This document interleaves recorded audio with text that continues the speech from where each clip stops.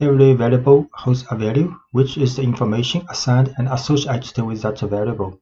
You can change the value of a variable in your program at any time. So strings. A string is simply a series of characters. Anything inside quotes is considered a string in Python, and you can use single or double quotes around your strings like this.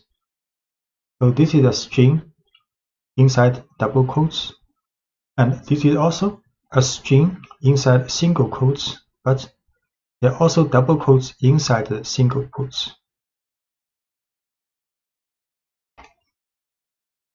So this is a string message, and we can print this string. Hello Python world, and this is also a string. We can also print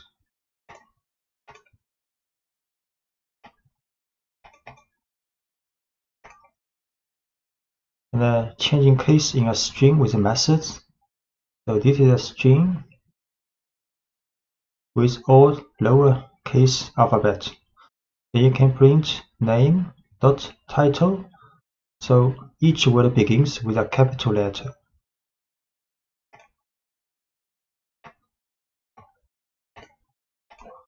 Name is a string. If we show all alphabets are lowercase, then we can print this string but with the title method after this string. So A, Ada, Lovelace.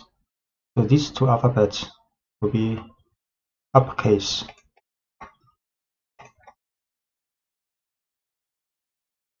Can also print a name dot up. So all alphabets will be uppercase. Or name dot lower, then all alphabets will be lowercase. So we create string name again. We show name as title case. So we can print with uppercase. All alphabets are uppercase now. And now all alphabets are lowercase.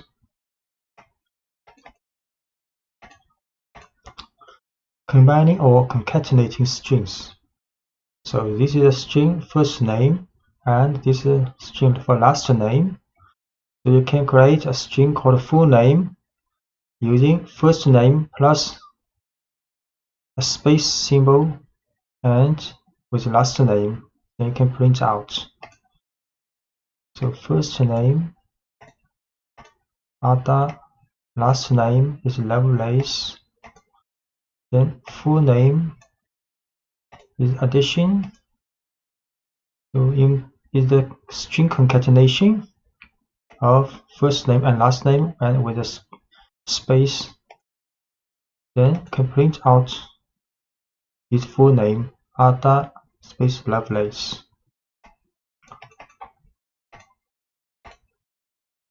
Adding white space to strings with tabs or new lines. So space tabs and end of line symbols are called white spaces. So you can print \t means tab, add a tab space before text.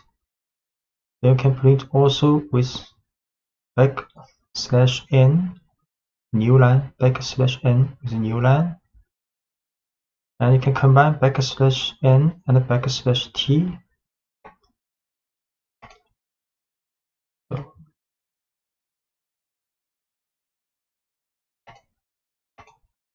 this is for the concatenation. Now we can print Python, then print \t Python. So there are tab space. Also print with a new line. The language Python, C, JavaScript. Can also print with a new line and a tab space. New line and a tab space.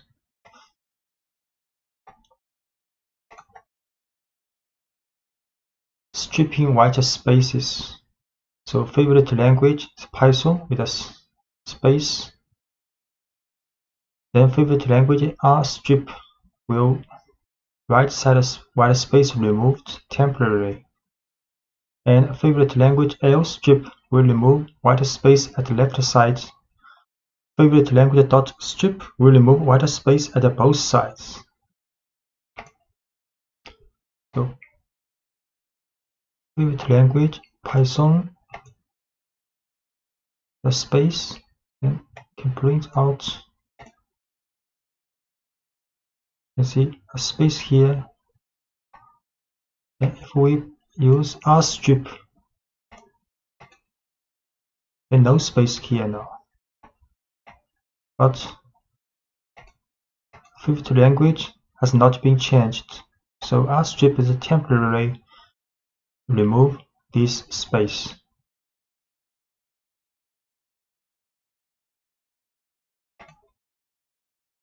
So to remove the white space from the string permanently, you have to store the stripped value back into the variable. So this is favorite language with a string after this, with a space after this string. You can use R strip but assign back to this string variable.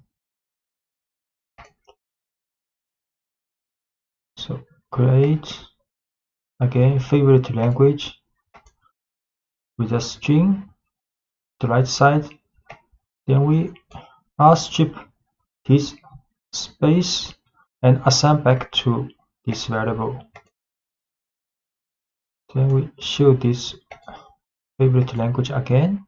Now string has been removed permanently. You can add, subtract, multiply, and divide numbers in Python. And 3 double star double asterisk 2 means exponents. So 3 square. And 10% symbol 3 means modulo. So returns the remainder of division. 3 exponent 2 9 age 23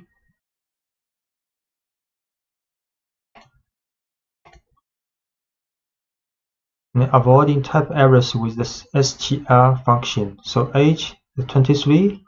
Next, if we create a string variable called message equals happy plus age plus at birthday, then it will have error because Python not allowed you to add numeric variable with string directly, so you have to transform this numeric variable to the type string before adding together.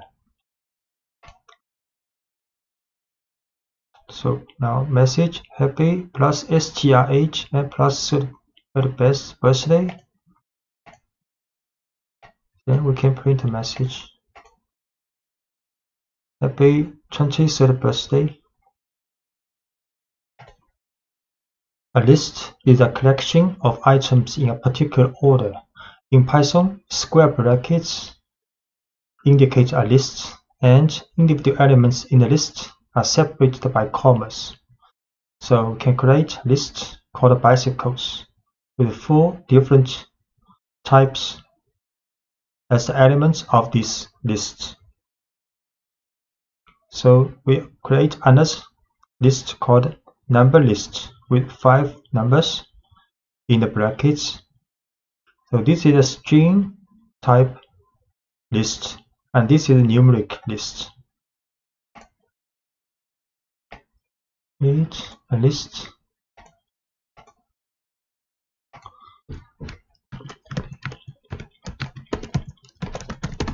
If we show this list and create a bicycle list, can print out this bicycle list for bicycles. And accessing elements in a list, you can access any element in a list by telling Python the position or index of the item desired. For example, we can print the first bicycle in this list. And you can also use the string method on any element in a list. So we can get the title form of the first bicycle. You can print first bicycle in the list. Select. Can also print first bicycle's title form in the list. The T is capitalized.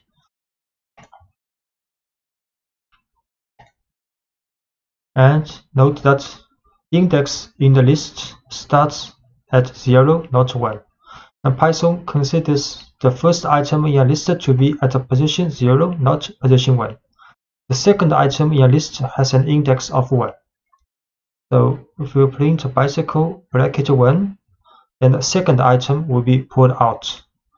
And if we write print bicycles 3 in the bracket, then the fourth item will be get out. So we can print the second bicycle and print the fourth bicycle. And we can also access items from the end side. So -1 means the last item in a list.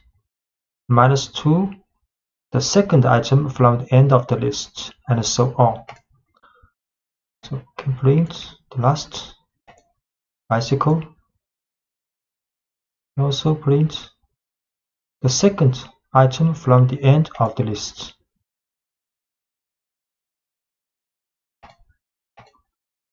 Using individual values from a list, you can use individual values from a list just as you would any other variable. For example, you can use concatenation to create a message based on a value from a list. So for example, we can get out the first bicycle and using its title form, then this item concatenated with this string and this string. We create a message with concatenation of string and the bicycle's first element with the title form and plus symbol.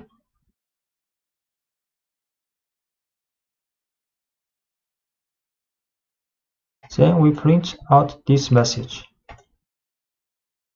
So this message is my first bicycle with a track. Most lists you create will be dynamic, meaning you will build a list and then add and remove elements from it as your program runs its course. To change an element, use the name of the list followed by the index of the element you want to change, and then provide the new value you want that item to have. For example, this is original list with 4 car brands, and we can change the first element of this list to another value. So this is a list with 4 cars. Print. Then we can set the first value to Ducati, and we print again. Now the first value has been changed. And we can also add elements to a list. Python provides several ways to add new data to existing lists. We can append elements to the end of a list. So this is the original list for the motorcycle. And we can use append function. So motorcycle.append Ducati. So the Ducati is added to the end of the list. Create this list with 3 motorcycles. 3 motorcycles now. Then we can append Ducati to the end of the list.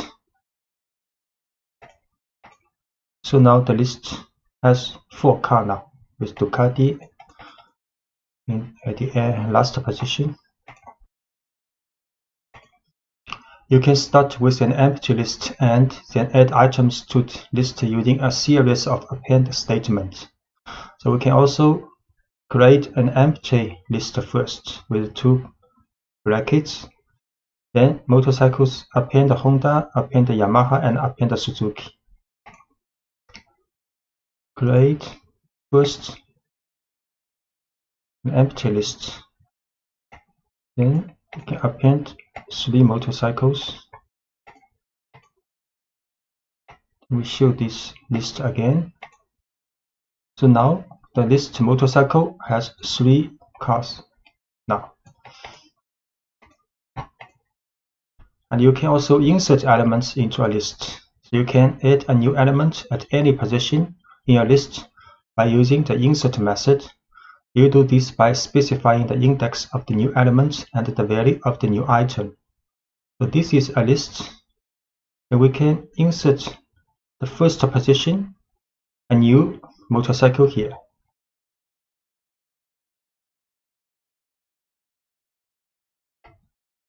So this is a list with 3 motorcycles. Can insert Ducati to the position 0, first position, and we show this motorcycle. Now Ducati is the first motorcycle and the other 3 motorcycles from the original list. And we can also remove elements from a list. You can remove an item according to its position in the list or according to its value. So removing an item according to its position, you can use the del statement if you know the position of the item you want to remove from a list. So this is a list with 3 motorcycles. We can remove the first motorcycle, the second item, the list with 3 motorcycles. 3 motorcycles now. Then we'll del first motorcycle. Show again. Now only the 2 motorcycles left in the list. Can also create 3 motorcycles now. The motorcycle has 3 motorcycles in the list now. We can delete the second motorcycle this time. We show again this list. Only 2 left. A second Yamaha has been removed.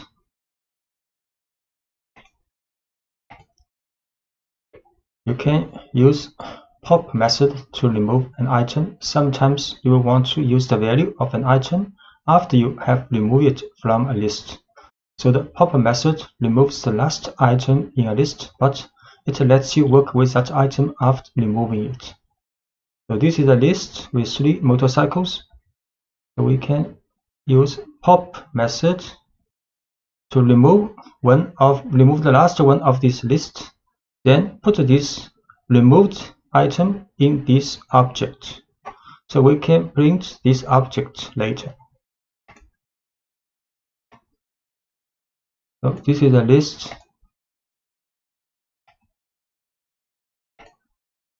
with 3 motorcycles. Then we can use the pop method. Remove the last one of this motorcycle list. Then print again this motorcycles list. Now 2 left. The last one, Suzuki, has been removed. And we can also print this popped motorcycle. Suzuki, that's correct. And popping items from any position in a list. You can actually use pop to remove an item in a list at any position by including the index of the item you want to remove in parentheses. So this is the list with 3 motorcycles. So we can pop 0, so the first item is removed from the original list and stored in variable called first owned.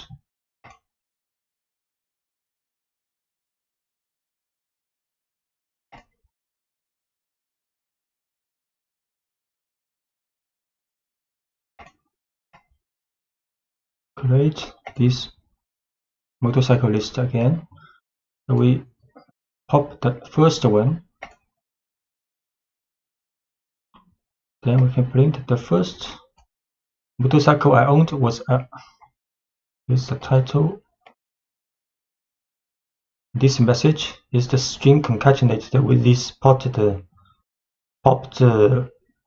value with a title form.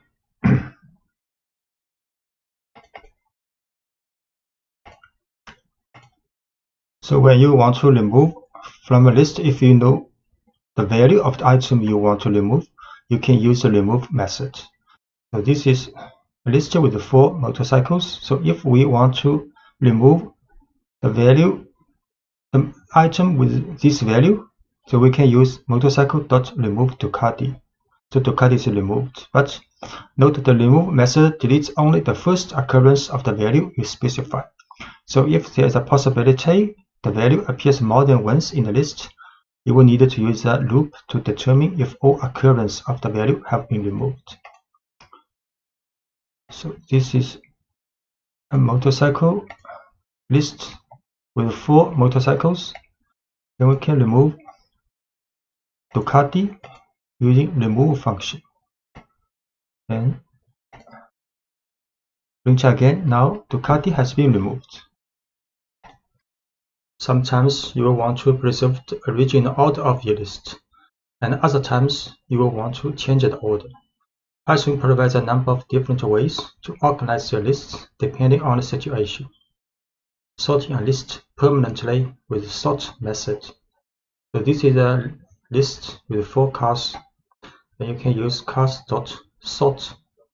Then the order of the elements are sorted in the list. So we create a list.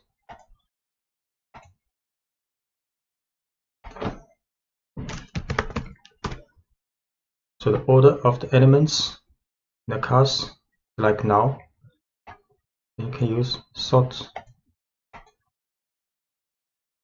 We'll print again. So now the elements are sorted alphabetically in the list.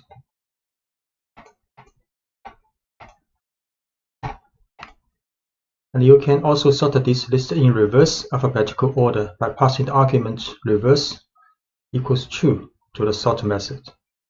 So you can use sort reverse true.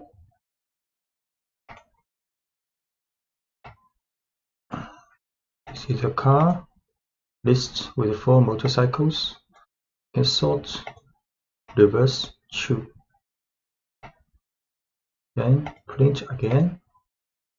So now the elements in the list has been sorted alphabetically with a reverse order. So sorting a list temporarily with the sorted function. The sorted function lets you display your list in a particular order but doesn't affect the actual order of the list. So this is a list of 4 motorcycles. You can use sorted cars. So it will show the list in a sorted order. But if you print this car again, the order has not been sorted. It has the original order. We'll create again this list for the motorcycle.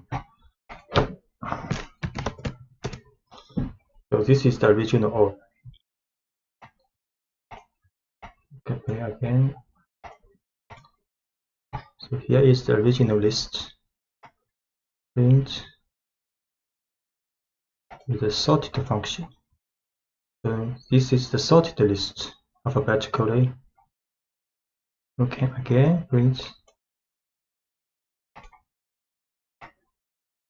Here is the original list again. We'll choose.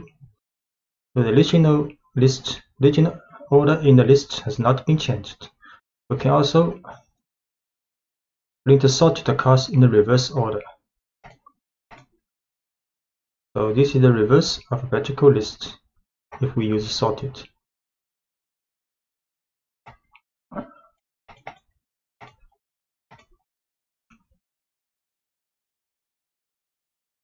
So print a list in reverse order. So just to reverse the original order of a list.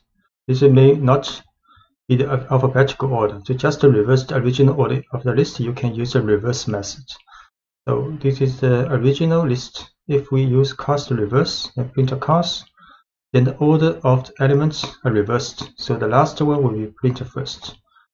So the reverse method changes the order of a list permanently, but you can revert to the original order anytime by applying reverse to the same list a second time.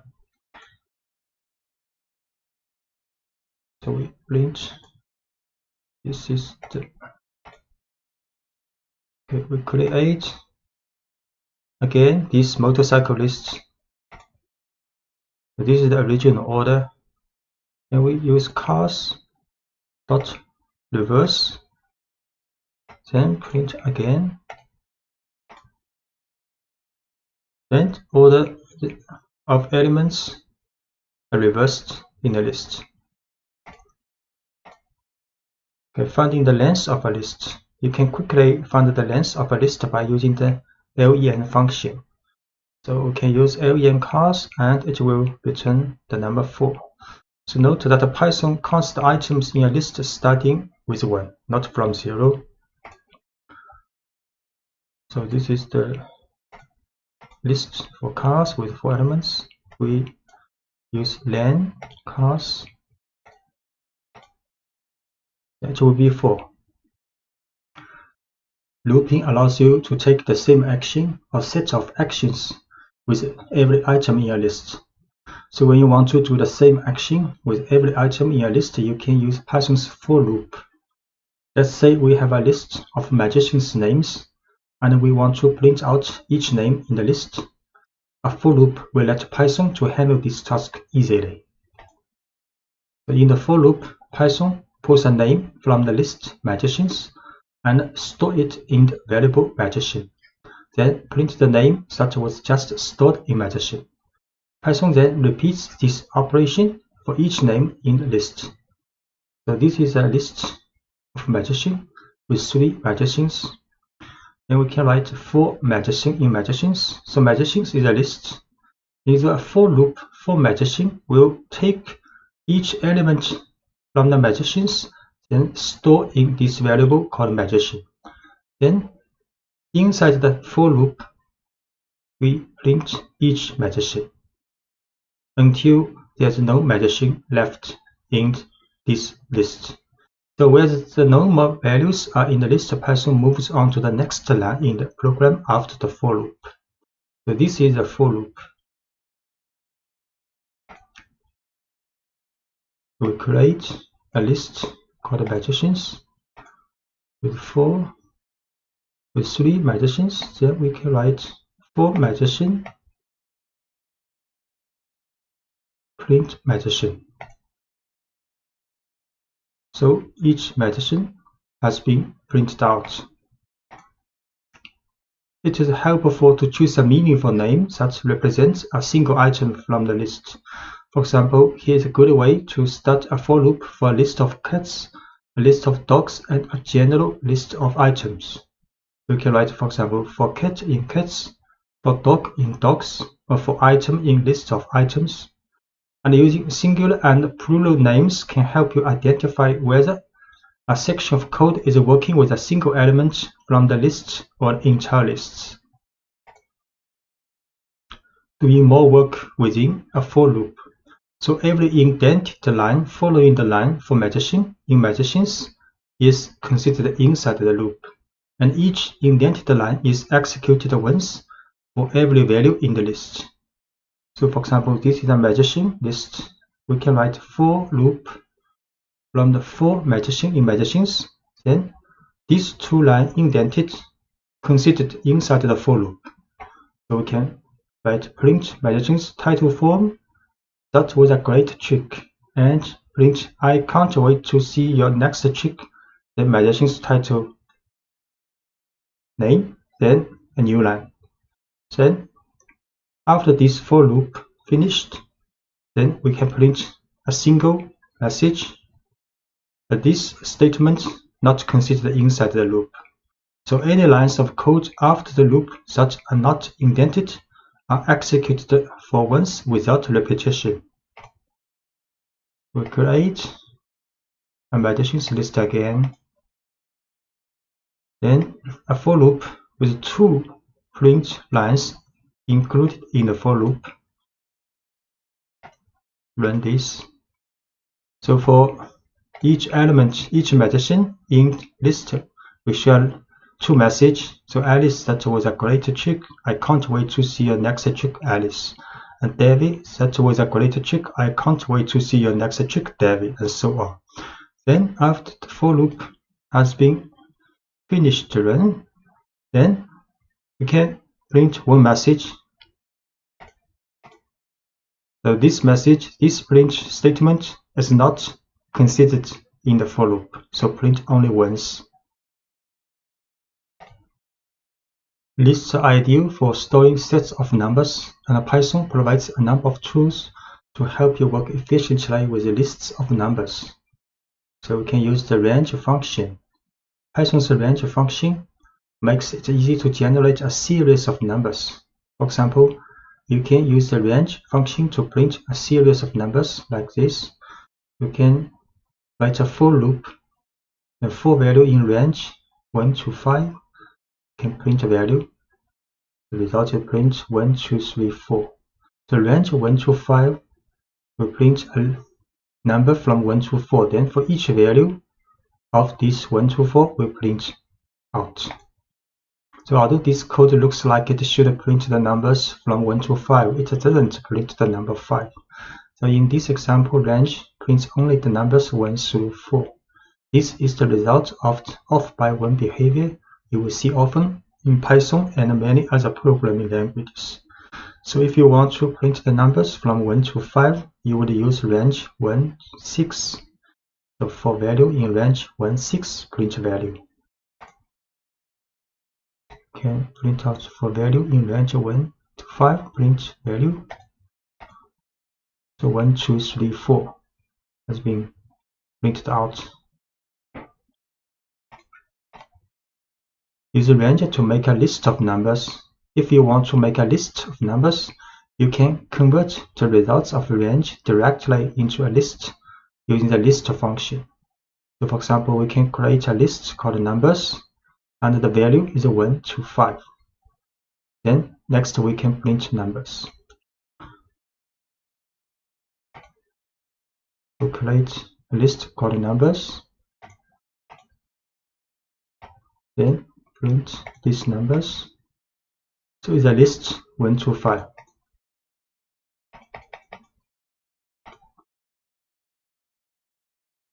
And we can also use the range function to tell Python to skip numbers in a given range. For example, it is how we would list the even numbers between 1 and 10.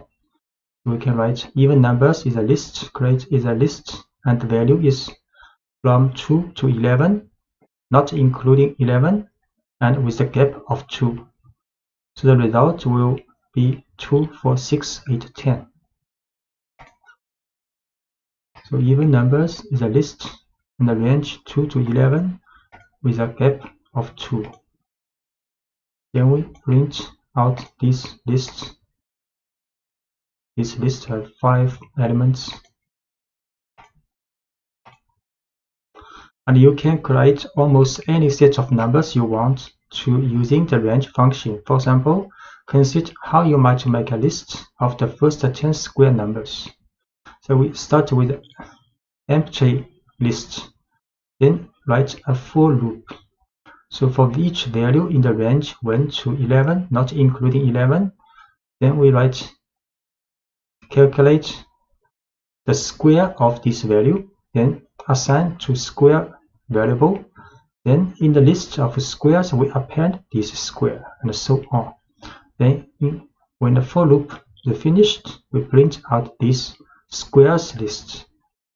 So we start with an empty list called squares, then we tell Python to loop through each value from 1 to 10 using the range function, and inside the loop, the current value is raised to the second power and stored in the variable square. Then each new value of square is appended to the list squares. So start with an empty list called squares. A for loop for each value in the range 1 to 11. Calculate the square of this value and append to the squares list. Then the loop finished, we can print out this list. So the value is 10 numbers, and each value is the square of the value in the range 1 to 11. And to write this code more concisely, you can omit the temporary variable square and append each new value directly to the list. So we can also start with a squares list, empty list, then write a for loop with only one statement. So for value in range 1 to 11, we can calculate this square of this value, then directly append to this squares list. Then the for loop finished, then print out this squares list. Start with empty list squares, then for loop for each value in the range 1 to 11. Calculate the square of this value, then append to the squares list. Then print out this list. The result is the same with 10 numbers, and each of numbers is the square of each value in range 1 to 11. A list comprehension allows you to generate this same list in just one line of code. A list comprehension combines the for loop and the creation of new elements into one line, and automatically appends each new element. The following example builds the same list of square numbers you saw in previous lectures, but uses a list comprehension. So we can write squares is list, and inside the bracket we write value *2, then space, then it's like a for loop for value in range 1 to 11. Then we can print out this squares list. The list comprehension begins with a bracket and the descriptor name for the list, such as squares. Next, open a set of square brackets and define the expression for the values you want to store in the new list. In this example, the expression is value square of this value, which raises the value to the second power. Then write a for loop to generate the numbers you want to feed into the expression and close the square brackets. Notice that no colon is used at the end of the for statement in list comprehension. So we can create this list to use list comprehension. Then print out this list. Okay, so 10 numbers, and each number is squares of each number in the range of 1 to 11.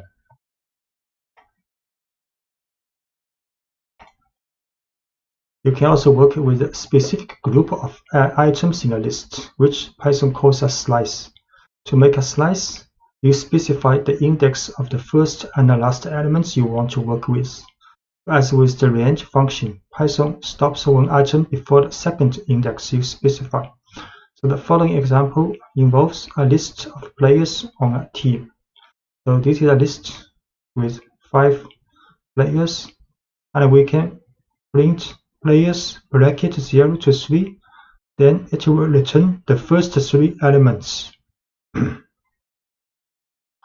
So the code prints a slice of this list, which includes just the first 3 players. So players is a list with 5 players, then can print the first 3 players, and you can generate any subset of a list. For example, if you want the second, third, and fourth items in a list, you would start the slice at index 1 and end at index 4. So 4 not included. Then it will return the second, third, and fourth element. So from the index from 1 to 3. So the second, third, and fourth elements will be returned. So we print the second, third, and fourth elements. And if you omit the first index in a slice, Python automatically starts your slice at the beginning of this list. So if you just write column 4, then it will return the first 4 elements. So we return the first 4 elements with column 4.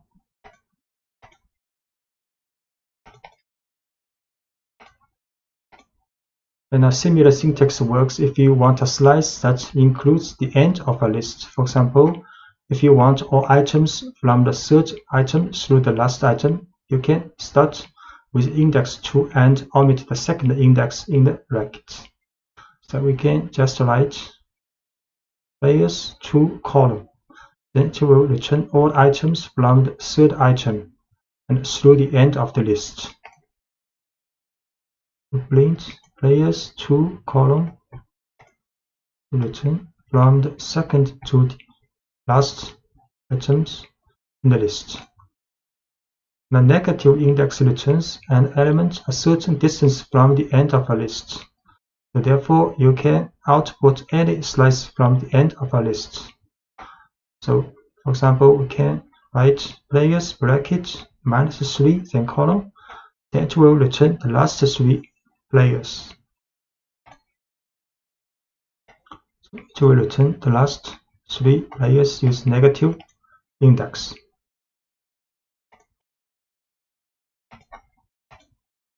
And the looping through a slice. You can also use a slice in a for loop if you want a loop through a subset of the elements in a list. In the next example, we loop through the first 3 players and print their names.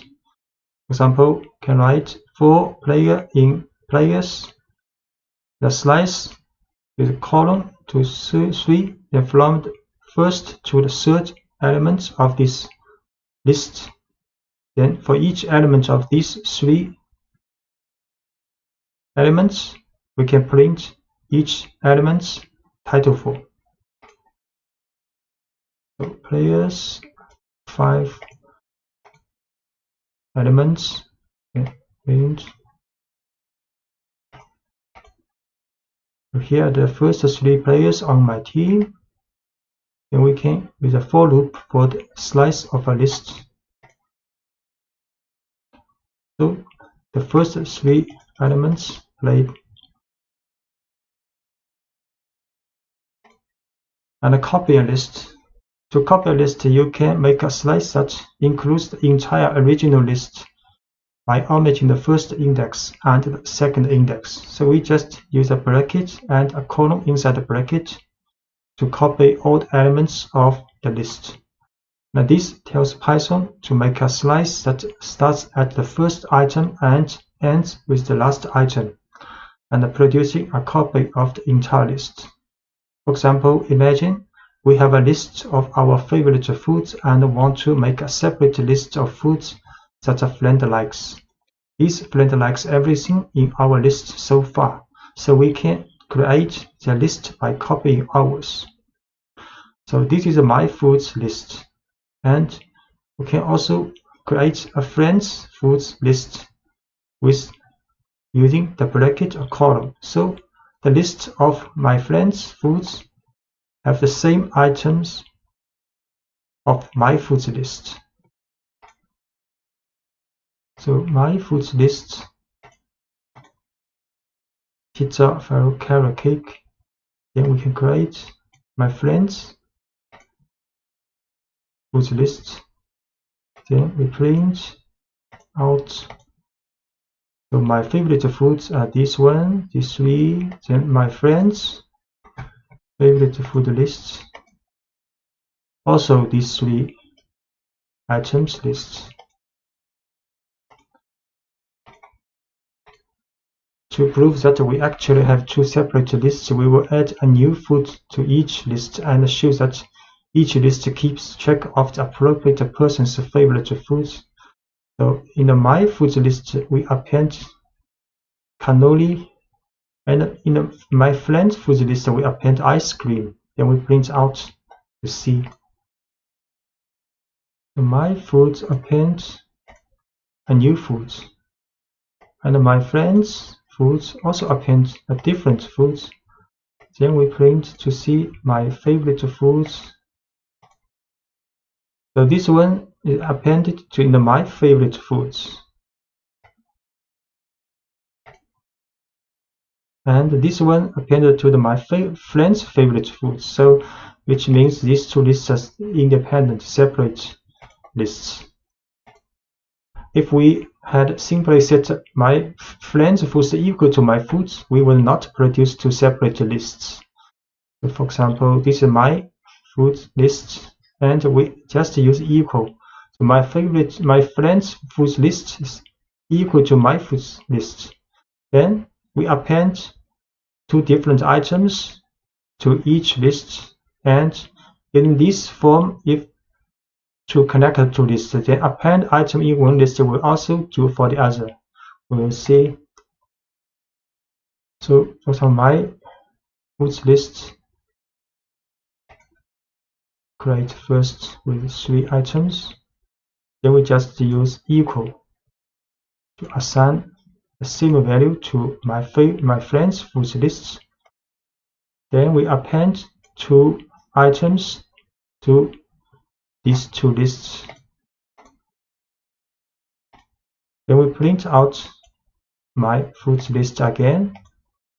Now you can see these two items have been appended in the My Foods list. We also print My Friends Foods. Also, these two items have been added, which means if we use equal sign to assign My Foods to My Friends Foods, they are just reference to the same object. They are not copy, not independent objects. So if you append one item in one of the two objects, and this will also happen for the other one. Sometimes we want to create a list of items that cannot change. Tuples allow you to do just that. Python refers to values that cannot change as immutable, and an immutable list is called a tuple. A tuple looks just like a list, except you use parentheses instead of square brackets. And once you define a tuple, you can access individual elements by using each item's index, just as you would for a list. For example, if we have a rectangle that should always be a certain size, we can ensure that its size doesn't change by putting the dimensions into a tuple. So we define the tuple dimensions using parentheses instead of square brackets. Then print each element in the tuple individually, using the same syntax we have been using to access elements in a list. So this is a tuple with two elements. We use parentheses to create a tuple. Then if we want to get the elements, first elements, we just can use this tuple with a bracket 0. This form is same as the list, and this can get the second elements of this tuple. We create a tuple. Then we print out the first element and print out the second element of this tuple. And let's see what happens if you try to change one of the items in the tuple.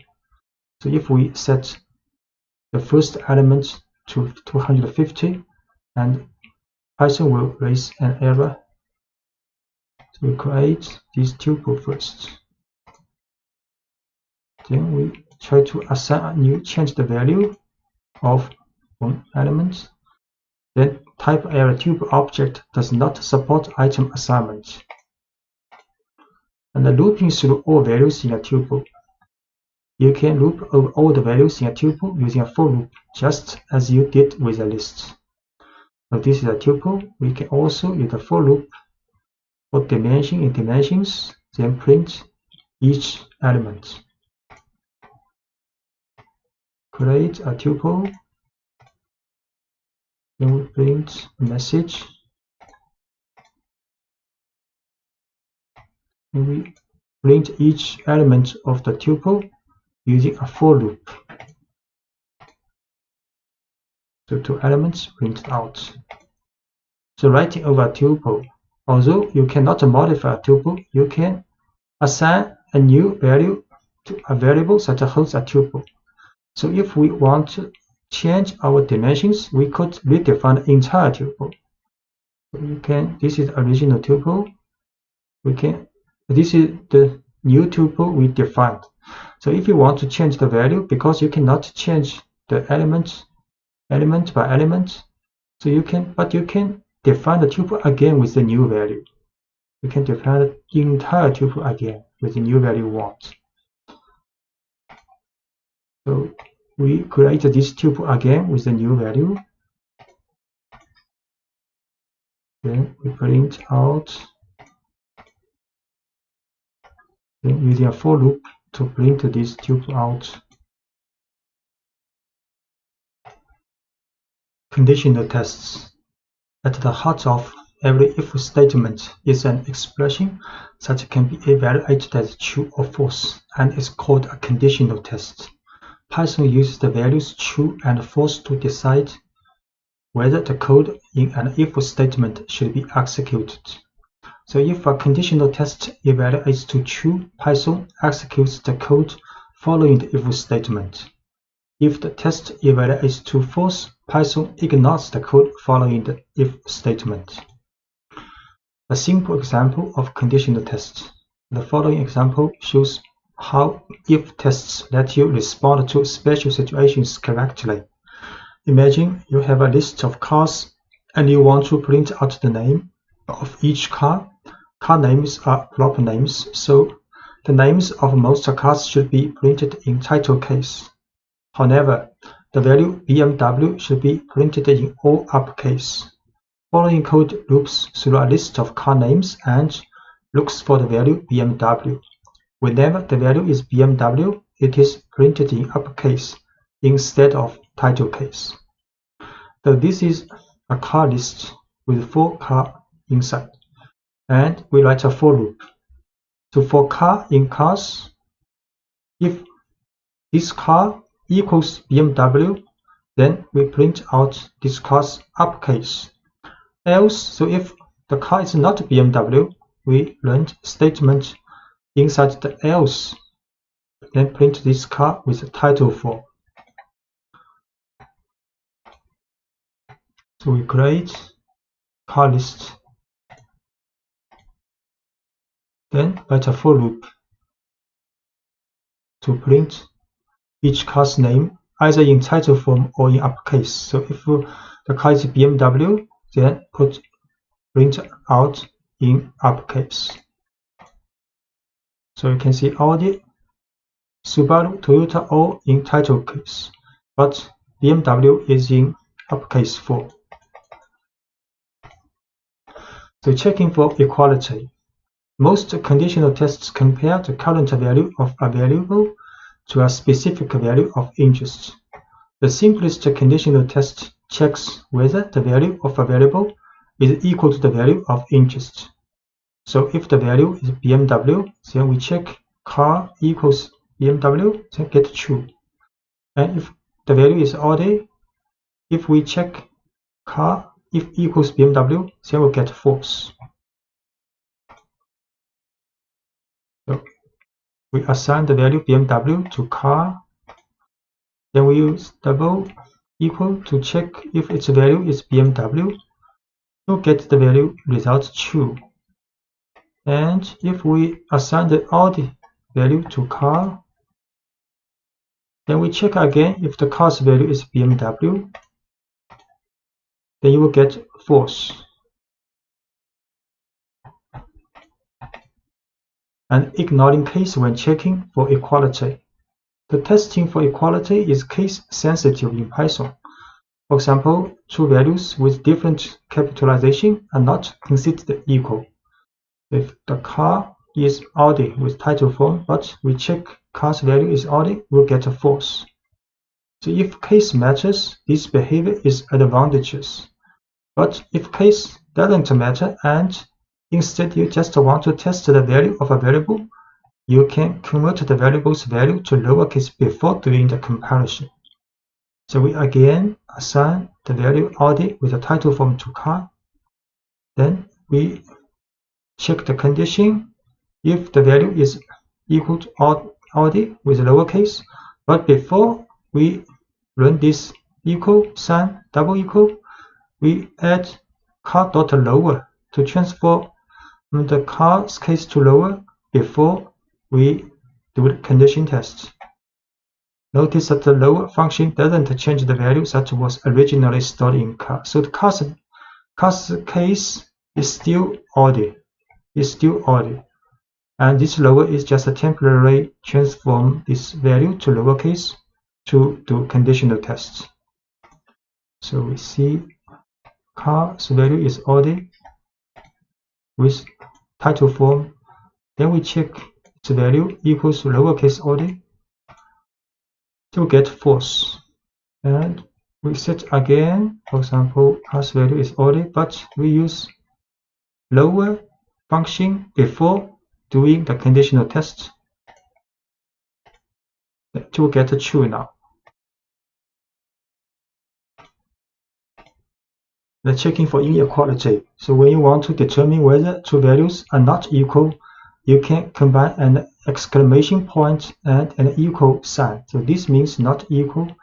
So we will store a requested pizza topping in a variable and then print a message if the person did not order anchovies.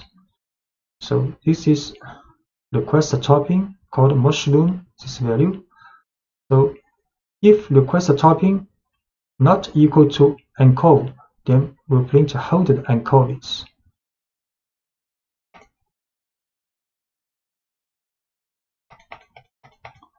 So request a topping is mushroom. So we check if this topping not equal to anchovy, we'll print holded anchovies.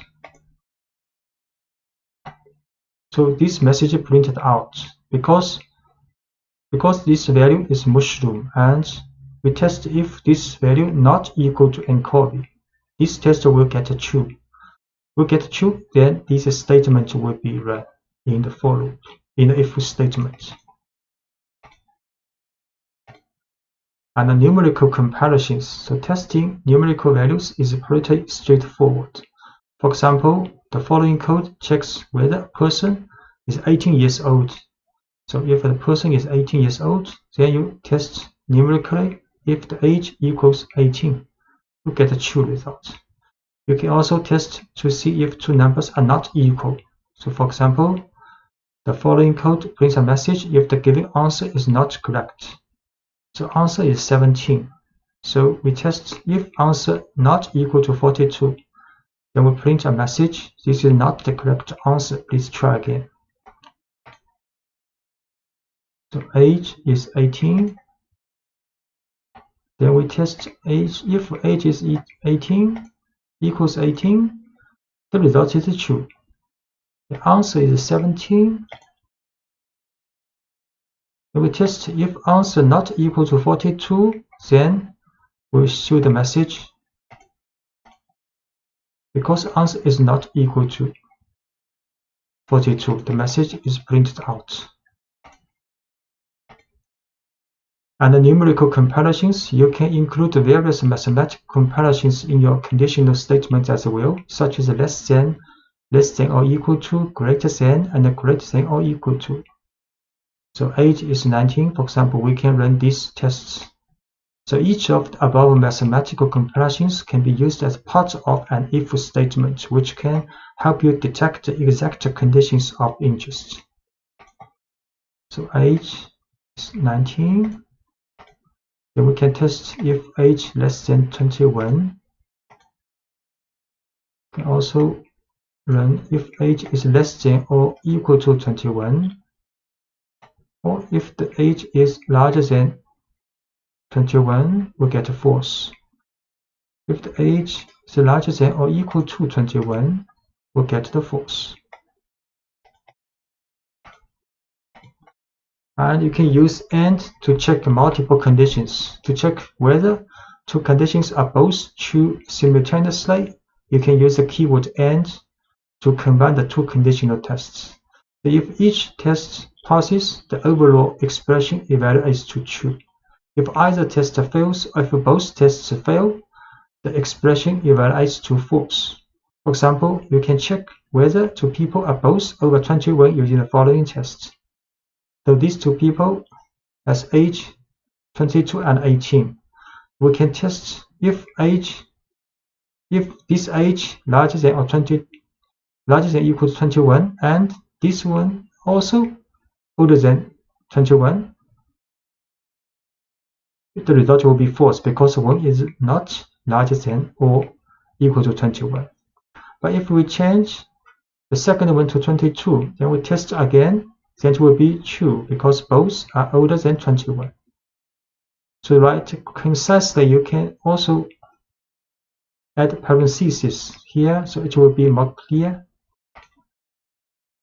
So we assign to age to person, then test if both are older than 21, then it will be false. And we assign new value to 22 for the second person.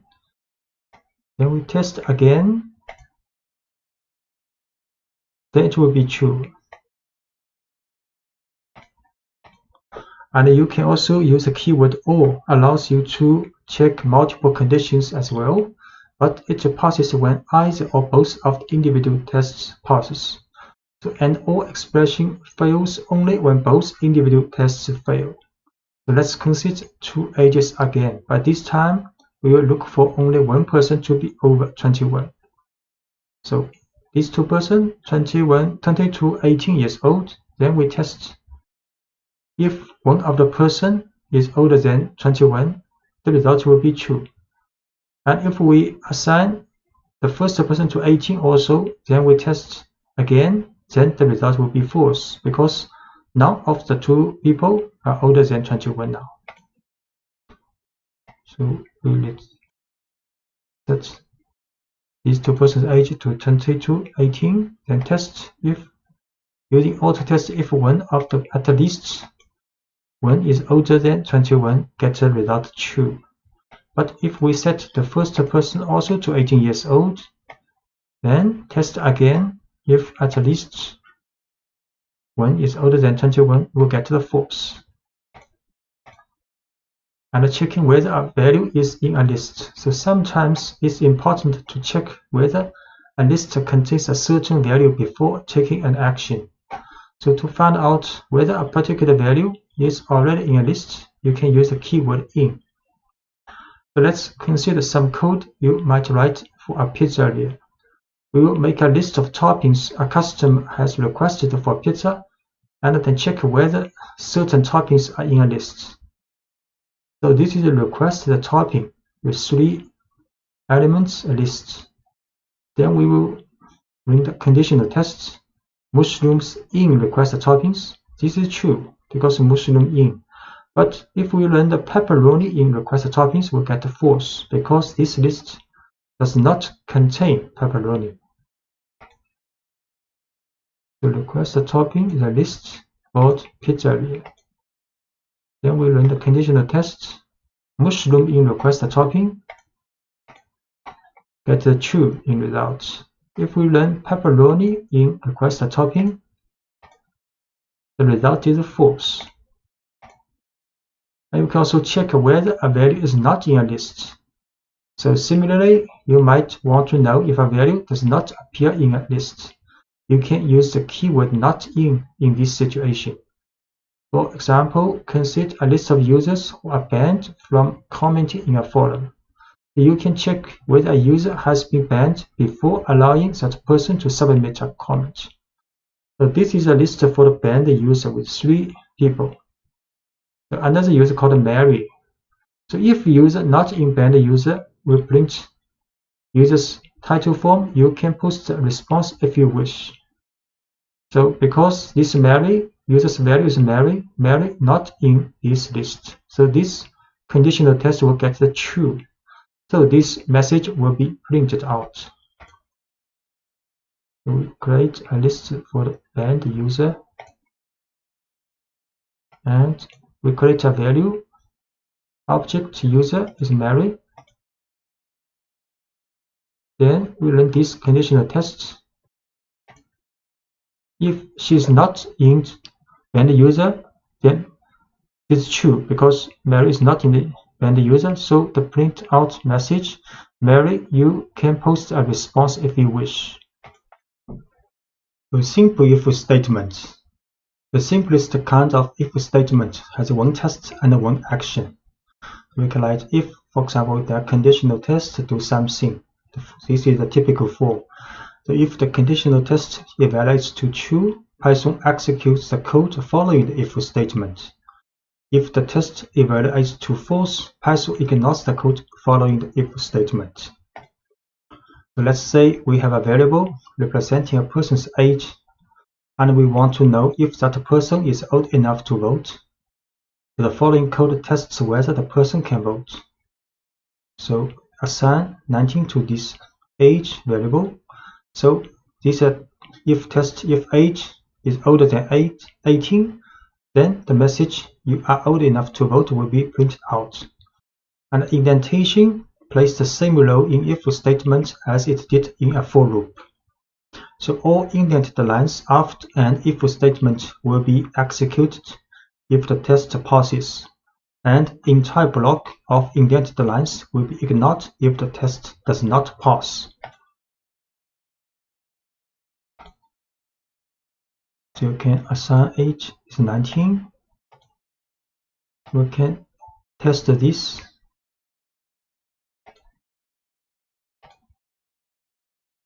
Because it's older than 18, so these two statements are run.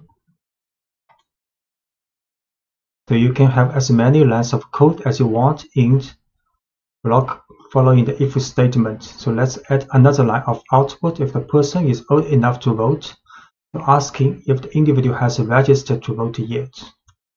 So these two messages will be printed out.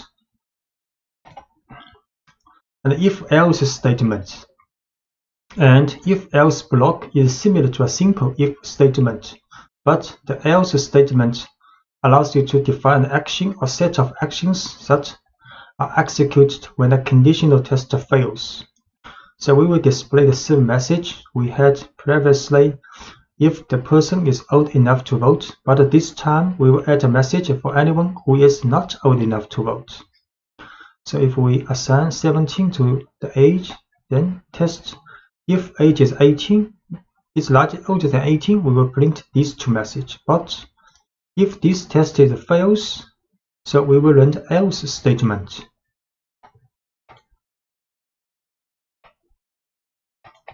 So age is 17. Then we test if age is older than 18, then print this message. Else, if this test is fail, then we will print these two messages. So because age is 17, not older than 18, then these two messages are printed out. Sorry, you are too young to vote, and please register to vote as soon as you turn 18. And the if and else chain. Often you will need to test more than 2 possible situations. And to evaluate this, you can use Python's if else syntax. Python executes only one block in an if else chain. It runs each conditional test in order until one passes. So when a test passes, the code following that test is executed and Python skips the rest of the tests. The following code tests for the age group of a person and then prints an admission price message. So for example, age is 12, then we run if age is younger than 4, then print this message. But this message, if this is fail, then Python will test this conditional test.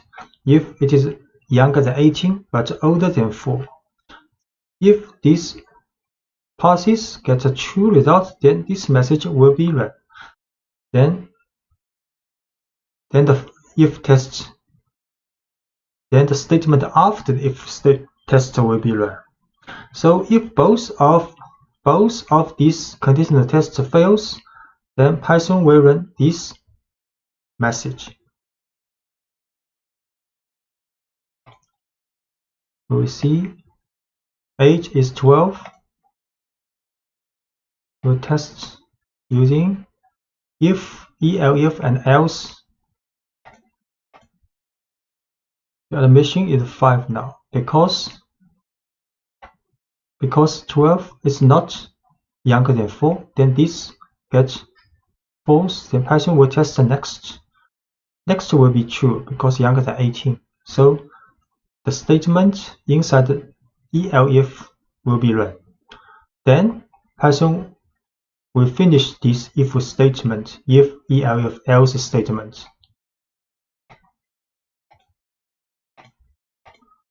And you can omit the else block. Python does not require an else block at the end of an if, elif chain. Sometimes an entire block is useful. Sometimes it is clearer to use an additional elif statement that catches the specific condition of interest. So for example, age is 12 again, then we can run if conditional tests, then elif another one, then elif another one, then elif another one. So we do not use else here.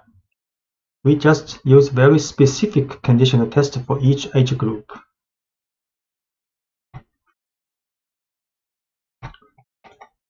So we see age is 12.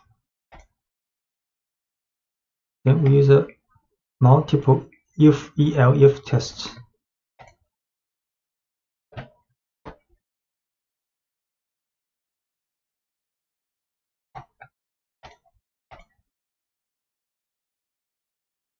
So in this if, elif test, price has been assigned one of each value. Then next we print out this value. We see your admission cost is 5. So age 12 for this group, price 5, because not younger than 4 but younger than 18. And the else block is a catch-all statement. It matches any condition that wasn't matched by a specific if or elif test, and that can sometimes include invalid or even malicious data. So if you have a specific final condition you are testing for, consider using a final elif block and omit the else block. This is what we have seen in this code.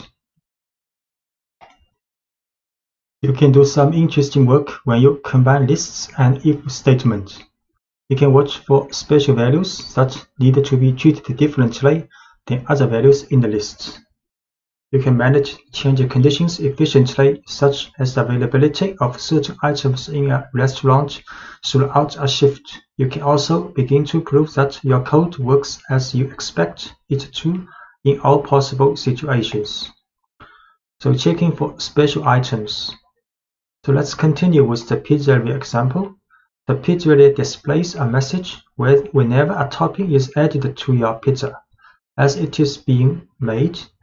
The code for this action can be written very efficiently by making a list of toppings the customer has requested and using a loop to announce each topping as it is added to the pizza. So this is a request a topping list with 3 items. Then we can write a for loop for request a topping in request a toppings for each element of this list. Then we print adding this request a topping. So you can create a list called request toppings. Then you can write for loop. For each request topping in request toppings, print add this request topping. So it's very clear: add mushroom, add green peppers, add extra cheese. Then last one, outside of for loop will print a final message. The job finished. But what if the pizzeria runs out of green peppers, and if statement inside the for loop can handle this situation properly?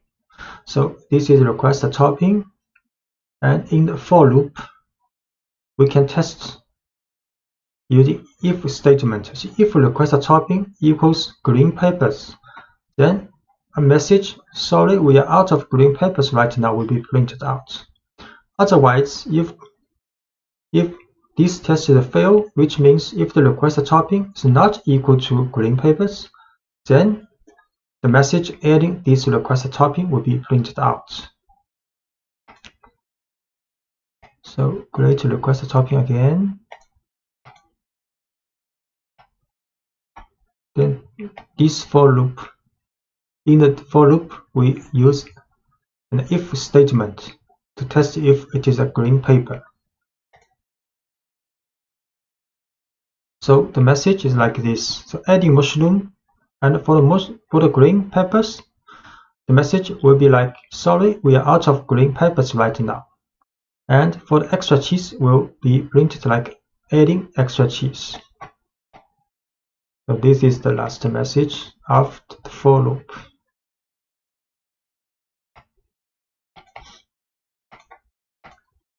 And checking that a list is not empty. Sometimes it's useful to check whether a list is empty before running a for loop. So as an example, let's check whether the list of request topping is empty before building the pizza. If the list is empty, we will prompt the user and make sure they want a plain pizza. If the list is not empty, we will build the pizza just as we did in the previous examples. So we first create an empty list to request toppings. So next we will run if request toppings, which means if request topping has at least one element and not empty, then it will run the for loop. Else, if request topping is empty, we will run another message. So when the name of a list is used in an if statement, Python returns true if the list contains at least one item. An empty list will evaluate to true to these conditional tests. So here we create an empty list for request topping. Then we will run if-else statement. So if request topping is not empty, we will run this for loop. But if it is empty, then this test will fail. Then we run the else statement. So the else statement is run in this case now. Using multiple lists. What if a customer actually wants French fries on their pizza? You can use a list and if statement to make sure your input makes sense before you act on it. So let's watch out for unusual topping requests before we build a pizza. And the following example defines two lists. The first is a list of available toppings at the pizzeria, and the second is the list of toppings that the user has requested. And this time, each item in request toppings is checked against the list of available toppings before it's added to the pizza. So the code will look like this. Available toppings is a list created, and request toppings is another list which created for the request toppings from the customer. Then we will write a for loop. Then for each request topping in the request toppings, we will check if this request topping in this available toppings list. So if this test gets true, then we print add this request topping.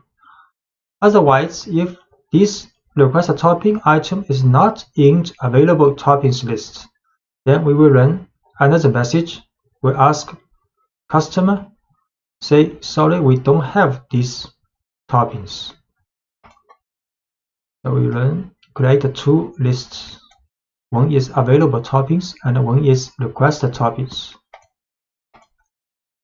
Then we write a for loop for each requested toppings. Then test if this one is in available toppings. If it is true, then we print this message. If it is not true, then we run the else statement. So you can see the mushroom is in available topping list. So we're adding mushrooms. The same for the extra cheese, but for the French fries in the requested topping, the message, sorry, we don't have French fries, will be run out. A dictionary in Python is a collection of key-value pairs, so each key is connected to a value, and you can use a key to access the value associated with that key. A key's value can be a number, a string, a list, or even another dictionary. In fact, you can use any object that you can create in Python as a value in a dictionary. In Python, a dictionary is wrapped in braces, with a series of key-value pairs inside the braces. So this is a dictionary with two key-value pairs, and the key is color and points, and the value is green and 5. Accessing values in a dictionary. To get the value associated with a key, give the name of the dictionary and then place the key inside a set of square brackets as shown here. So we can access the value of key color. So this will print out the value of color. And similarly, this will print out the value of points in this dictionary. So this dictionary with two key value pairs, so we can get the points value of this dictionary and assign to new points. Next, we can print out these new points with a message. So alien 0 is a dictionary with two key value pairs, and we can print out the value of this dictionary's color. Its color is green. And we can print out the value of points. Points is 5. We can create this dictionary again. And we can get out the value of points and assign to this variable called new points. Then we can print out a message using these new points. So you just earned 5 points. So you can add new key value pairs to a dictionary. To add a new key value pairs, you would give the name of the dictionary followed by the new key in square brackets along with the new value. So let's add two new pieces of information to the alien 0 dictionary. The alien's X and Y coordinates. So this is original dictionary has two key value pairs. Then we can add a new key value pair called X position equals 0 and Y position equals 25. So this is the dictionary with two key value pairs. And print out this dictionary, two key value pairs. Then we add another two key value pairs. We print out again. Now the dictionary has 4 key value pairs, color, points, X position, and Y position, and their values. Notice that the order of the key value pairs does not match the order in which we added them. So Python doesn't care about the order in which you store each key value pairs in a dictionary.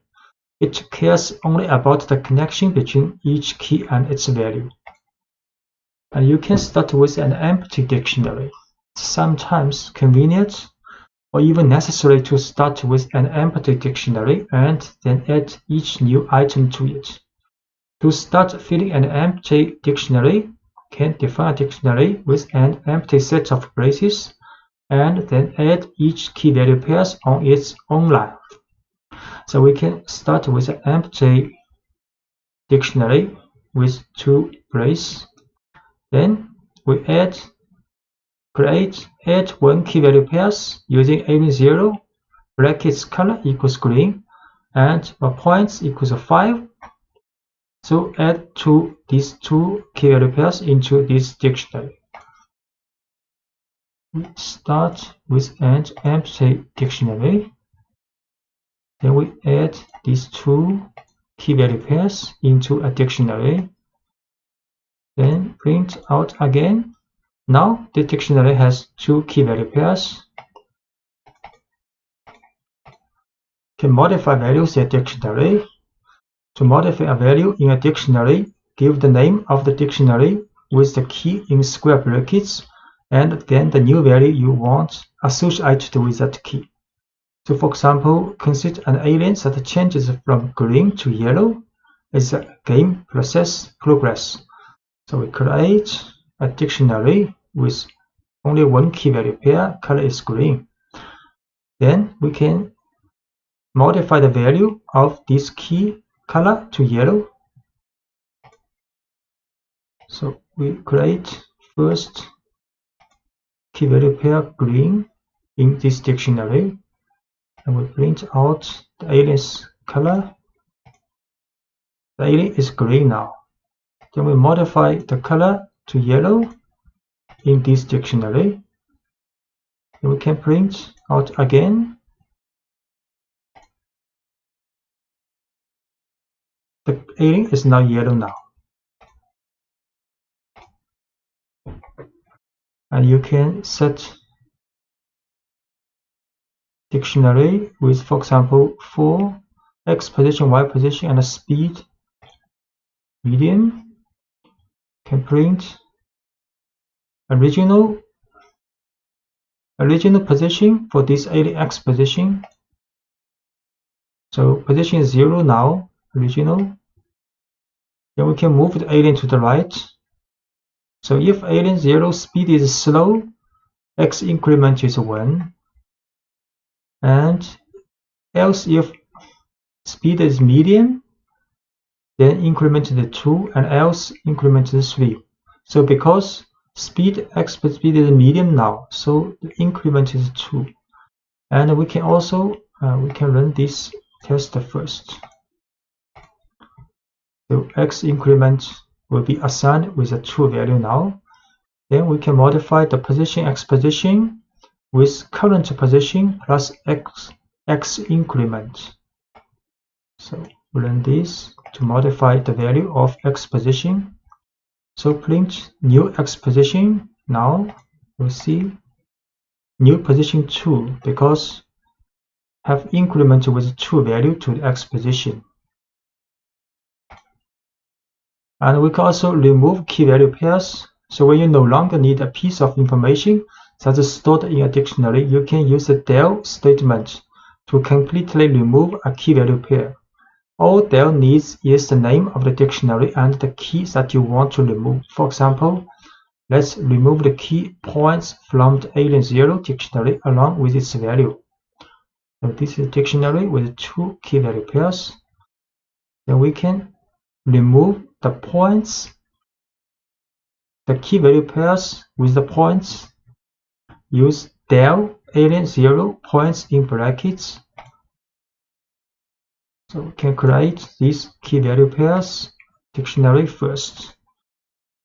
2 key. So print. So there are 2 key value pairs in this dictionary. Then we remove 1 key value pairs. Points has been removed. We show again this dictionary now has only color key value pair. Because a dictionary can contain large amounts of data, Python lets you loop through a dictionary. You can loop through all of a dictionary's key-value pairs, through its keys, or through its values. So looping through all key-value pairs, to do so, you could loop through the dictionary using a for loop to write a for loop for a dictionary. So let's consider a new dictionary designed to store information about a user on a website. The following dictionary will store one person's username, first name, and last name. So this is a dictionary called user, and will store username Ifami, first name Enrico, and last name Fermi. Then we can write a for loop for key value in user this dictionary's items attribute. So this username items attribute will return the key value pairs. Then for each key value pair, we will print key its value and value its value. So you create names for the two variables that will hold the key and the value in each key value pair. You can choose any names you want for these two variables. So you can choose any name for these two variables. The second half of the for statement includes the name of the dictionary followed by the method items, which returns a list of key value pairs. The for loop then stores each of these pairs in the two variables provided. So we can create dictionary for the user. Then we can write a for loop, and in the user zeros items, then we print out this information. So all the key value pairs in this dictionary are printed out. The username value, first name value, last name value.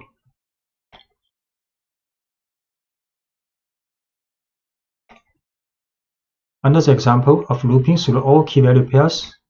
So we look at a dictionary of a favorite programming language of a number of people. So favorite language is a dictionary. Then the key is people's name, and the value are favorite languages of those people. Then we can write for loop. We'll create two variables called name language for name language in these dictionaries items. Then we can print names title form, concatenate with a message, and then concatenate with languages title form. So favorite language is a dictionary. Then a for loop will print out information for each person's favorite language. So Yan's favorite language is Python, Sarah's favorite language is C, and so on. So looping through all the keys in a dictionary. You can use the keys method. It's useful when you don't need to work with all of the values in a dictionary. So let's loop through the favorite language dictionary and print the names of everyone who took the poll. So this is the same dictionary as before. Then we can write also for name, create one variable called name in this dictionary's keys attribute. So then can print out each name's title form. So this is a dictionary. Then a for loop in dictionary's keys attribute. Then only the keys and the people's name are printed out.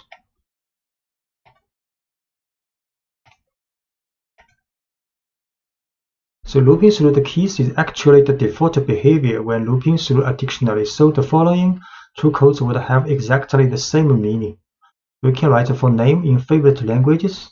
Do not add any methods after this dictionary. Or we can write for name in favorite languages dot keys. These two statements will get the same result. You can choose to use the keys method explicitly if it makes your code easier to read, or you can omit it if you wish. and you can access the value associated with each key you care about inside the loop by using the current keys. So let's print a message to a couple of friends about the languages they choose. So we will loop through the names in the dictionary as we did previously, but when a name matches one of our friends, we will display a message about their favorite language.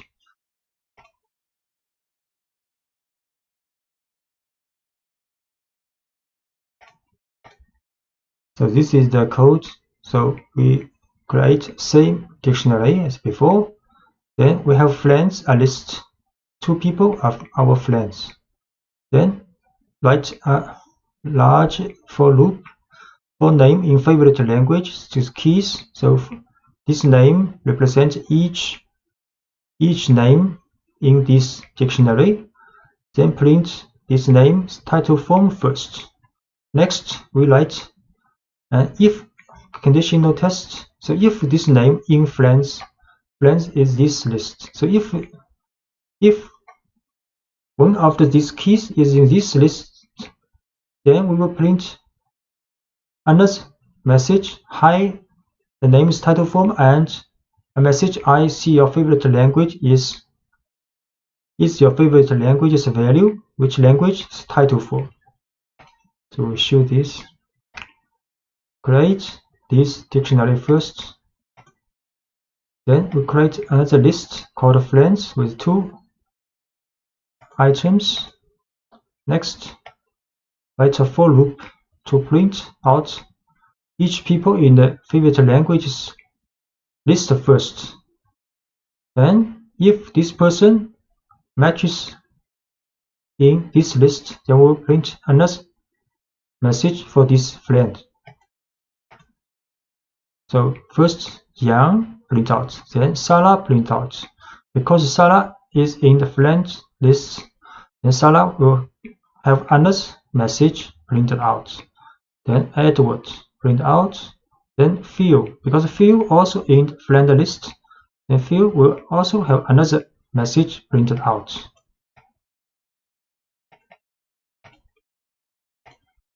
And you can also use the keys method to find out if a particular person was polled.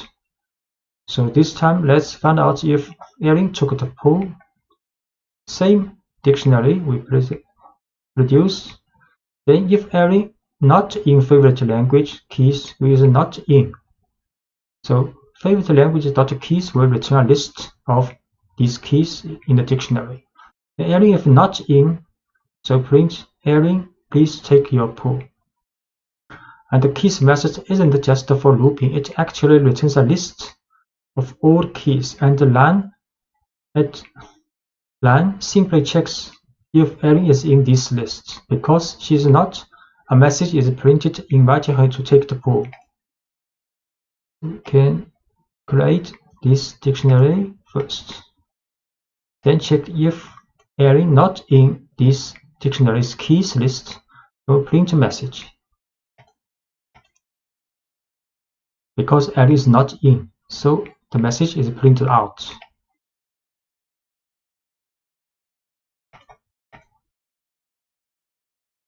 You can also loop through a dictionary's keys in order. So one way to return items in a certain order is to sort the keys as they are returned in a for loop. You can use the sorted function to get a copy of the keys in order. So create this list. Then we use naming sorted favorite languages keys, then print out.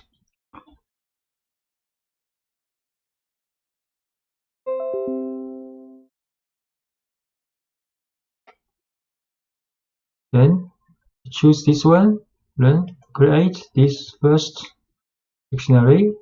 Then we just sorted this list first before we choose each item in this list. Then print message for the name, title, thank you. You can see. So now the names are sorted in alphabetical order.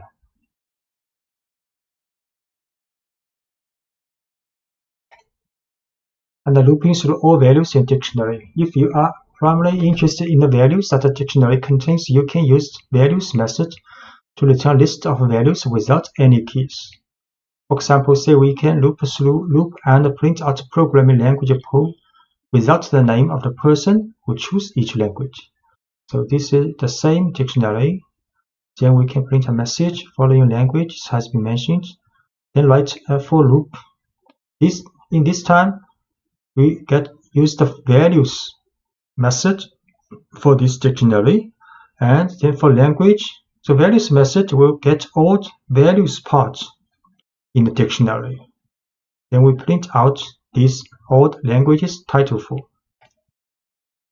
So create this list, the dictionary first,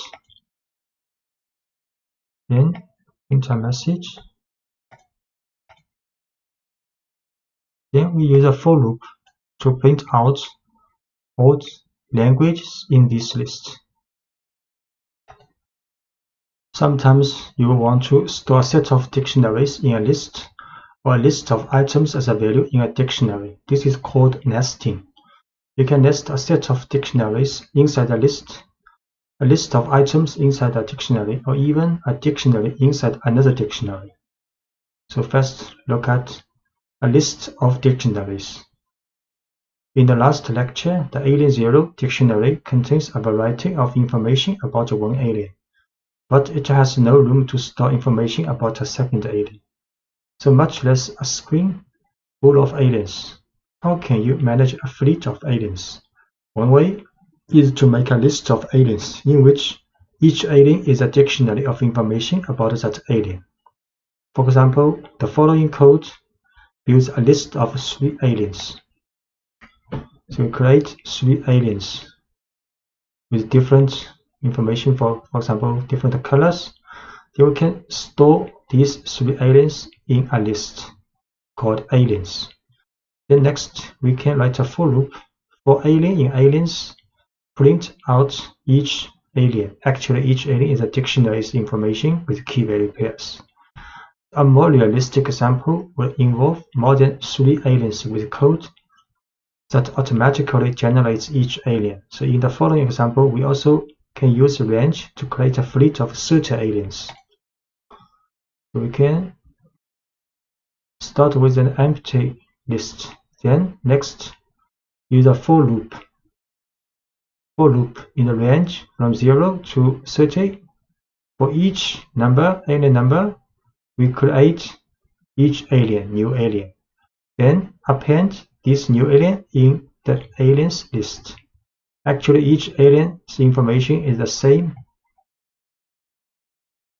So next, we can show the first 5 aliens in this alien list. Print out.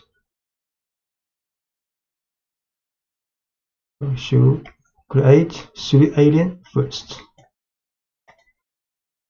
Each one a dictionary. Then we can put these 3 aliens in a list.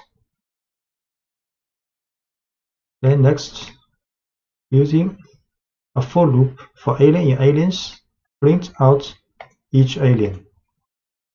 So each alien is a list printed out. The next, we make an empty list first. Then we create 30 aliens and put them in this list.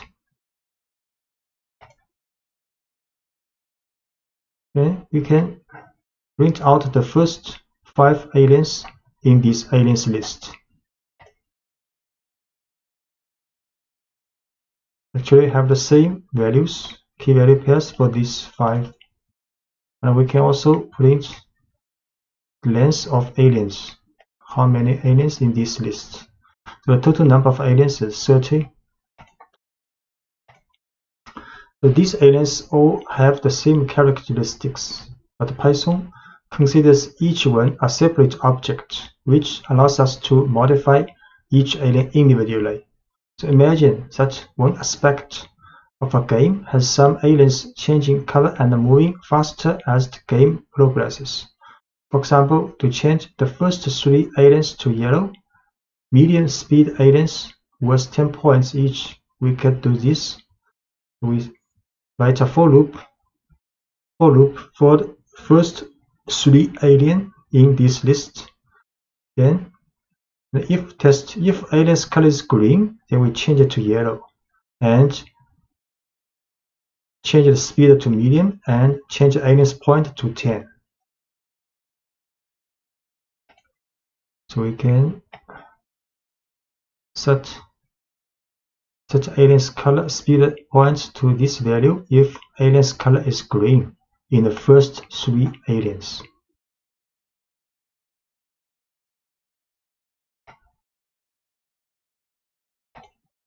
So next, let's look at a list in a dictionary situation. So it is sometimes useful to put a list inside a dictionary. For example, consider how you might describe a pizza that someone is ordering. If you were to use only a list, all you could really store is a list of the pizza's toppings. So with a dictionary, a list of toppings can be just one aspect of the pizza you are describing. So in the following example, 2 kinds of information are stored for each pizza: a type of crust and a list of toppings. So the list of toppings is a value associated with the key toppings. To use the items in the list, we give the name of the dictionary and the key toppings as we would any value in the dictionary. Instead of returning a single value, we get a list of toppings. So we make a pizza dictionary. Then inside this dictionary has 2 keys called crust and toppings. So for the crust, there only one value is 6, but for the toppings is a list of values.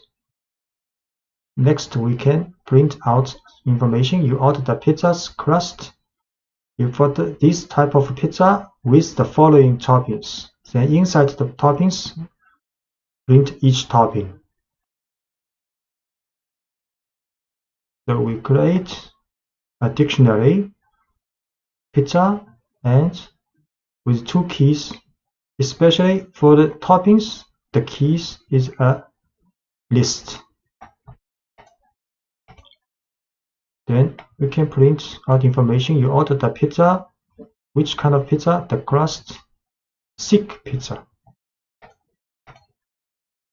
You order the thick crust pizza with the following toppings. Then a loop for topping in pizza toppings. So pizza toppings will get this list because this list is the value of the key toppings. Then this is a list of with 2 elements. Then a for loop for topping in this list can print out each topping. So each topping are printed out.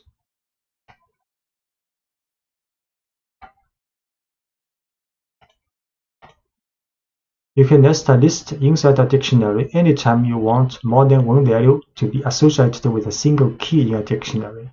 So in the earlier example of favorite programming languages, if we were to store each person's response in a list, people could choose more than one favorite language. So when we loop through the dictionary, the value associated with each person would be a list of languages rather than a single language. So for the programming languages dictionary, in this time we use list to store the value for the languages each person like. For example, Phil, there are 2 programming languages, and Jan also 2 programming languages, but for Sarah only 1 programming language. Next, we can write a for loop for name language in favorite languages item. The item method will get a key value pairs. So key is the name, language is the value of this person. Then we can print name, the titles forms, favorite language are. Next, inside the for loop, we'll write another for loop because this is a list. So we can write a for loop for language in languages. So languages is a list here. Key value pairs, the value for this key, for example, is a list. Next, we can write a for loop for the value for each item in this list. then print out each language. We create favorite languages dictionary with value as list. Then for each people, we will print out his favorite languages. So this is the result. Jan's favorite languages are Python, Ruby. Sarah's favorite languages are C, so on. And the last case is dictionary in a dictionary.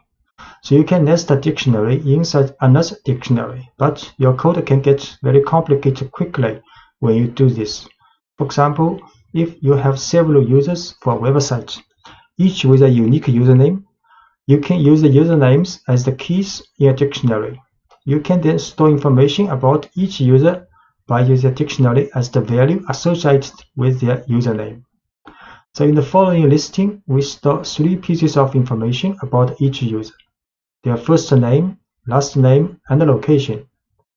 We will access this information by looping through the usernames and the dictionary of information associated with each username. We create a dictionary. So inside of this dictionary, for the key Einstein is a person, then we store another dictionary as the value of Einstein, this key. And for Marie Curie, we store another dictionary as the value of this person. Next, inside, and for each dictionary of the value, there's 3 information for the first name, last name, and the location for this person. Next, we can write a for loop. For loop, first use the items method for the users. User is a dictionary, main dictionary. Then items will get the list of username and the user info pair. Then print a message. Then we create variable called full name is user info. User info is a dictionary. User info's first name plus username info's last name concatenated with a space. Then location is user info's location's value. Next, we can print message with full name and location, title form. So create a dictionary with 2 scientists as the key and dictionary including first name, last name, and location as this person's value. Next, run a for loop which extracts the information of the key is the username and the user info is the dictionary from user's items method. Then print out information of username, then create a full name with the concatenation of user info's first name and the last name, as well as the location information, then print out. So the result is username Einstein, then full name Albert Einstein, location Princeton, and similarly for username Marie Curie. In this lecture, you will learn how to accept the user input in Python, so your program can then work with it. When your program needs a name, you will be able to prompt the user for a name. When your program needs a list of names, you will be able to prompt the user for a series of names. To do this, you will use the input function. How the input function works? The input function pauses your program and waits for the user to enter some text. Once Python receives the user's input, it will store it in a variable to make it convenient for you to work with. For example, we can use input function, and this is a prompt to the user. User will see this prompt. So tell me something and I will repeat it back to you. Then after user has input the text of something, then this will store in the message variable. Next, we can print out this message. For example, we can try this. The user will see this, tell me something, and I will repeat it back to you. I try, for example, hello everyone. Then this information has been stored in the message. Next, we can print out this message. Hello everyone. So the input function takes one argument, the prompt or instructions that we want to display to the user so they know what to do. In this example, when Python runs the first line, the user sees the prompt, tell me something, and I will repeat it back to you. The program waits while the user enters their response and continues after the user presses enter. And the response is stored in the variable message. Then print message displays the input back to the user. And when you run input in Spider, sometimes comes with internal problem with this function. One way to solve this problem is to upgrade the Spider to version 5.3.0 using command and Anaconda prompt. So you can start Anaconda prompt in Windows Start menu, activate your environment. You have create an environment called NumPython, for example. Then you activate this NumPython environment, use conda activate NumPython. Then you can install Spider with the version 5.3.0 using this command pip install spider equals 0 double equal.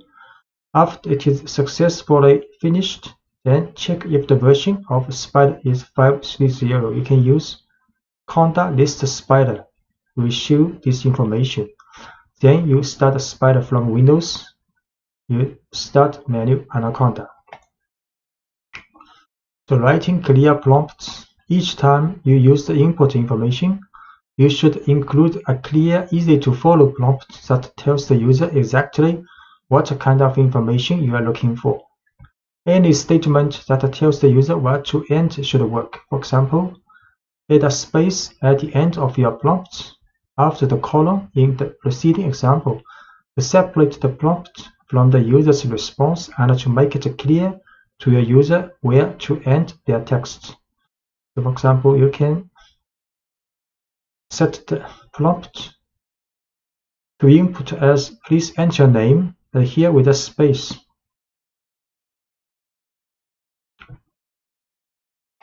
Try.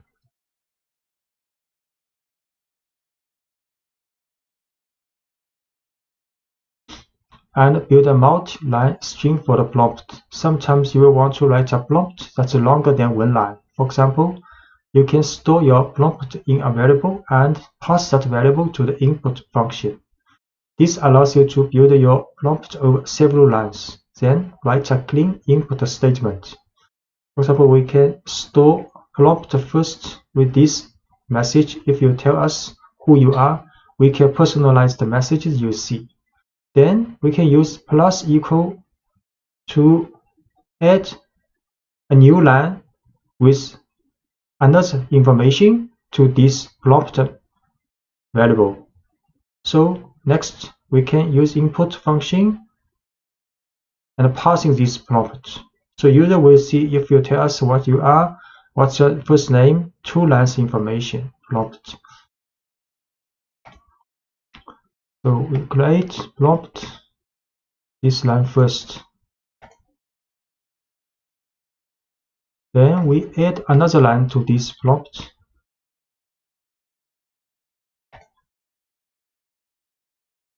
Then we use input and with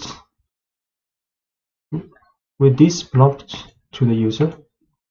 So user will see 2 lines for the prompt. Try a name, Wilson. Then next we can print out this name. Hello Wilson.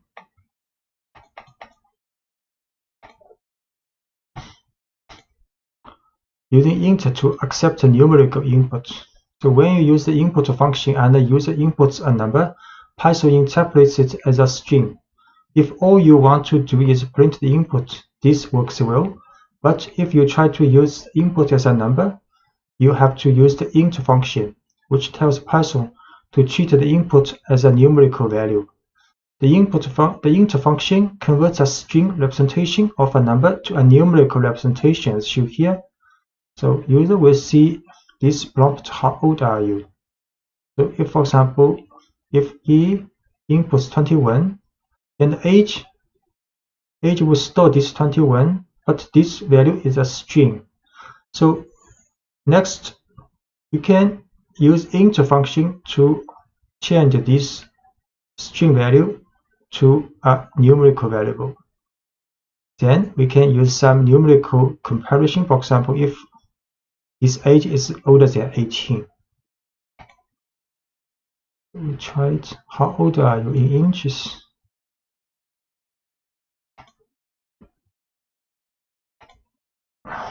"25", for example. Then we store this height variable and change to int form. Use int function. So now height can be used to do some numerical comparison. For example, if height is larger than 36, print this message. If not, then print else message. So you will be able to write when you are a little older.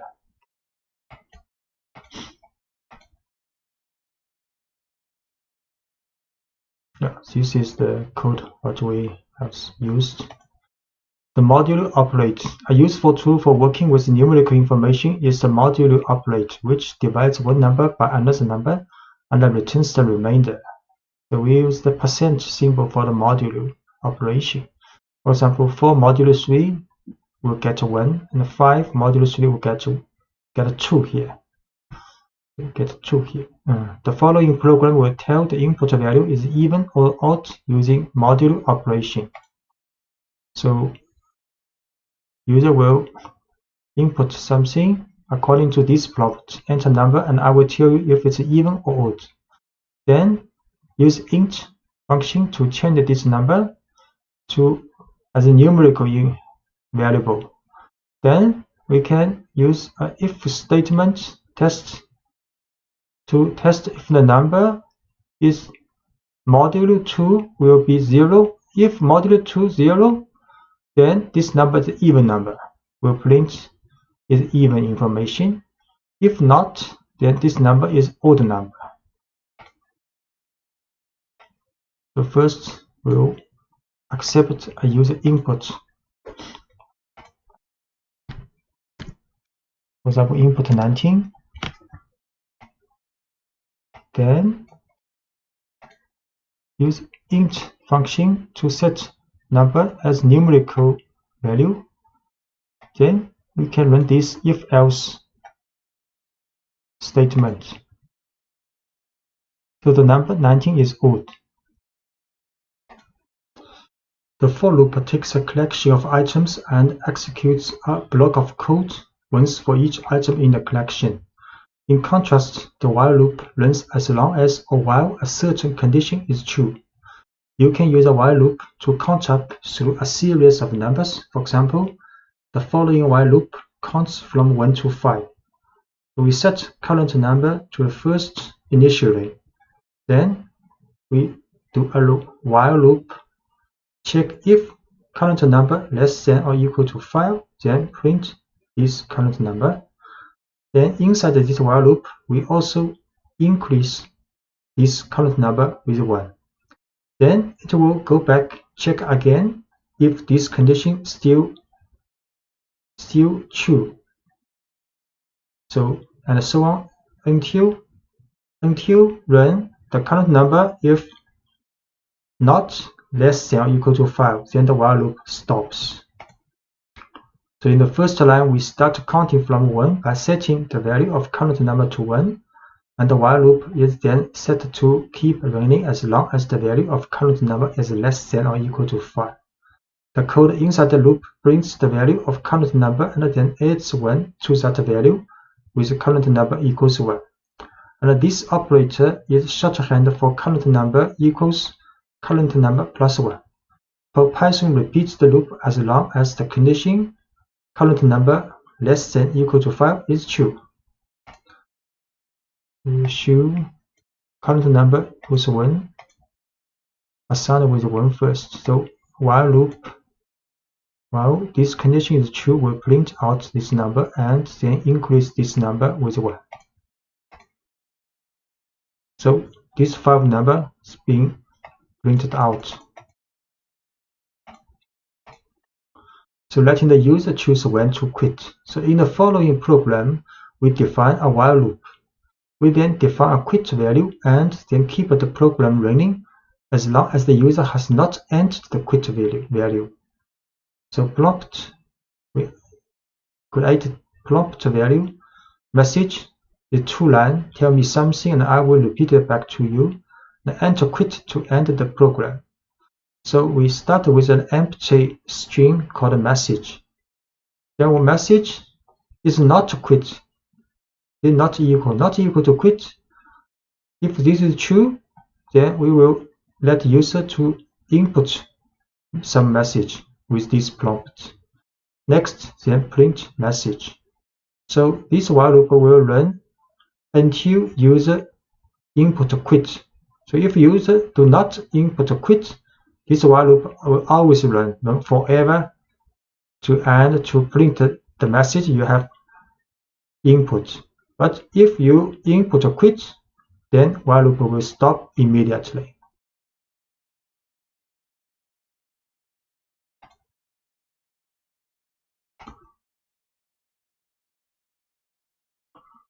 So we create this prompt variable, then create empty message, then run this while loop and let the user to input this message and print out this message. Try hello. So print out hello has been printed out. Okay. Everyone print out. So now we input a quit. So quit print out and while loop stopped.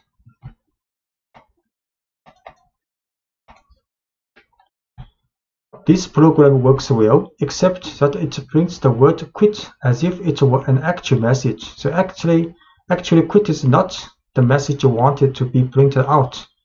The simple if test fixes this.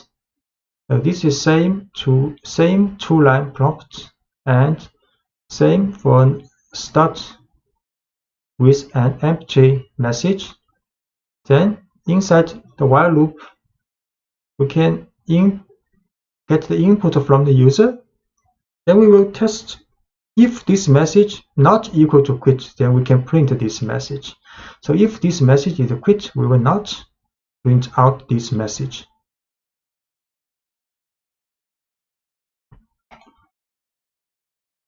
So we can try this. This is the same as before. Then the while loop has been changed with adding an if statement. If the message is not quit, then we print out this message. Then hello. Then hello is printed out. Everyone printed out. But we input a quit, message not printed out, and while loop also stopped. Using a flag. So in the previous example, we had the program perform certain tasks while a given condition was true. But what about more complicated programs in which many different events could cause the program to stop running? So if many possible events might occur to stop the program, trying to test all these conditions in one while statement becomes complicated and difficult. So for a program that should run only as long as many conditions are true, you can define one variable that determines whether or not the entire program is active. This variable, called a flag, acts as a signal to the program. So we can write our program so they run while the flag is set to true, and stop running while any of several events sets the value of the flag to false. So let's add a flag to the previous program. This flag, which we will call active, so you can call it anything. We'll monitor whether or not the program should continue running. So we set create to their message, prompt message. Then we create a variable called active is true. Next, we will run a while loop. Start with while active. So while active means if the active's value is true, then while active will be true. If the active's value is not true, so while active will not be true. So the while loop starts with while active. So the message, user will input a message. So if the message equals quit, then we'll set active to false. If the message is not quit, then we will print this message, then run while loop again. Until user input quit, we will set active to false, then while loop will stop. We create this prompt message, then set a flag variable active to true first. Then run a while loop, while active, then user can input a message and Python will check if the message is quit. If quit, then while loop stopped, and active, because active set to false, then the loop will stop. If it is not quit, then we'll print out this message and back to the while loop check again. So we run. Hello, everyone, then quit is stopped, while loop stopped. Using break to exit a loop. To exit a while loop immediately without running any remaining code in the loop. So regardless of the results of any conditional test, you can use the break statement. The break statement directs the flow of your program. You can use it to control which lines of code are executed and which aren't. So the program only executes code that you want it to when you want it to. For example, consider a program that asks the user about places they have visited. So we can stop the while loop in this program by calling break as soon as the user enters the quit value. So this is 2 lines message. Prompt the user to tell a city they have visited and can enter quit if they are finished. So a while loop with while true start. So while true is always true if nothing else happened. So while true is always true. Then prompt the user to input a city. So next is if test. If the city is quit, then break. Then while loop stopped. If the city is not quit, then a message I'd love to go to this city are printed out. The loop that starts with while true will run forever unless it reaches a break statement. You can use the break statement in any of Python's loop. For example, you could use break to quit a for loop also. That's working through a list or a dictionary. So we'll show this code. First, create this prompt message variable. Then we will run this while loop. So user will see this prompt, enter city to New York. Then the message I'd love to go to New York printed out. Next I will input London. Then I'd love to go to London. Then here now I have input quit.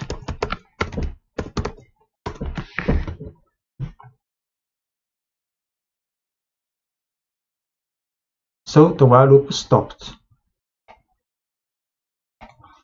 And you can also use continue in a loop. So rather than breaking out of a loop entirely without executing the rest of its code, you can use a continue statement to return to the beginning of the loop based on the result of our conditional tests. So for example, consider a loop that counts from 1 to 10 but prints only the odd numbers in that range. So we create create the first value of current number is 0. Then we run a while loop for the test if current number is less than 10. So at the beginning it is true because 0 less than 10. So run the while loop. Inside the loop, first we add 1 to this number. Then we if test if this number modulo 2 equals 0, which means it is an even number, then it will continue. So continue will go back to the while loop, and without running the rest of code in the while loop, but not stop this while loop. Just skip the rest of the code and back to the while loop. So if it is an even number, we do nothing, just back to the while loop. But if it is not even number, it's an odd number, then we print this number and back to the while loop also. So first we set the current number to 0 because it's less than 10. Python enters the while loop. So once inside the loop, we increment the count by 1. So current number is 1. And the if statement then checks the modulo of current number and 2.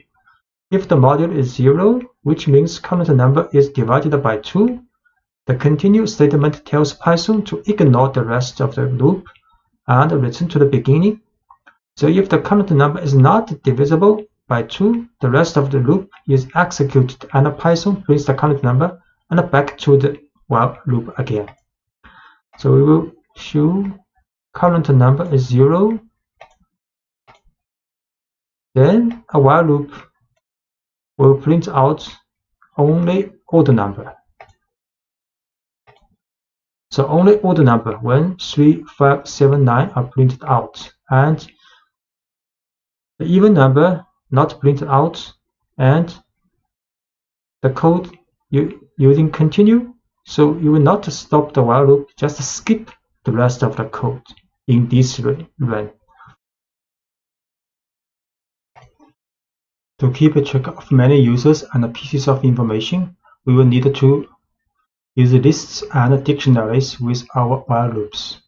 A for loop is effective for looping through a list, but you shouldn't modify a list inside a for loop because Python will have trouble keeping track of the items in the list.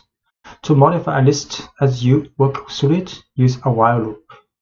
Using while loops with lists and dictionaries allows you to collect, store, and organize lots of inputs to examine and report on later. So we can move items from one list to another. So consider a list of newly registered but unverified users of our website.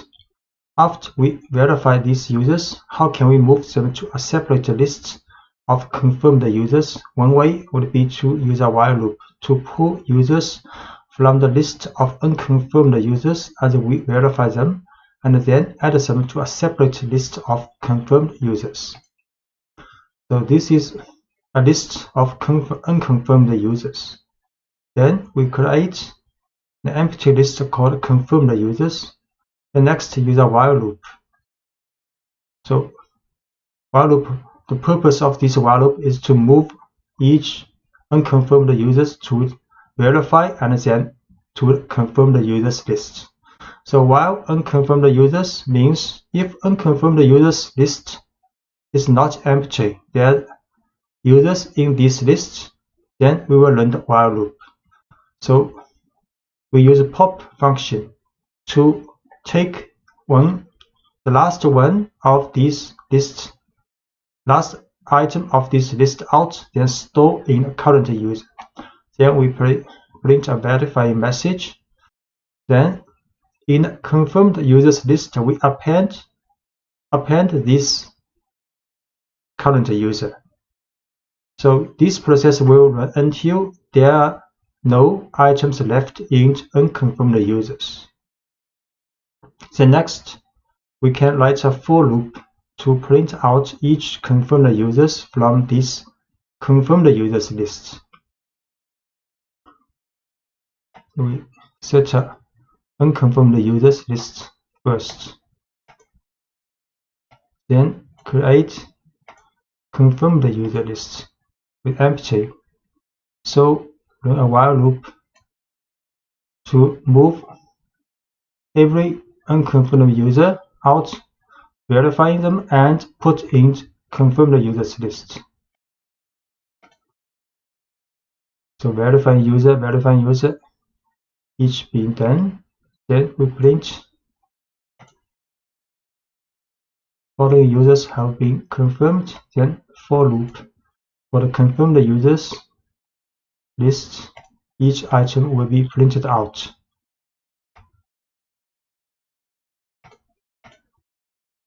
And you can remove all instances of specific values from a list. The remove function will remove the instance that appeared only once in the list.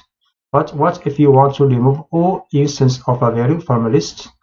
Say you have a list of pets with the value cat repeated several times. To remove all instances of that value, you can run a while loop until cat is no longer in the list. So there is a list with pets. The cat occurs 3 times here.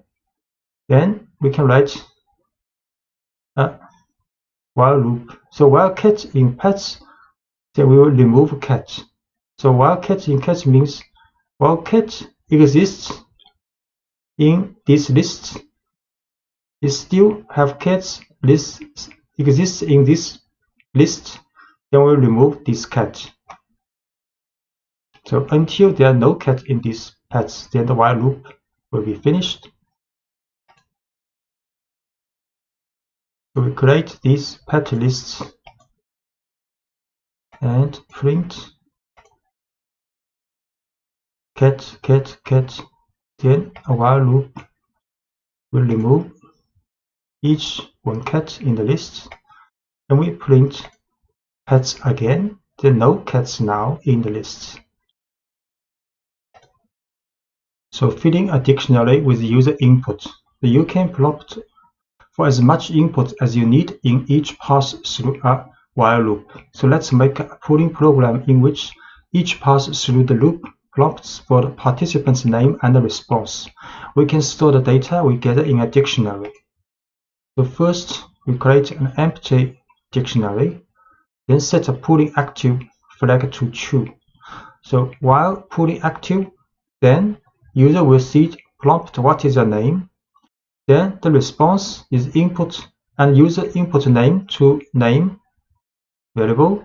Similarly, user will input the mountains information for the response variable. Then int for the dictionary, this dictionary created here, we add key value pairs for name, the person, and its response, the value of this mountain. Then repeat is another input for user to enter. The prompt is would you like to let another person respond? So if the user does not enter no, then process will be continue, and the user can do back to the while loop, and the user can input again the name and the information for the response with mountains, then add another key value pairs in dictionary. So this process will until user enter no in the repeat input. If the user enter repeat input with no, then pooling active flag will be false. So back to the while loop, pooling active will not be successful, then the while loop is stopped. So next, then we can print out information from this dictionary with the function items and get name response pairs, each name response pairs, and print it out in this message. So we set this empty dictionary first, then while loop.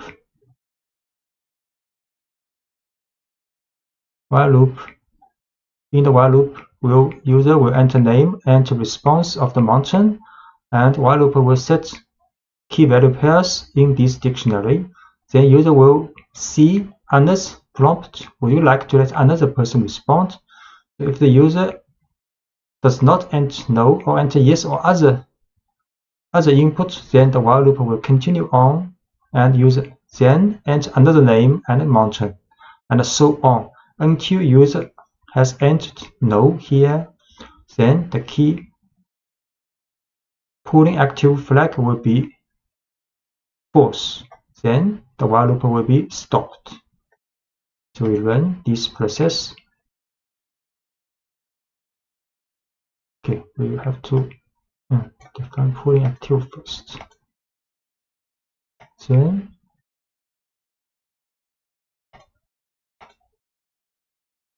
what's your name? Wilson. Himalaya is mountain. Would you like to let another person respond? Yes. What's your name? Shirley. What mountain would you like to climb someday? Kilimanjaro. Would you like to let another person to respond? This time enter no. So the while loop stopped. Then we print out the results. Pulling results, and for name items, a for loop to get out all the key value pairs in this dictionary, and print out all information. Wilson would like to climb Himalaya, and Shirley would like to climb Kilimanjaro. In this lecture, you will learn to write functions, which are named blocks of code that are designed to do one specific job. So when you want to perform a particular task that you have defined in a function, you call the name of the function responsible for it. If you need to perform that task multiple times throughout your program, you don't need to type all the code for the same task again and again. You just call a function dedicated to handling that task, and the call tells Python to run the code inside the function. So we define a simple function. Here's a simple function named greet user that prints a greet message. So we use diff greet user. Then this is the description of this function. Use triple quotes. Then inside the function, print a message hello. Then we can call this function just write greet user. The keyword diff to inform Python that you are defining a function. Then next name of the function is greet user. Then parentheses are empty here means no more information needed to run this function. And a comment called a docstring enclosed in triple quotes, which describes what the function does. The docstrings are enclosed in triple quotes. Greet users call the function. So we define a function called greet user, and inside the function print hello message. Then we call this function just print greet user and parentheses. The function greet user can not only tell the user hello, but also greet them by name. So for the function to do this, you enter username in the parentheses of the function's definition at the diff greet user. So by adding username here, you allow the function to accept any value of username you specify. So if we want to print message with different username, so we can put a parameter here in the definition of function in the parentheses. So inside the function, print message will take this information of username and print a message. So when we call this function, we have to add a name, for example, Jesse here. So the variable username in the definition of greet user is an example of a parameter, a piece of information the function needs to do its job. And the value Jesse in greet user Jesse is an example of an argument. An argument is a piece of information that is passed from a function call to a function. So when we call the function, we place the value we want the function to work with in parentheses. In this case, the argument Jesse was passed to the function greet user, and the value was stored in a parameter username. Note that people sometimes speak of arguments and parameters interchangeably. So we create again this function greet user with the username as a parameter. Then we can print a message using this username. The function defined, then we call this function and adding a Jesse here in the parentheses. So the message "Hello Jesse" is printed out. Because a function definition can have multiple parameters, a function call may need multiple arguments. You can pass arguments to your functions in a number of ways. You can use positional arguments, which need to be in the same order the parameters were written, keyword arguments, where each argument consists of a variable name and a value, and the lists and dictionaries of values. So, positional arguments. When you call a function, Python must match each argument in the function call with a parameter in the function definition. The simplest way to do this is based on the order of the arguments provided. So values matched up this way are called positional arguments. To see how this works, consider a function that displays information about pets. The function tells us what kind of animal each pet is and the pet's name. We define a function called describePet with two parameters needed to run this function. First is animal type, second is pet name. Then in the function definition, we print a new line, then a message "I have this type, animal's type." Then print another line, this animal type's name is this pet name's title form. So when you call this function, you have to write describePet, then the type first, then name second. Or you can run again, call the dog is the type, then Willie is the name. So we define this function first. Then we call this function. Then I have a hamster. My hamster's name is Harry. We call again with this information input. I have a dog. My dog's name is Willie. So order matters in positional arguments. You can get unexpected results if you mix up the order of the arguments your function call when using positional arguments. So for example, if you call this function but write this order, Harry hamster, so this will print the message "not you want."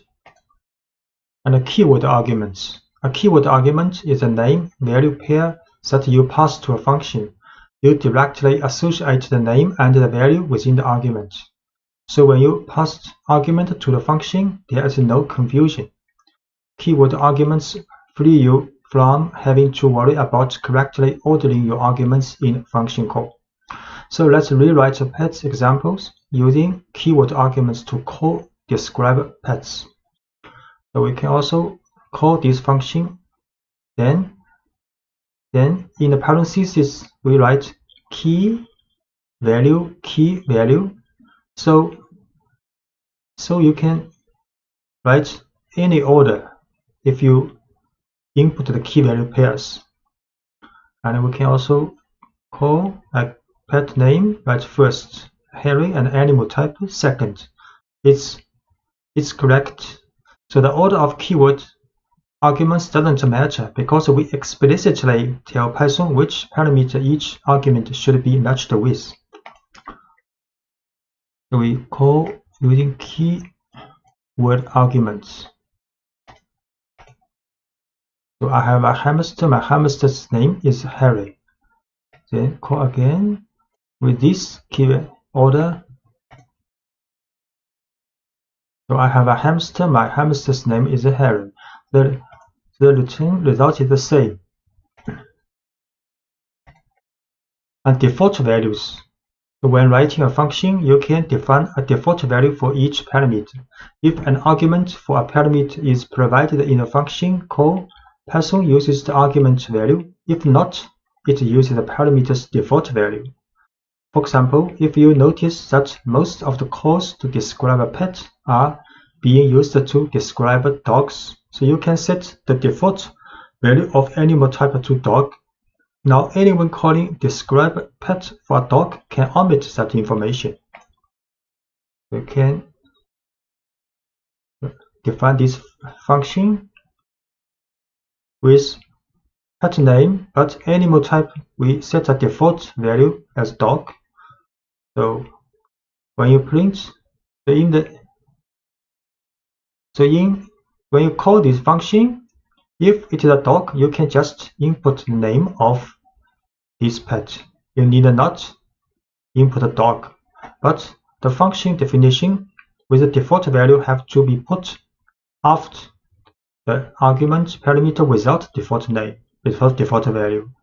So dog, because the default value for animal type is dog, so we have to put this parameter in the end in the function definition. So when we call this function, we can also write pet name Willy. So in both calling without animal type in the input, so the function will assume that animal type is dog. So we create this function with the default value with dog for the animal type. Then call this. So I have a dog, my dog's name is Willy. So this information is for name. And I call again. I have a dog, my dog's name is Willy. To get the same result. Notice that the order of the parameters in the function definition had to be changed because the default value makes it unnecessary to specify a type of animal as an argument. So the only argument left in the function call is the pet's name. So Python still interprets this as a positional argument. So if the function is called with just a pet's name, that argument will match up with the first parameter listed in the function's definition. So this is the reason the first parameter needs to be pet name. And the simplest way to use this function now is to provide just a dog's name in the function call. And to describe an animal other than dog, you could use a function call like this. So if we describe a pet, but the pet is not a dog, so we have to input pet name is Harry and animal type is hamster. Because the position arguments, keyword arguments, and default values call can be used together, often you will have several equivalent ways to call a function. For example, we will have a dog, the name is Willy, so we can describe a pet, Willy, which we have seen, and describe a pet name is Willy, these two we have run.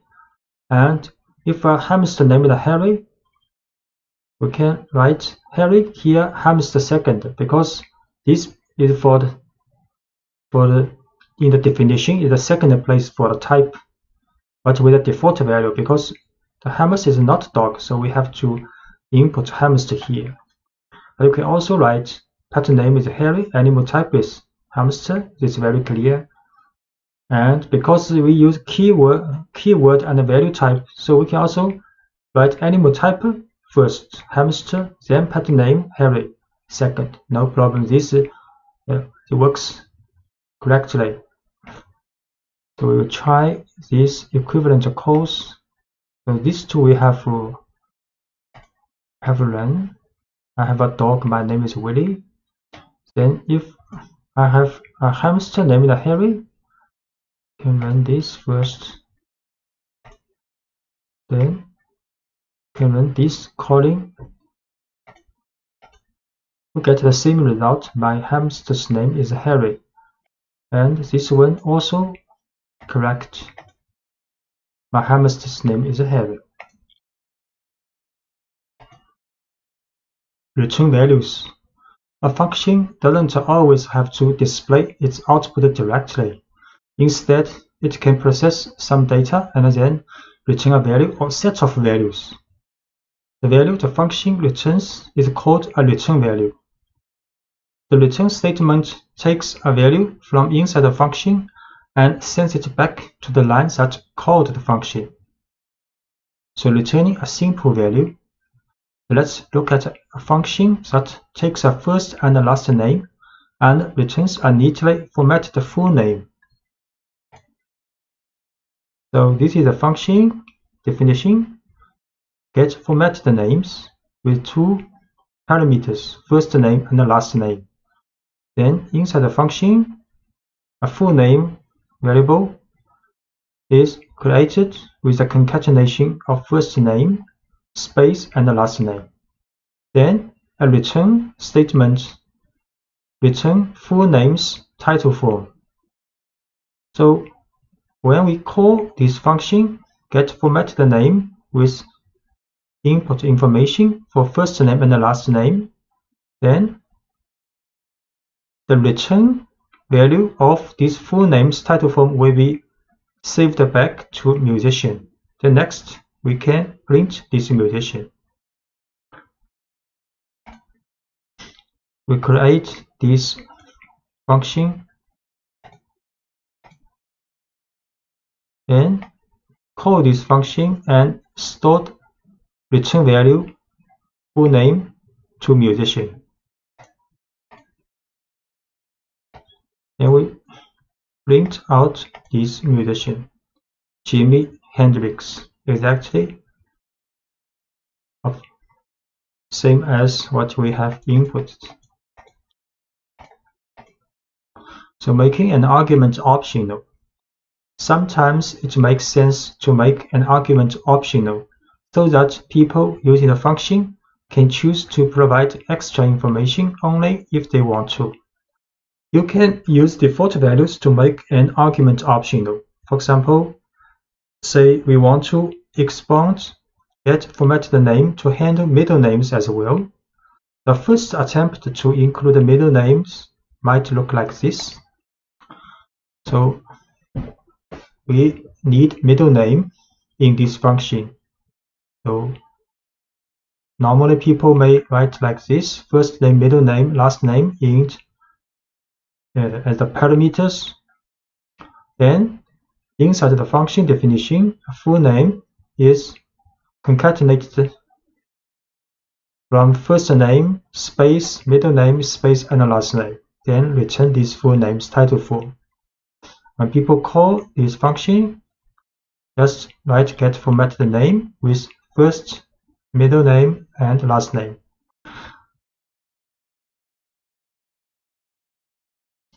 So we try this function definition and call this function with first name, middle name, and last name.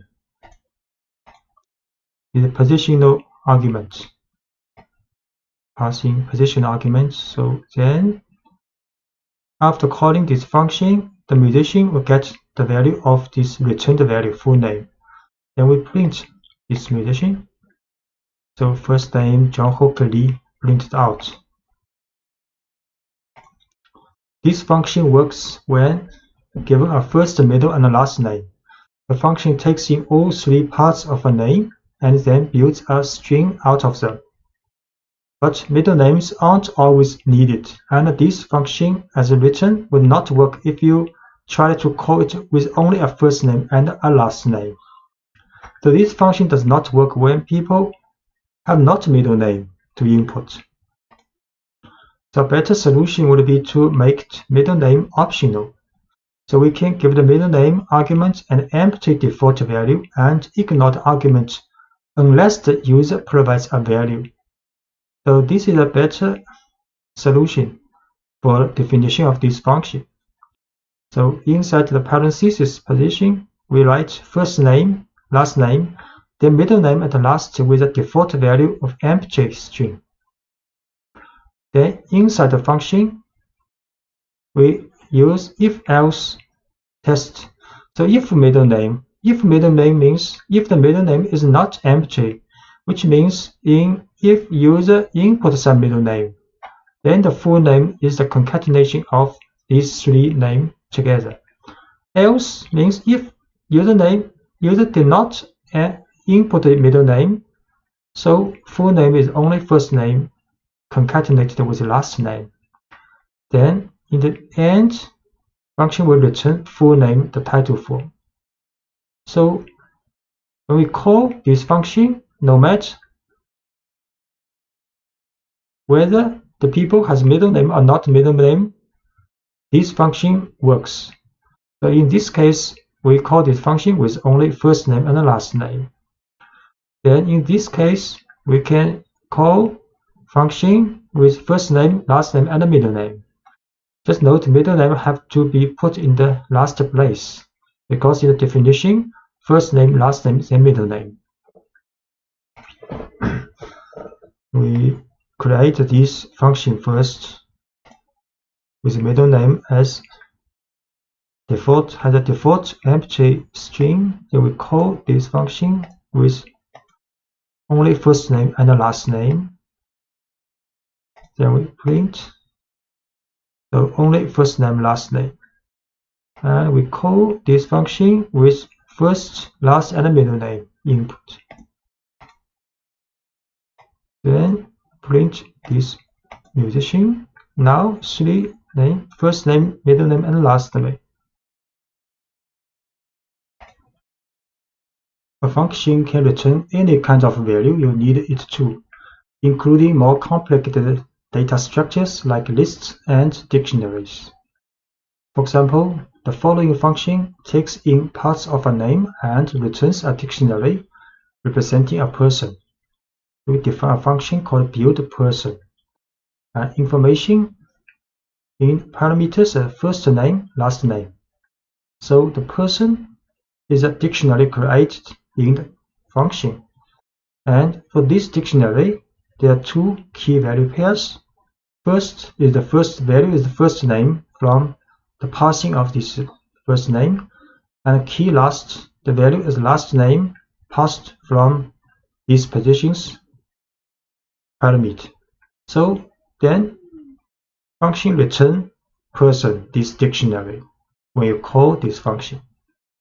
So next we call this function buildPerson, then with information for first name, last name passing. We create this function with a return a dictionary of a person. Then we call this function and with passing first name and the last name, and stored back to the musician. So the musician is a dictionary because this function returns a dictionary.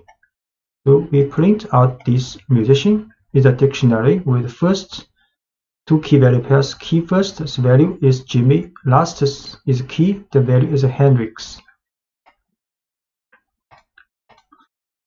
And you can easily extend this function to accept optional values like a middle name, an age, an occupation, or any other information you want to store about a person.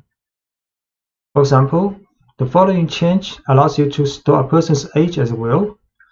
So we define a function called buildPerson, but this time we add another parameter called age with default value is empty string in addition to first name and the last name.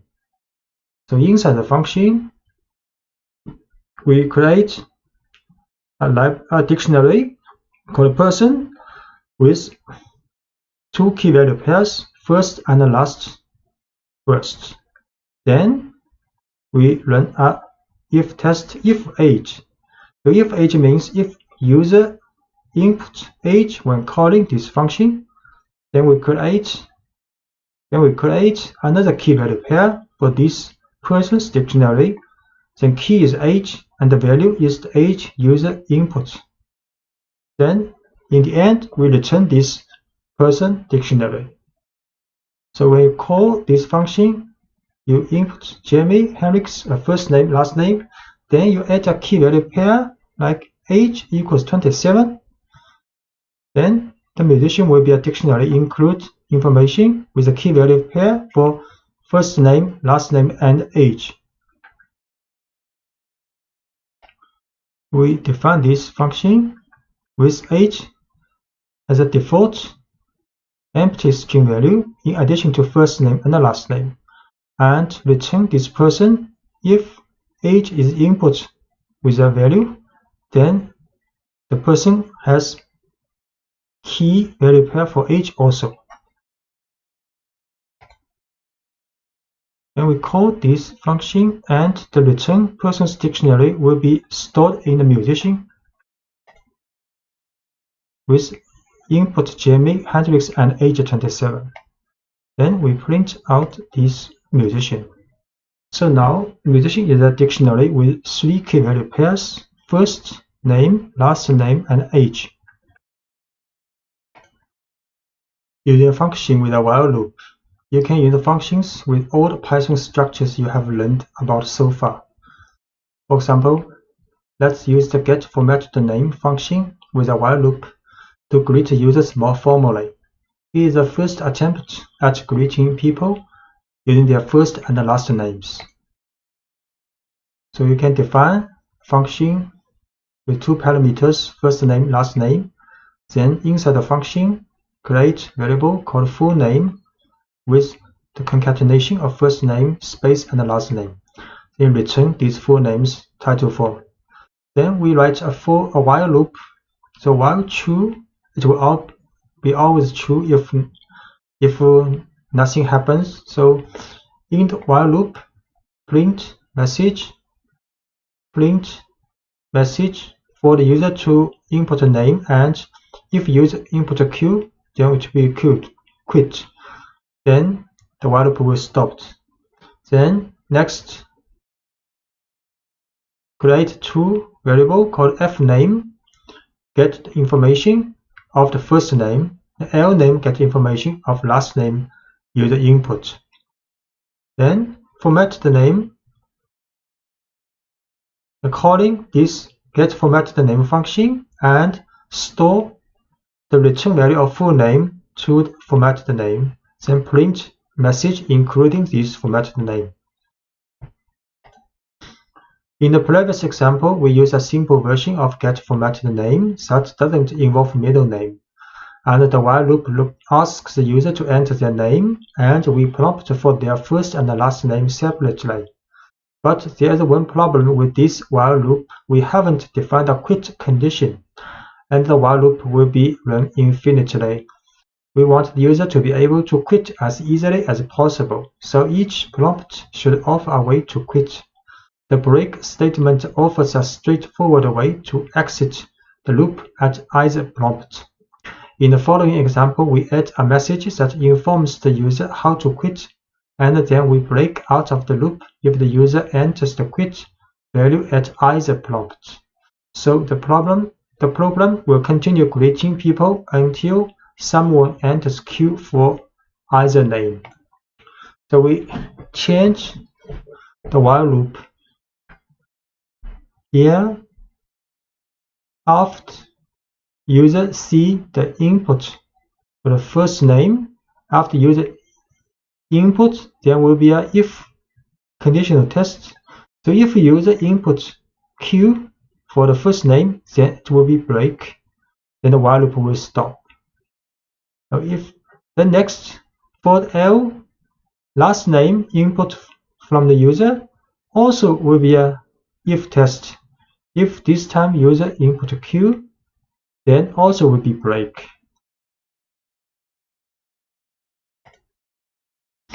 We try to use this.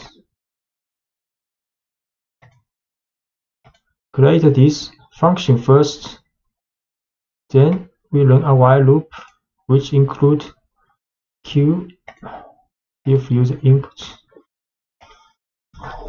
So first name Wilson, last name Shirley, then hello Wilson Shirley, then first name James, last name Wilson, then print it out. Then we input Q, and the while loop stopped. Passing a list to function. You will often find it useful to pass a list to a function. whether it is a list of names, numbers, or more complex objects, such as dictionaries. When you pass a list to a function, the function gets direct access to the contents of the list. Say we have a list of users and want to print a greeting to each. The following example sends a list of names to a function called greetUsers, which greets each person in the list individually. So we define a function called greetUser with parameter called names, and the names is a list. So inside the function, there's a for loop for name in names. So get each element of this names list, then set it to variable name. Next, we create a message with the concatenation of hello and the names title for, then print this message. So when we call this function, we create a user names with 3 names in this list, then call this function greetUsers with passing this usernames list. We define this function first, then create a list called usernames, and call this function with passing this list. Then greeting message for each person in the list has been printed out. Hello Hannah, hello Chai, hello Margot. Modifying a list in a function. When you pass a list to a function, the function can modify the list. So any changes made to the list inside the function's body are permanent. Consider a company that creates 3D printed models of designs that the users submit. So designs that need to be printed are stored in a list, and after being printed, they are moved to a separate list. The following code does this without using function. So if we do not use a function, we will use the following codes. So we create a list called unprinted designs with 3 elements, then create a completed models with empty list first. Then we write a while loop. So while unprinted designs, if there's any element left in unprinted designs, then we pop out this element, the last element in this list, then set to current design. Then we print a message, so printing model, printing this current design now. Then we append this current design to this completed models list we created here. So when the while loop runs until unprinted design is empty, because we pop it out empty. So then the while loop are finished and all items have been moved from the unprinted design to the completed models. So next we can print out this information for each completed model in the completed models list.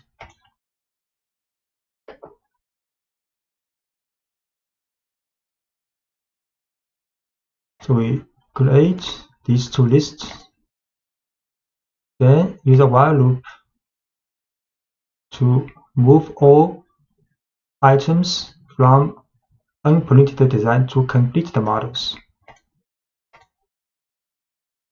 So printing models, each element has been printed. Then we print a message following having completed, then a for loop in this completed models list, print each model. Each model has been completed.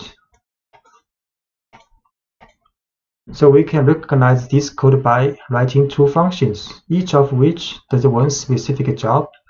The first function will handle printing the designs, and the second will summarize the prints that have been made.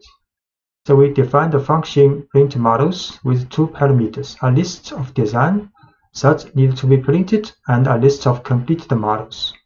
So given these 2 lists, the function simulates printing each design by printing the list of unprinted designs and filling up the list of completed models. Then define a function called showCompleteModels with one parameter, the list of completed models. So given this list, showCompleteModels function will display the name of each model that was printed. So this is the code. So we first define a function called printModels.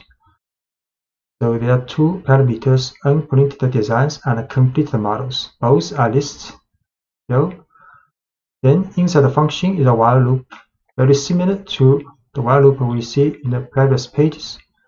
Then the current design is the pop value from the unprinted designs if unprinted design is not empty.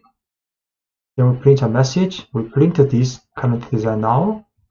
Then we append this current design to the completed models list. The next, another function called showCompleteModels with one list as parameter, complete models. So we print a message, then for completed models, each complete model in completed models list will print this model.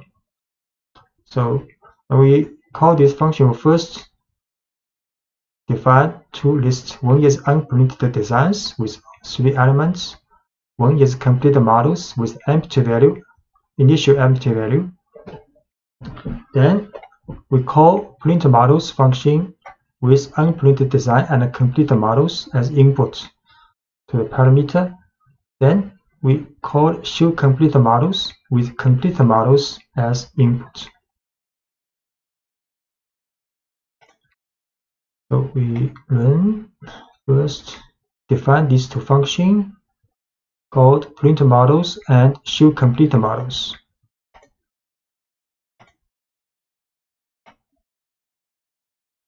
Then we define two lists. One is unprinted design and one is complete design with empty lists. Then we first call printModels with input as unprinted design and complete models as parameter input. So 3 models has been printed. Then we show the printed models. So the complete models now has 3 elements, and if we run show the unprinted design again, it is empty now. So which means for the calling this function, printModel calling this line, we input two lists, and both have been changed.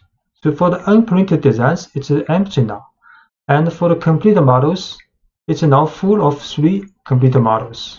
So passing lists to the function will be changed. And preventing a function from modifying a list. So sometimes you want to prevent a function from modifying a list. For example, say that you start with a list of unprinted design and write. In this case, you can address this issue by passing the function a copy of the list, not the original. So any changes the function makes to the list will affect only the copy, leaving the original list intact. So you can send a copy of a list to a function like this. So if we call this function again, we can use the bracket colon.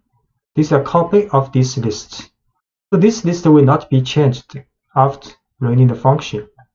The slash notation makes a copy of the list to send to the function. If we did not want to empty the list of unprinted designs in previous example, we could call printModels like this. So printModel unprinted design with a colon. So this list will not be empty after we have called model. We try this. So these two lines are the same as before. We create two lists. One is unprinted design and one is empty design. Empty for the complete models at first. Then we call this function called print model with unprinted designs, but we use a colon here. So unprinted designs, this list, original list will not be affected. But completed models, this list will be affected, will be filled with each element from unprinted designs. We call again for show complete models. So the complete models has 3 elements now, and we run unprinted design, still has 3 elements.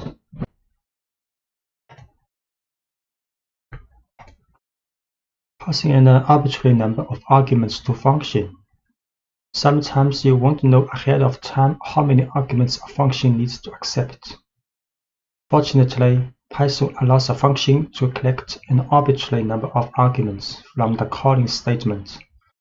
For example, consider a function that builds a pizza. It needs to accept a number of toppings, but you can't know ahead of time how many toppings a person will want. The function in the following example has one parameter, asterisk toppings. But this parameter collects as many arguments as the calling line provides. So we define a function called makePizza with the parameter asterisk toppings. Then we print these toppings. And when we call this function makePizza, we can input one argument pepperoni, or we can input with 3 or many more arguments when we calling this function. So the asterisk in the parameter name toppings tells Python to make an empty tuple called toppings and pack whatever values it receives into this tuple. So in these 2 cases, pepperoni or mushrooms, green peppers, extra cheese will be stored in these star toppings, and this asterisk toppings will be a tuple, will be used in the function.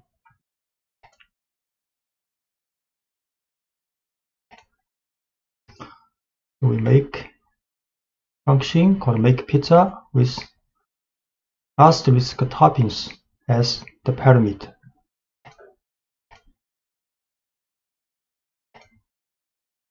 Then we call this function, this time with only one item, pepperoni, as the argument for this parameter. Then it will in output print this one with tuple with only one element. Then this time call this function but with 3 toppings as arguments input. Then Python will print out a tuple with 3 elements.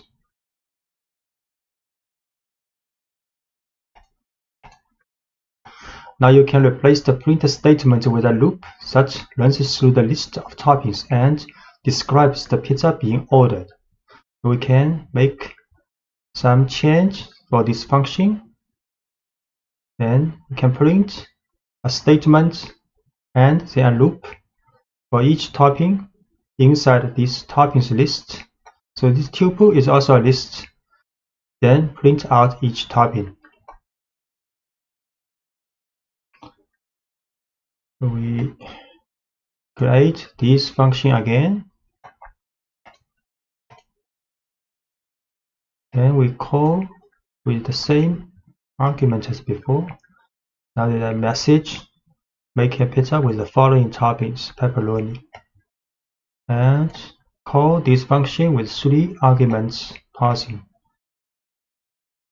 Then make a pizza with the following toppings with these 3 toppings.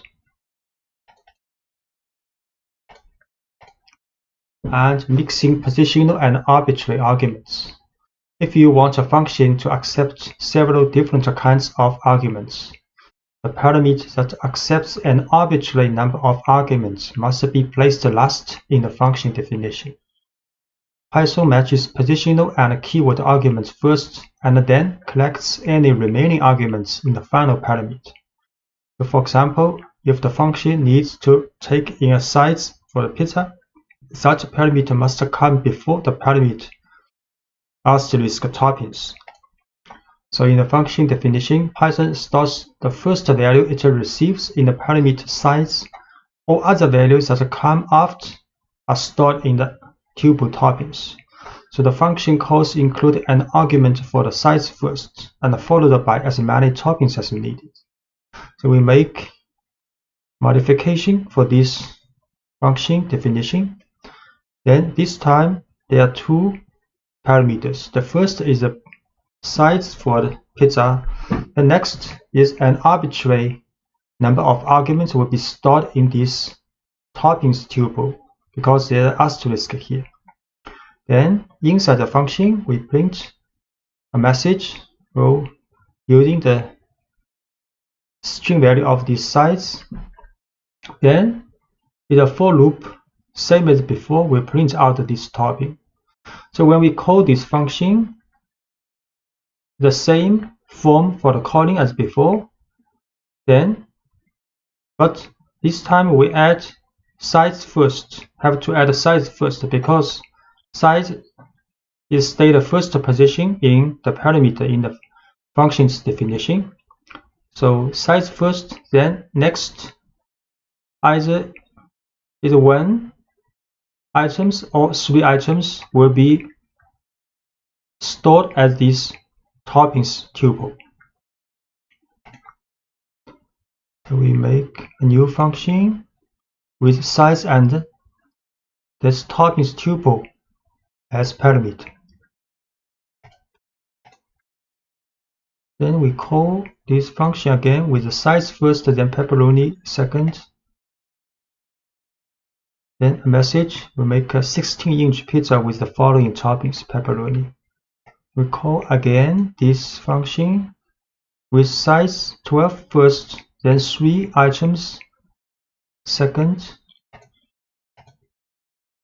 Then we make a 12-inch pizza with the following toppings, mushroom, green peppers, extra cheese.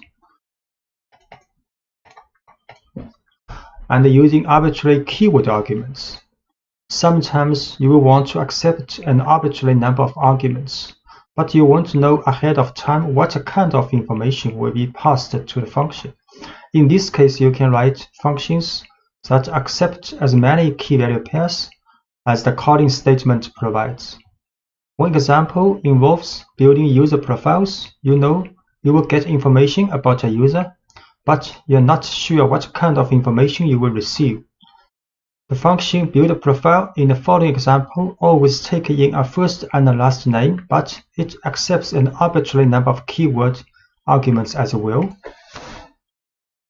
So in this function's definition, this function called build profile, we have two parameters called first and last. This is like a normal parameter. Then is a double asterisk user info. So this will be stored as a dictionary in the function's definition. So in the function, we define an empty dictionary first. Then we'll create the keys of this dictionary, and with the value coming from the parsing of this parameter. Same as for the last name. Then next we write a for loop for this dictionary's items. Methods will get a key value pair. For each key value pair in this dictionary's items, then we will create new key and value pairs and use this information from this user's info. So this user's info is a tuple or is a dictionary when we call this function, and the extra information after first and the last, these two values will be stored in this dictionary. So this for loop will use this dictionary and put these key value pairs in dictionary profile.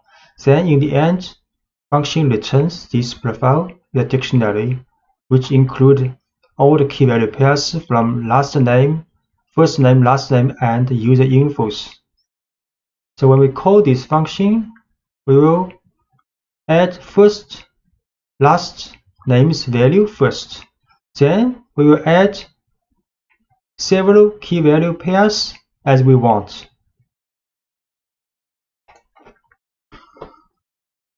So we create this function with first, last, then a dictionary as parameter. We call this function with Albert Einstein as first and last name, then location as Princeton, field is physics as two extra key value pairs. Then we print this user file. So the print result will be a dictionary with 4 key value pairs. So first name Albert, last name Einstein, and location Princeton, and field physics. Once you have created a function or a dozen functions, you can go a step further by storing your functions in a separate file called a module, saved into same directory as your current source file, and then importing that module into your main program. An import statement tells Python to make the code in your module available in the currently running program file. So storing your functions in a separate file allows you to hide the details of your program's code and focus on its higher level logic. It also allows you to reuse functions in many different programs. So when you store your functions in separate files, you can share those files with other programs without having to share your entire program. There are several ways to import a module. So importing an entire module. To start importing functions, we first need to create a module. A module is a file ending in .py that contains the code you want to import into your program. So let's make a module file called pizza.py that contains the function make pizza. So this function is written in the file pizza.py in the working directory. So this function is same as the function we made in the previous lectures, with size and these tuple toppings as input parameter. Then print a message with the size of this pizza and print out each topping.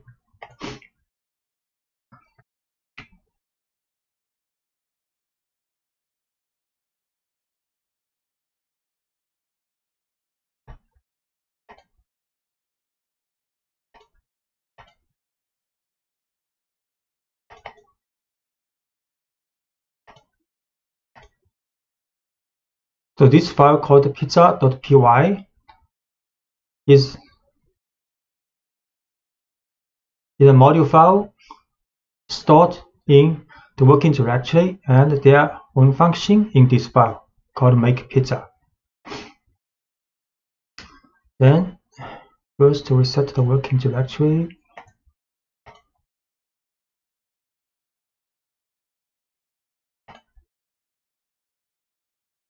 Then we can import the module pizza. We just create it and then make 2 calls to make pizza using the form.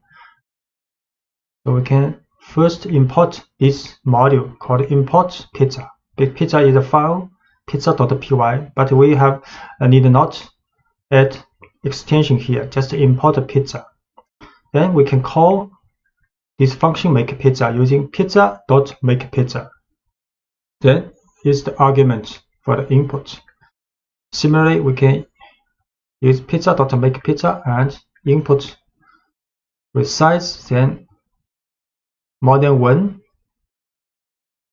toppings for the pizza. So when Python reads this file, the line import pizza tells Python to open the file pizza.py and copy all the functions from it into this program. To call a function from an imported module, enter the name of the module you imported, pizza, followed by the name of the function make pizza, and separated by a dot.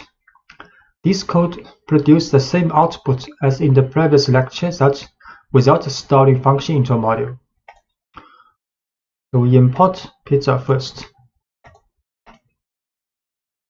Then we can use make pizza.pizza with argument parsing. So output making a 16-inch pizza with the following toppings: pepperoni. Similarly, we can call this pizza with 3 toppings and 1 side. So that's correct.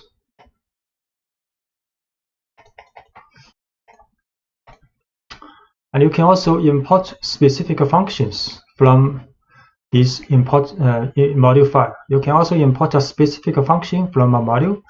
Here is the general syntax for this approach. You can also write like from module name, import this function name. So you can import as many functions as you want from a module by separating each function's name with a comma.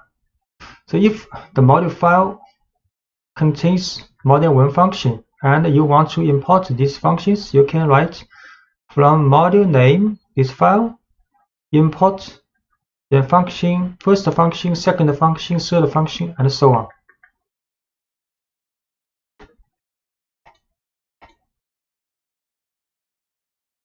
So the make pizza example would look like this if we want to import just the function we are going to use. So we can write from pizza import make pizza. Then when we call this function, we just use make pizza with the argument make pizza with this argument. So with this syntax, we don't need to use the dot notation when you call a function, because we have explicitly imported the function make pizza in the import statement. So we can call it by name when we use the function. So this time we just import this make pizza function from this file. Then we can call this function, just use make pizza. Call this function with 3 toppings.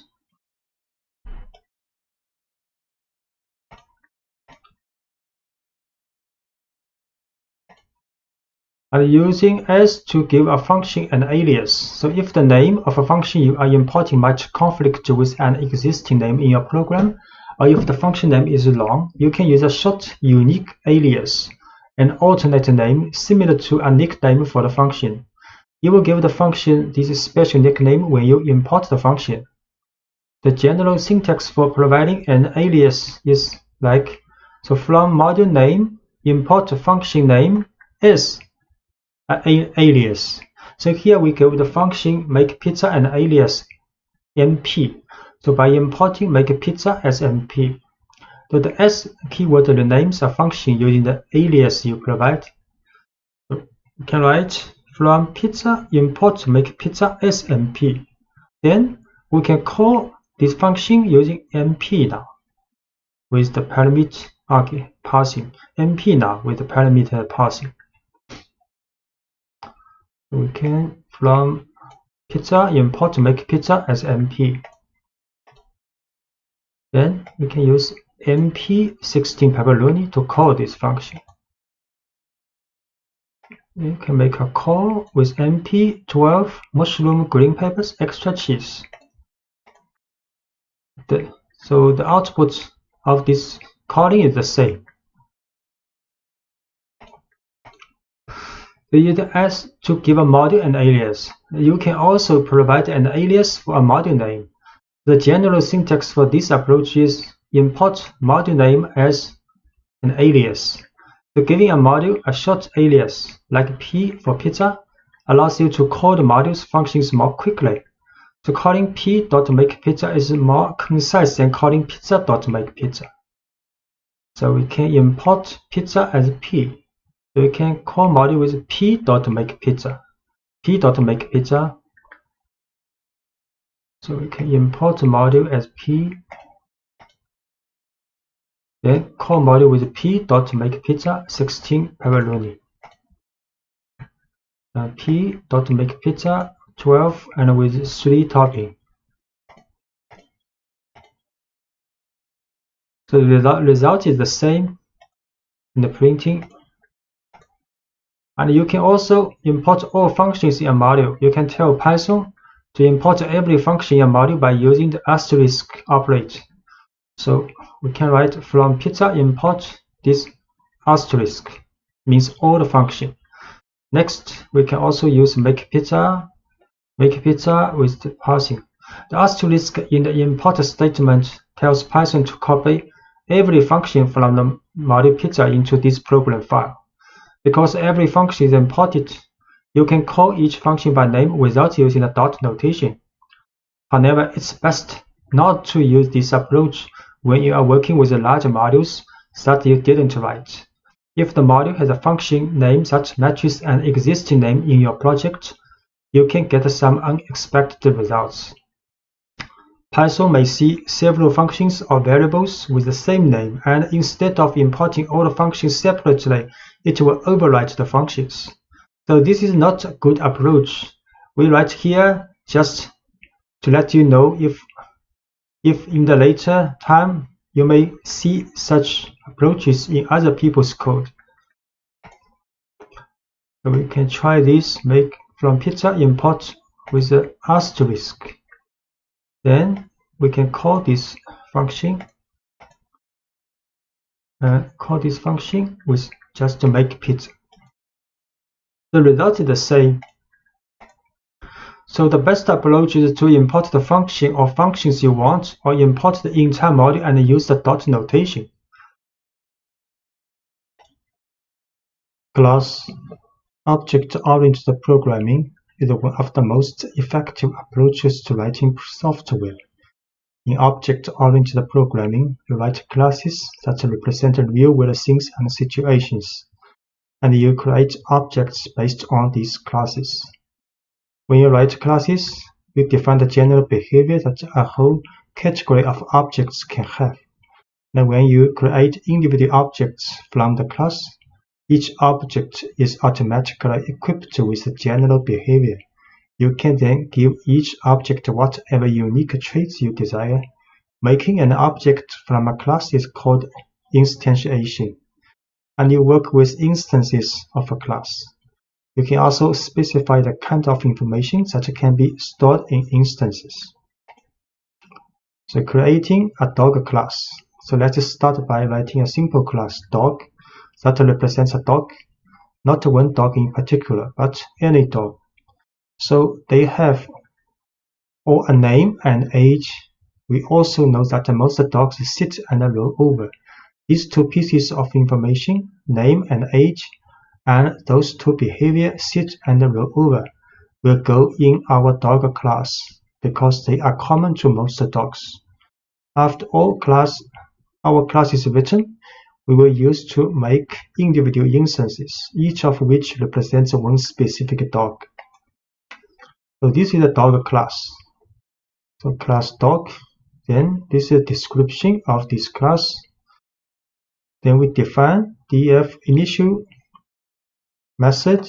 So every class has an initial method with the parameter self and a name age. Then inside this method function, then we define self.name is a name, because we need a name when we create this class for instantiation, and self-age is the age, these two information. Then we define two functions or called methods of this class. So sit, inside the sit parentheses, we pass self. So this means all the dog will have is sit method, same as roll over. Then inside of these two function method, then we print the name of this dog and is now setting message. And similarly for rollover, we print this dog is rollover. So by convention, capitalize the name referred to classes in Python. The parentheses in the class definition are empty because we are creating this class from scratch. So the initial message A function that's part of a class is a method, so everything you learned about the functions applies to methods as well. The initial method is a special method. The Python runs automatically whenever we create a new instance based on the dog class. Now, this method has 2 leading underscores and 2 trailing underscores. So there are 2 underscores here and 2 underscores. We define the initial method to have 3 parameters: self, name, and age. The self parameter is required in the method definition, and it must come first before the other parameters. And it must be included in the definition because when Python calls the initial method later to create an instance of dog, the method call will automatically pass the self argument. And every method call associated with a class automatically passes itself, which is a reference to the instance itself. It gives the individual instance access to the attributes and the methods in the class. So when we make an instance of dog, Python will call the initial method from the dog class, and we will pass dog a name and an age as arguments. The self is passed automatically, so we don't need to pass it. Whenever we want to make an instance from the dog class, we will provide the values for only the last 2 parameters, name and age. And the 2 variables defined each have the prefix self. So any variable prefixed with self is available to every method in the class. And we will be able to access these variables to any instance created from the class. So self name equals name takes the value stored in the parameter name and stores it in the variable name, which is then attached to the instance being created. The variables that are accessible through an instance like this are called attributes. And the dog class has 2 other methods, defined sit and roll over, because these methods don't need additional information like a name or age. We just define them to have 1 parameter self. They all be able to sit and roll over. For now, sit and roll over don't do much. They simply print a message saying the dog is sitting or rolling over. So we create a class now.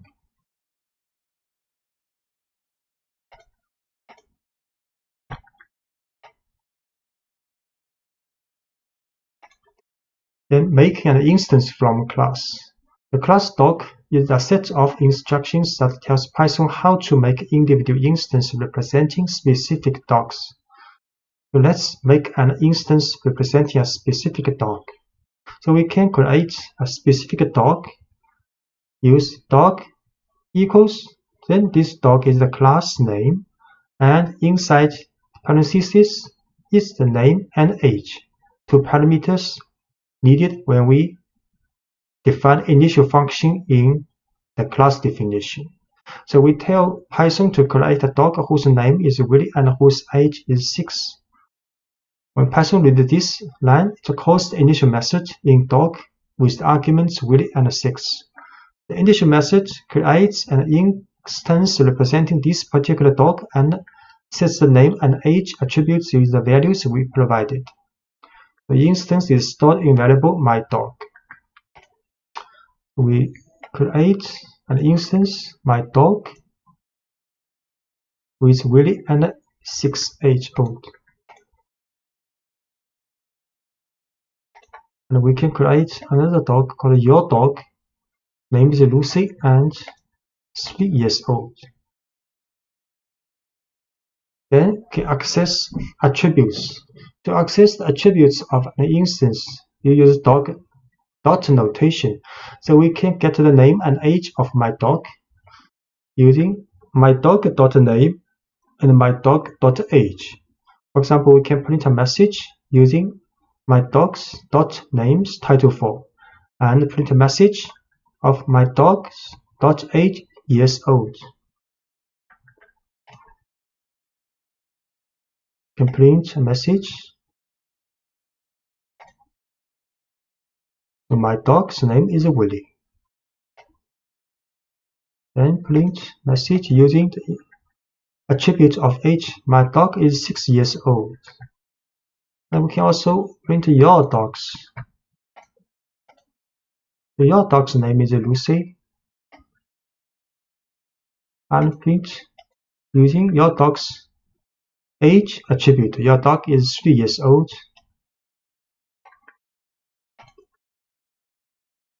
And we can also call methods. Methods actually is the function. So we can also use dot notation to call my methods defined in dog. So let's make our dog sit and roll over. So my dog dot sit. My dog is an instance because this instance belongs to a class dog, and the dog class has sit method, sit function. So we can use dot notation. So my dog dot sit. So we call this function. Similarly, we can use my dog dot roll over. So roll over this function will be called. My dog sit. So Willie is now sitting. My dog dot roll over. So Willie is now rolling over. And your dog can also sit. Lucy is now sitting. Of course, your dog can also roll over.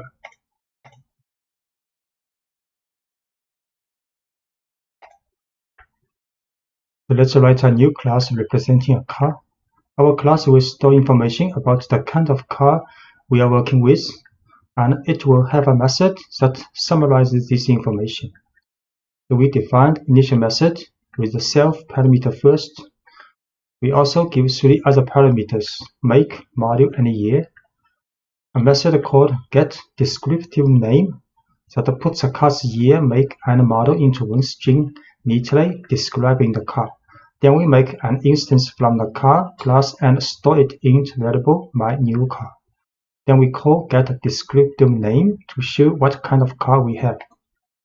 So this is a class for car, capitalized class for car. And inside the class definition is an initial method with self first, then 3 parameters: make, model, year. With the information, when we calling this, when we make an instance of this car, we will put and input this information. Then for this initial method, we'll pass this 3 information to the attribute of this car called make, model, and year. Then a method called getDescriptiveName with the parameter self will create a variable called longName, which concatenates the information of year, make, and model together.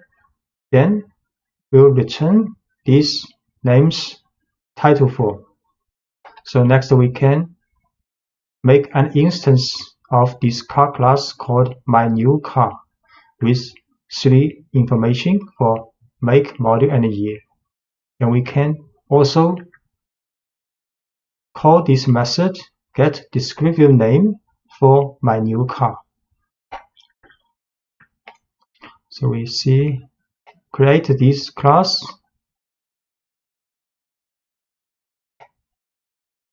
Okay, we can wait.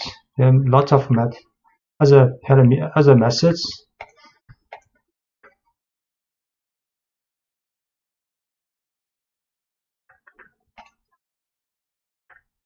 We can also set a default value for an attribute.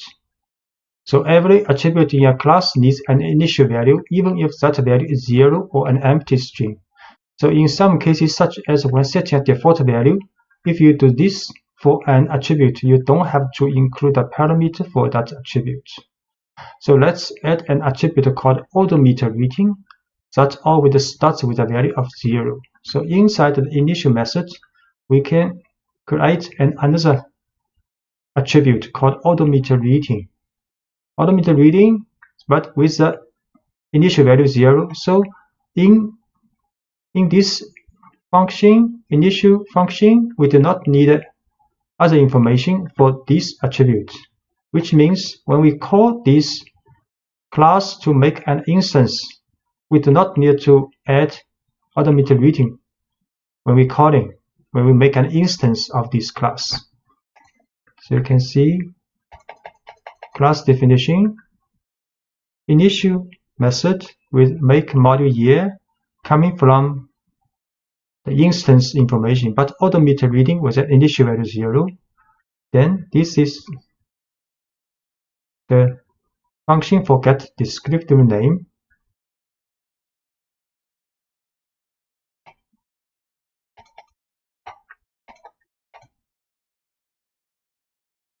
Then we also add a method called read odometer that help us read each car's odometer.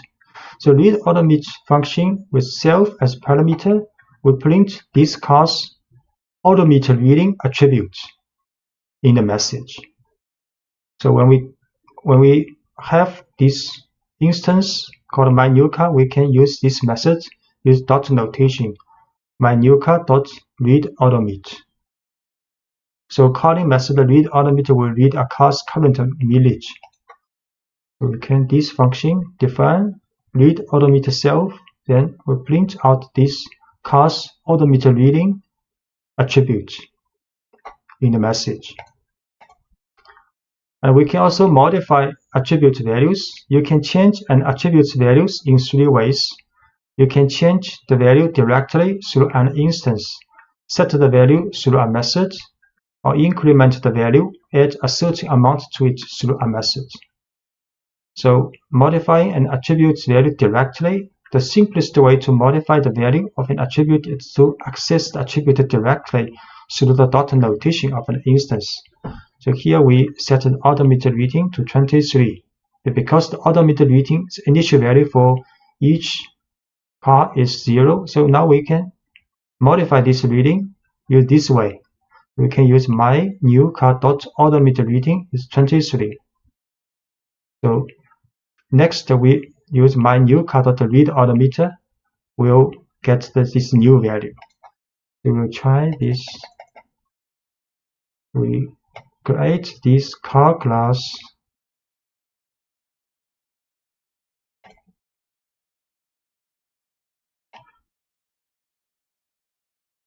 Then create an instance of this car with all the A4 and the 2016 year. Then we can print descriptive names information. This method is dot notation. The dot notation for this car's information. Then we can read odometer. So initial value is 0, so this car has 0 miles on it. And we can also make odometer reading, modify the odometer reading directly using dot notation. So we can read odometer reading again now. So this car has 23,500 miles now.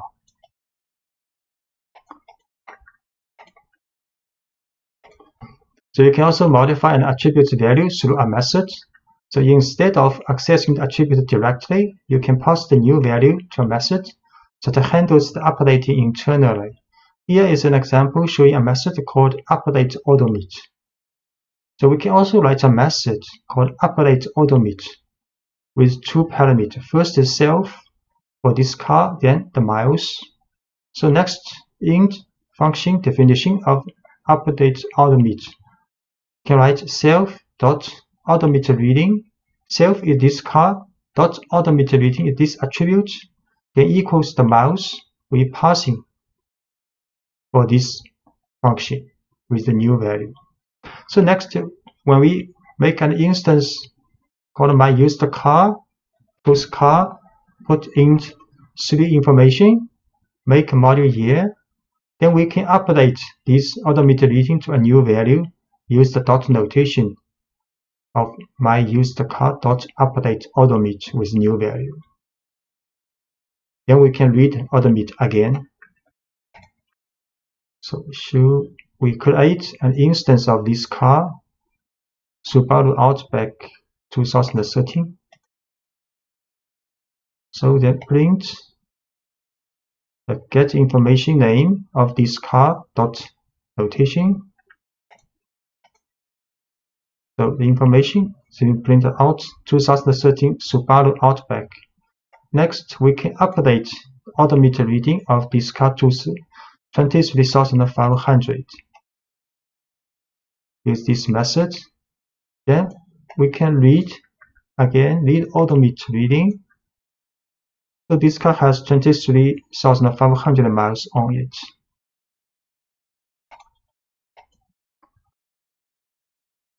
So we can extend the method update odometer to do additional work. Every time the odometer reading is modified, let's add a little logic to make sure no one tries to roll back the odometer reading. So we can define update odometer self miles with inside the function with if statement. So if miles larger than the current odometer reading, then we assign these new miles to the odometer reading. So if this conditional test is not true, which means the miles is less than the current odometer reading, we will not assign these new miles to the odometer reading. We will print a message: you cannot roll back an odometer.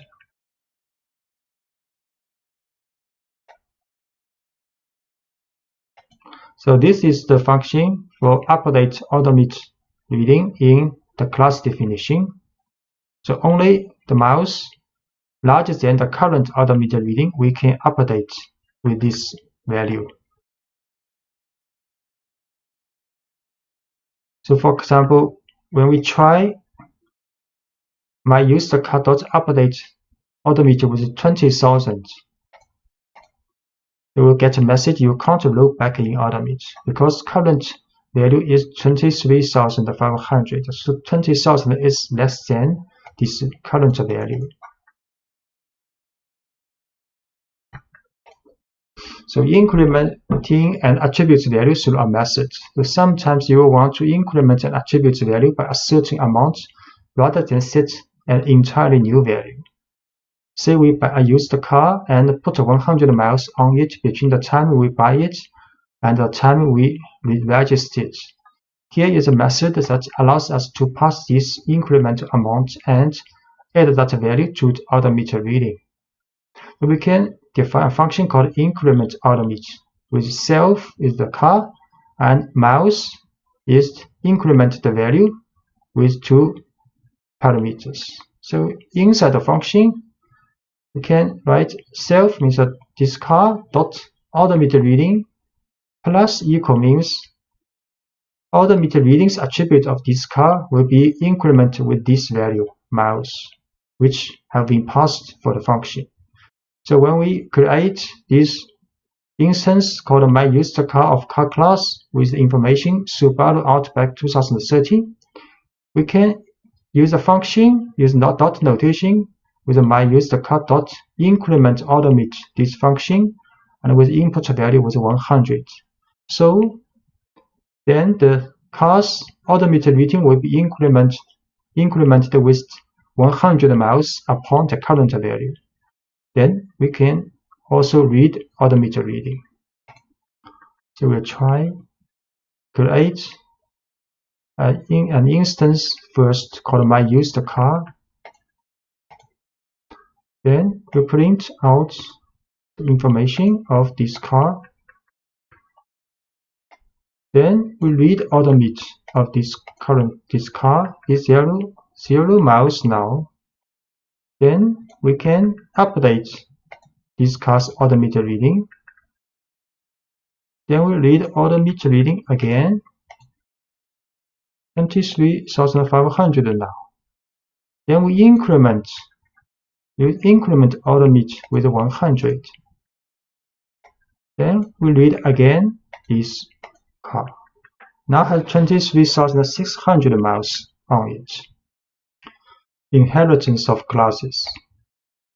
The inheritance, you don't always have to start from scratch when writing a class. If the class you're writing is a specialized version of another class you wrote, you can use inheritance. So when one class inherits from another, it automatically takes on all the attributes and methods of the first class. The original class is called the parent class, and the new class is the child class. The child class inherits every attribute and method from its parent class, but is also free to define new attributes and methods of its own. So, the initial method for a child class. The first task Python has when creating an instance from a child class is to assign values to all attributes in the parent class. To do this, the initial method for a child class needs help from its parent class. So as an example, let's model an electric car. An electric car is just a special kind of car, so we can base our new electric car class on the car class we wrote earlier. Then we will only have to write code for attributes and behavior specific to electric cars.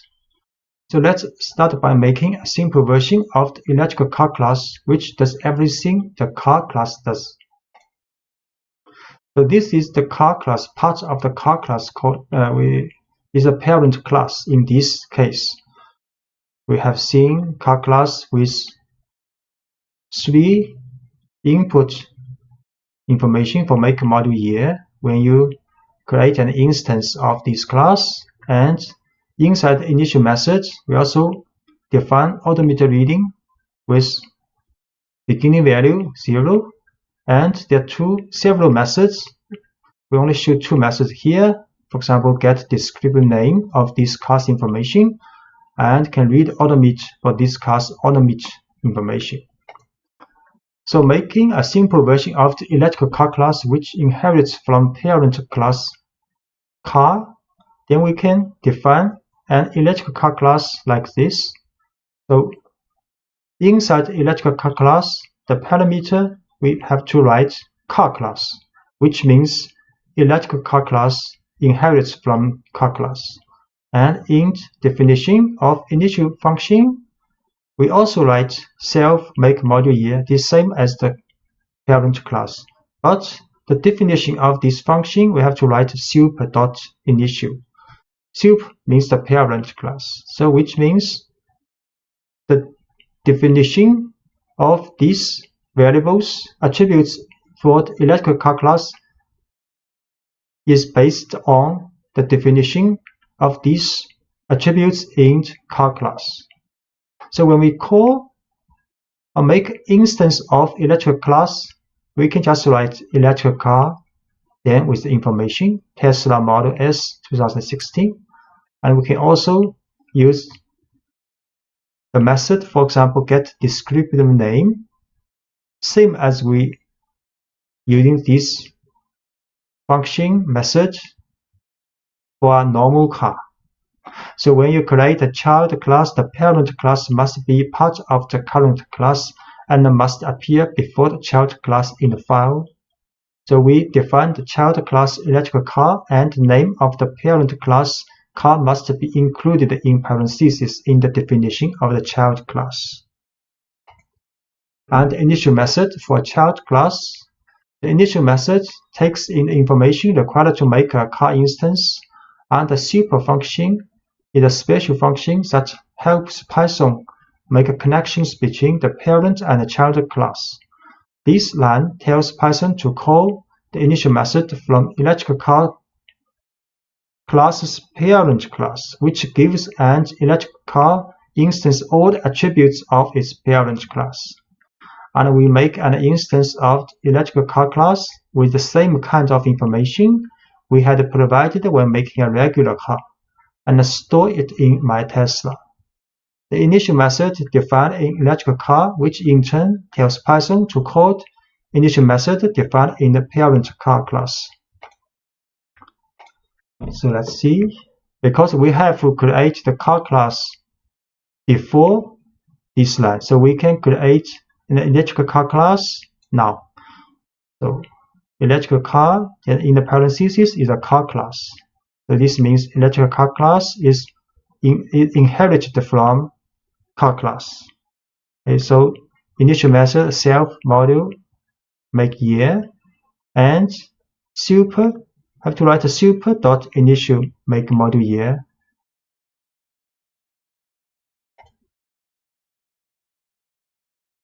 Then we can call and make an instance of electric car now.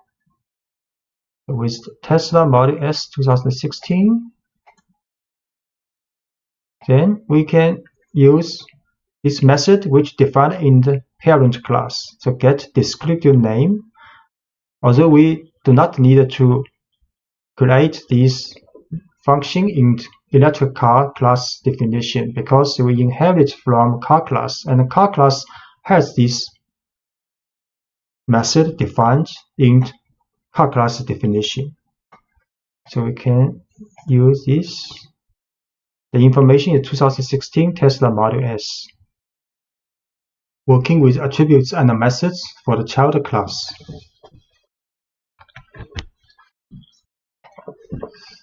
So defining attributes and methods for the child class. So once you have a child class that inherits from a parent class, you can add any new attributes and methods necessary to differentiate the child class from the parent class. So let's add an attribute that's specific to electric car, a battery, for example, and a method to report on this attribute.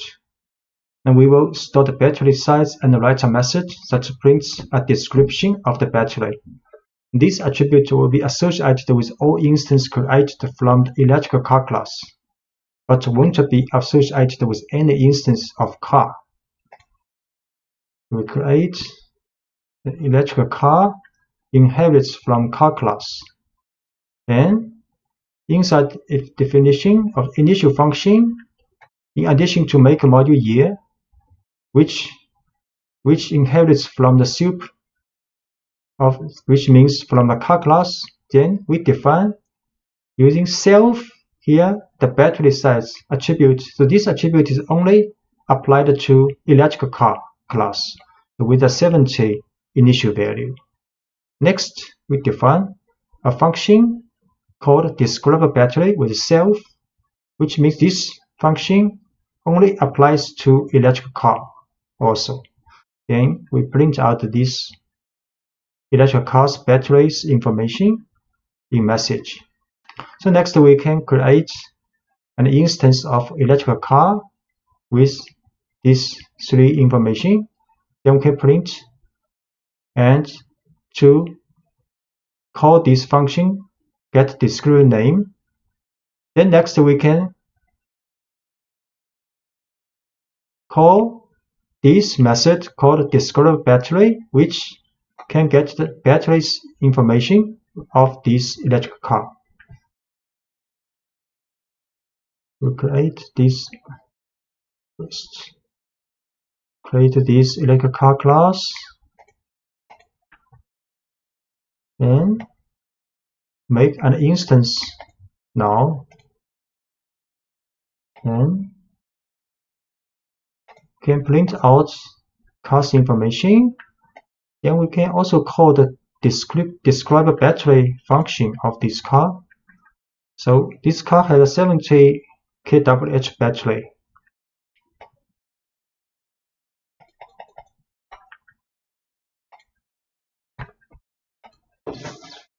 So overriding methods from the parent class. So you can override any method from the parent class that doesn't fit what you are trying to model with the child class.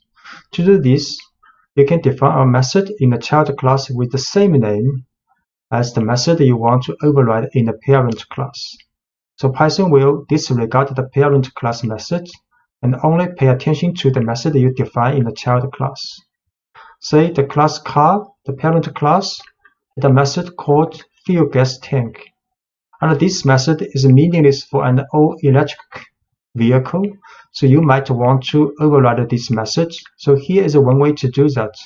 You can define a function with the same name in class electric car here and print a message for this function's definition.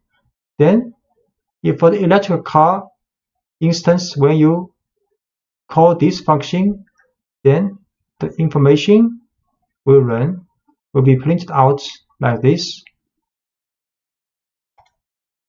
And instance as attributes. So when modeling something from the real world in code, you may find that you are adding more and more detail to a car. You will find that you have a growing list of attributes and methods, and that your files are becoming lengthy. In this situation, you might recognize that parts of one class can be written as a separate class. So you can break your large class into smaller classes that work together. For example, if we continue adding details to the electrical car class, we might notice that we are adding many attributes and methods specific to the car's battery. So when we see this happening, we can stop and move those attributes and methods to a separate class called battery. Then we can use a battery instance as an attribute in the electrical car class. So what this means, you can see, you can create a battery class. There are lots of information associated with this battery class. So first, define initial method function for this battery class. So there's an attribute called battery size created, and battery size initial value is 60. Then we can describe this battery function created, then show the battery size. You can also define a function called getRange. GetRange. So if battery size is 60, the range is 140. So if the size is 55, the range is 155. Then we can print out the message of the range of this battery.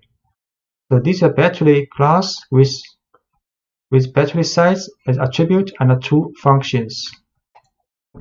Then next we can create an electrical car class inside the initial function definition.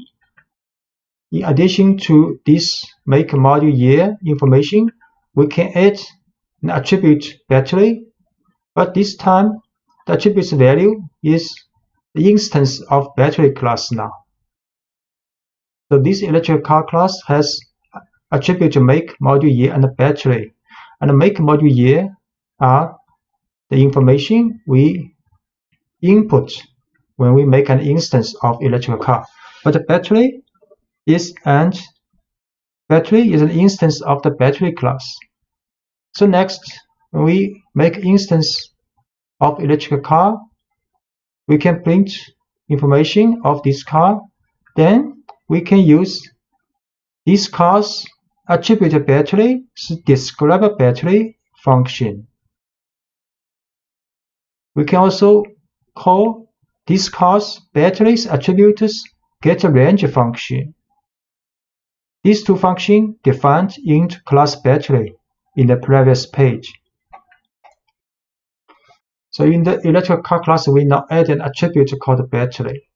This line tells Python to create a new instance of battery with a default size of 60, because we are not specifying a value, and store that instance in the attribute battery. This will happen every time the initial method is called, and the electrical car instance will now have a battery instance created automatically. Then we create an electrical car and store it in the variable myTesla. But when we want to describe the battery, we need to work with the car's battery attribute and methods. So these two lines use dot notation. myTesla's battery dot describe battery is a function defined in class battery. Similarly, myTesla.battery dot getRange, this function defined in class battery. So we show this, create a class called battery.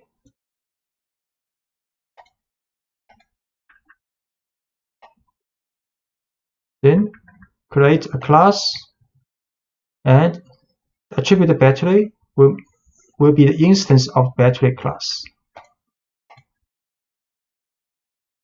Then after this class has been created, we can make instance of electrical car.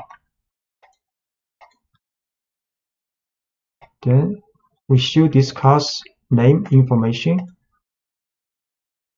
Then we describe battery, show this class battery information,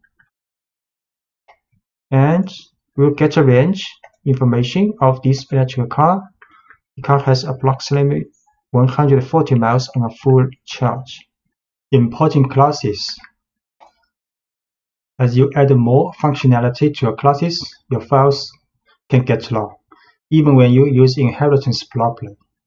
In keeping with the overall philosophy of Python, you will want to keep your files as uncluttered as possible. To help, Python lets you store classes in modules and then import the class you need into your main program. So we can, for example, import a single class. Let's create a module containing just a car class. This module file will be named car.py, and the car class is stored in this module file. The module file car.py is put in the same directory of your working source file. So this is part of the file, module file car.py. Inside this file is a class definition for car, which we have introduced in the previous lectures. Then in your working source file, you can import car from module. So this car is a class from module car.py. So from car, import car. So this is the file name without the .py. The file name, module name, then import this class. So next we can make an instance of this car, and we can also print out this instance's descriptive information.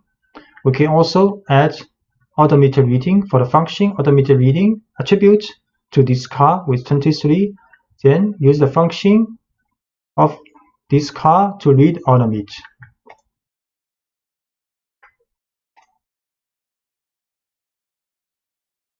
So we first set a working directory because this file called car.py stored in this working directory. Next we import from this car module, import this car class.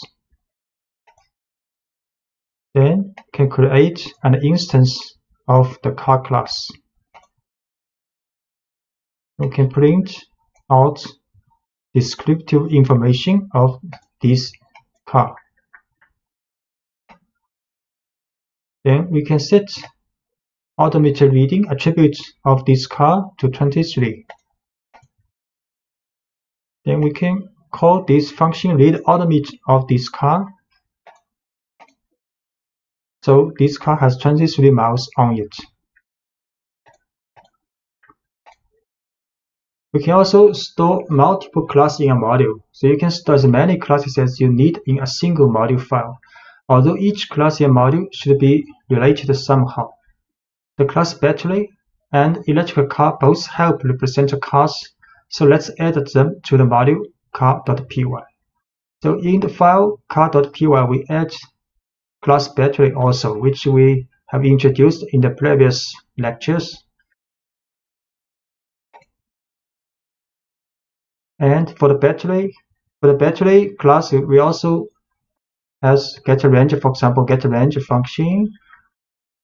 And we also store electrical car class in this file, car.py.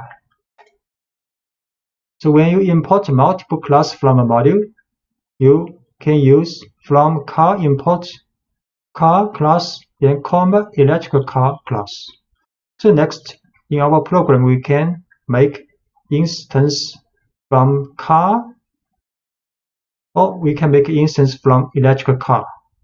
And we can also print out attributes or information of this car and attribution of this electrical car. So we see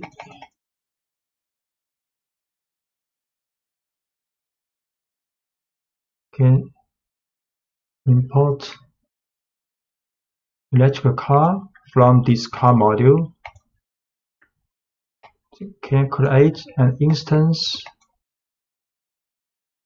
and print out descriptive information of this electric car, and we can print out descriptive battery of this electric car. We can also run this, call this function getRange of the battery attribute of this car. So import multiple class from this module. Then we can create a normal car with information Volkswagen Beetle 2016. Then print out descriptive information of this car. Then we can create an electric car instance called My Tesla. We can print out name information, model information of this car. So we can also import an entire module. So you can import a car. This is a car's file name, module name. So import a car. Next, when we create instance of car class, we have to write car dot this car class. So this is the module name. This dot notation dot class name with information. Similarly, we can create an electrical car. Use car is the module name dot electrical car is the class name, and we can also show the information. So we import. This time we import the whole entire module. Import car. Then we can create a normal car instance. Use the car dot car class, and you can print out the descriptive name information of this car.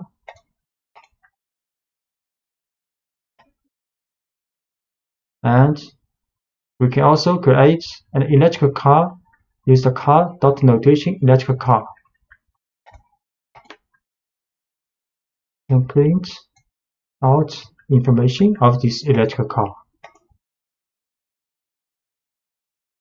Reading from a file.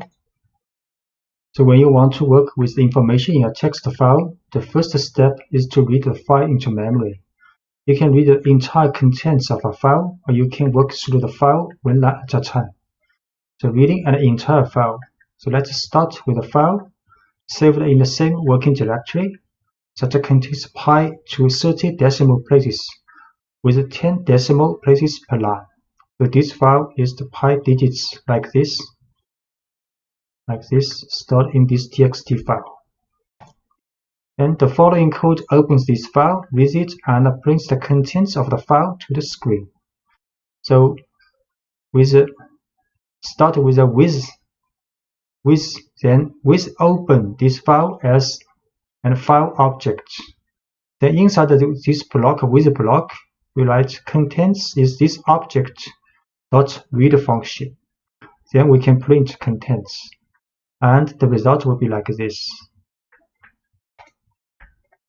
So we first set working directory.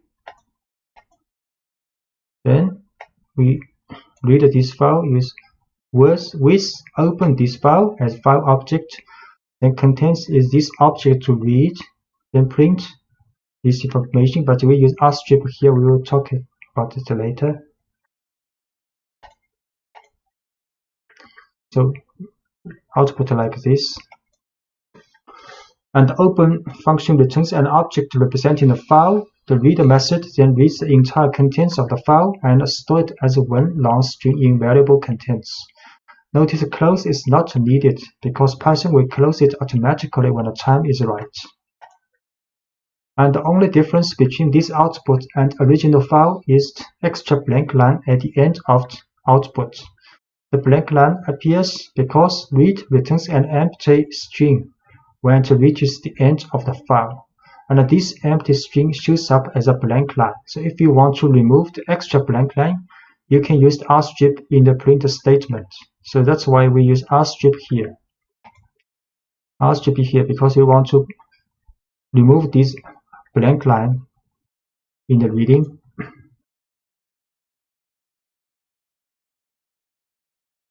The file path. Sometimes, depending on how you organize your work, the file you want to work won't be in the same directory as your program file. To get Python to open files from a directory other than the one where your program file is stored, you need to provide a file path which tells Python to look in a specific location on your system. So we use a relative file path can tell Python to look for a given location relative to the directory where the currently running program file is stored. So on Linux and OS X system, you have to write, for example, with open test. Test is a directory relative to your current working file. Then the file stored in this directory as open as file object. On Windows system, you use a double backslash instead of a forward slash in the file path. You can use with open test to double backslash, then this file name as file object. So now the file is stored in the test location relative to this working file. So we can run this because we use a Windows system. So we open this file as file object and can then read this file and print out. It also works. And you can also use an absolute file path to tell Python exactly where the file is on your computer regardless of where the program that's being executed is stored. So on Linux and OS system, you can use like this for the absolute path. And on Windows, you can use, for example, the Python beginning course and a test with this file. So I try to use absolute path. So file path create first as absolute path a string. And we can open this file as file object, then read file and print. Also works. And read line by line. You can use a for loop on the file object to examine each line from a file one at a time. For example, this is file name. You can open this file, then inside the with block, write a for loop. For line in file object, then print this line. Read line by line. File pass first. Then with open this file, then read line by line. For line in object, print this line. So every line is printed out. And these blank lines appear because an invisible new line character is at the end of each line in the text file. The print statement adds its own new line each time we call it, so we end up with two new line characters at the end of each line, one from the file and one from the print statement. So we can use rstrip on each line in the print statement to eliminate these extra blank lines. So we can use rstrip here also to remove the extra blank line. Rstrip here this time. So now it's much better.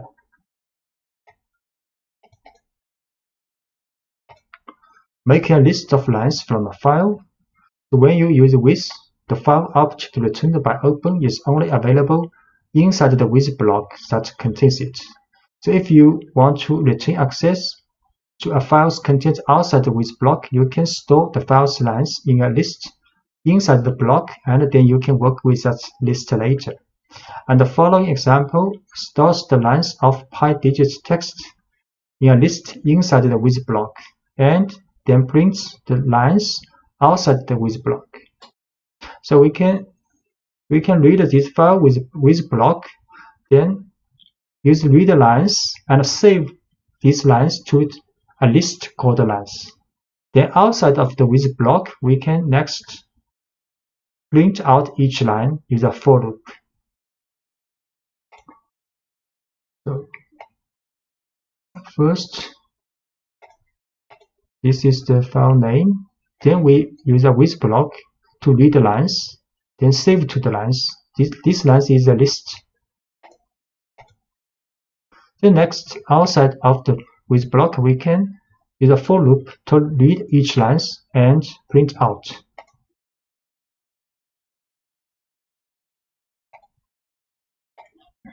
Working with the file's contents, after you have read the file into memory, You can do whatever you want with that data. So let's briefly explore the digits of pi.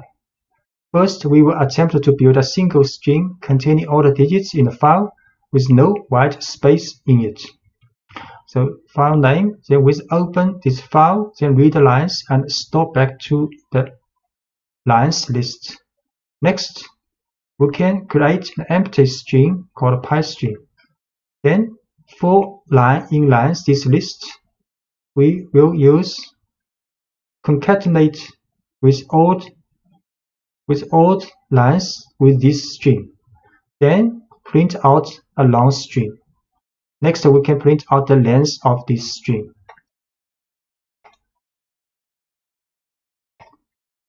So, file name.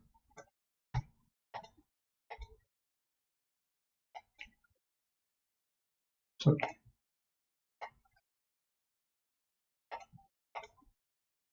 name.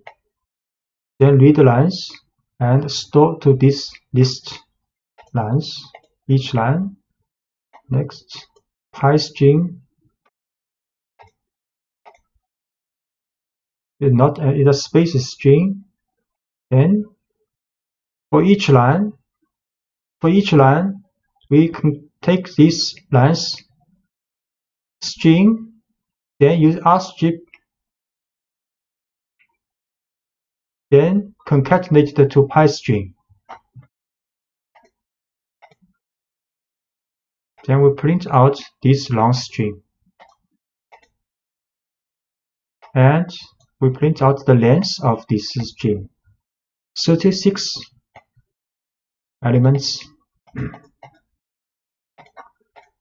And the variable pi string contains the white space that was on the left side of the digits in each line, but we can get out that by using the strip instead of rstrip.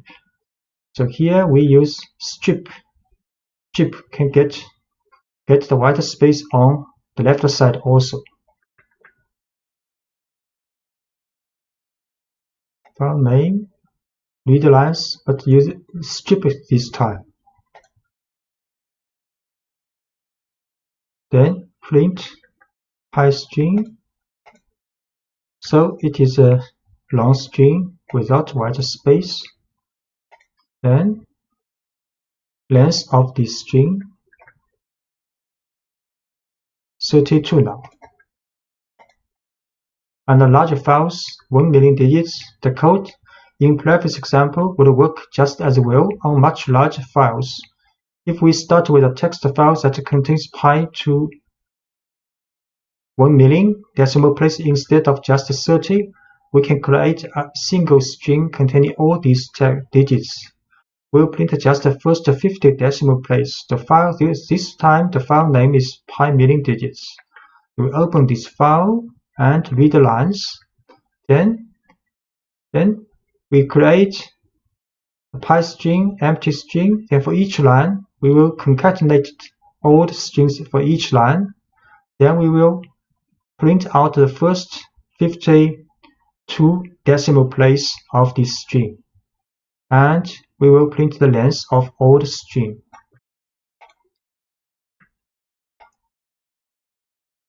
So this file name. Then with open, we read this file for each line to a list. Then create an empty string. Then for each line, we get the string out and concatenate it together. But with the strip for to remove the white space. Then we print out the first 50 decimal places for this long string. And we print the length of the whole string. 1 million 2 because 1 million decimal place. So next we can test, is your birthday contained in pi this string? So let's use the program we just wrote to find out if someone's birthday appears anywhere in the first million digits of pi. We can do this by expressing each birthday as a string of digits and seeing if that string appears anywhere in pi string. So we can use the input for user to input your birthday.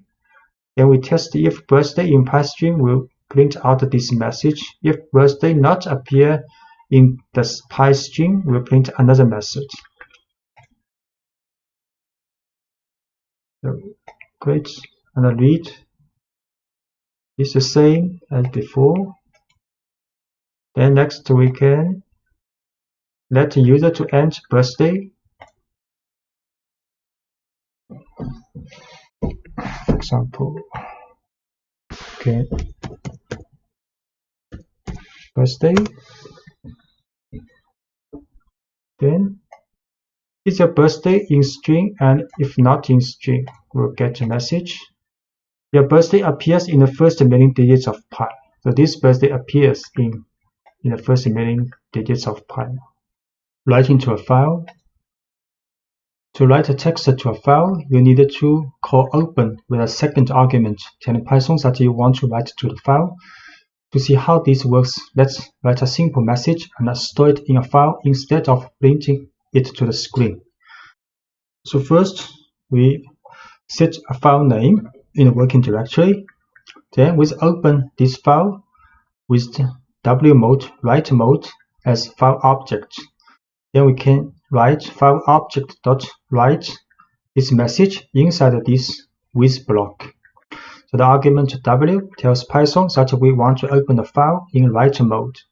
You can open a file in read mode with R, write mode with W, and append mode with A. One mode that allows you to read and write to the file with R+. If you omit the mode argument, Python opens the file in read-only mode by default. So we set the file name. Then we open this file with the write mode, then write a message.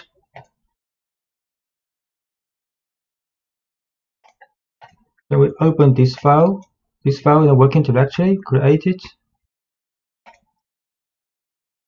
Put the message in this file now. The open function automatically creates the file you are writing to if it doesn't already exist. However, be careful opening a file in write mode W, because if the file doesn't exist, Python will erase the file before returning the file object. Python can only write strings to a text file. If you want to store numerical data in a text file, you will have to convert the data to string format first using the str function.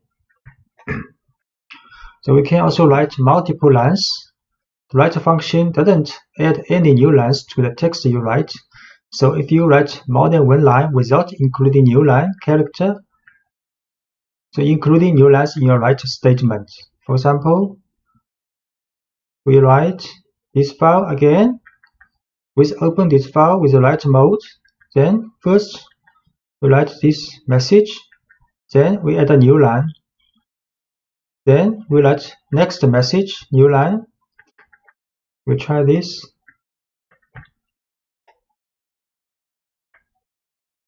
In this file, then write two lines message. Then we open this file.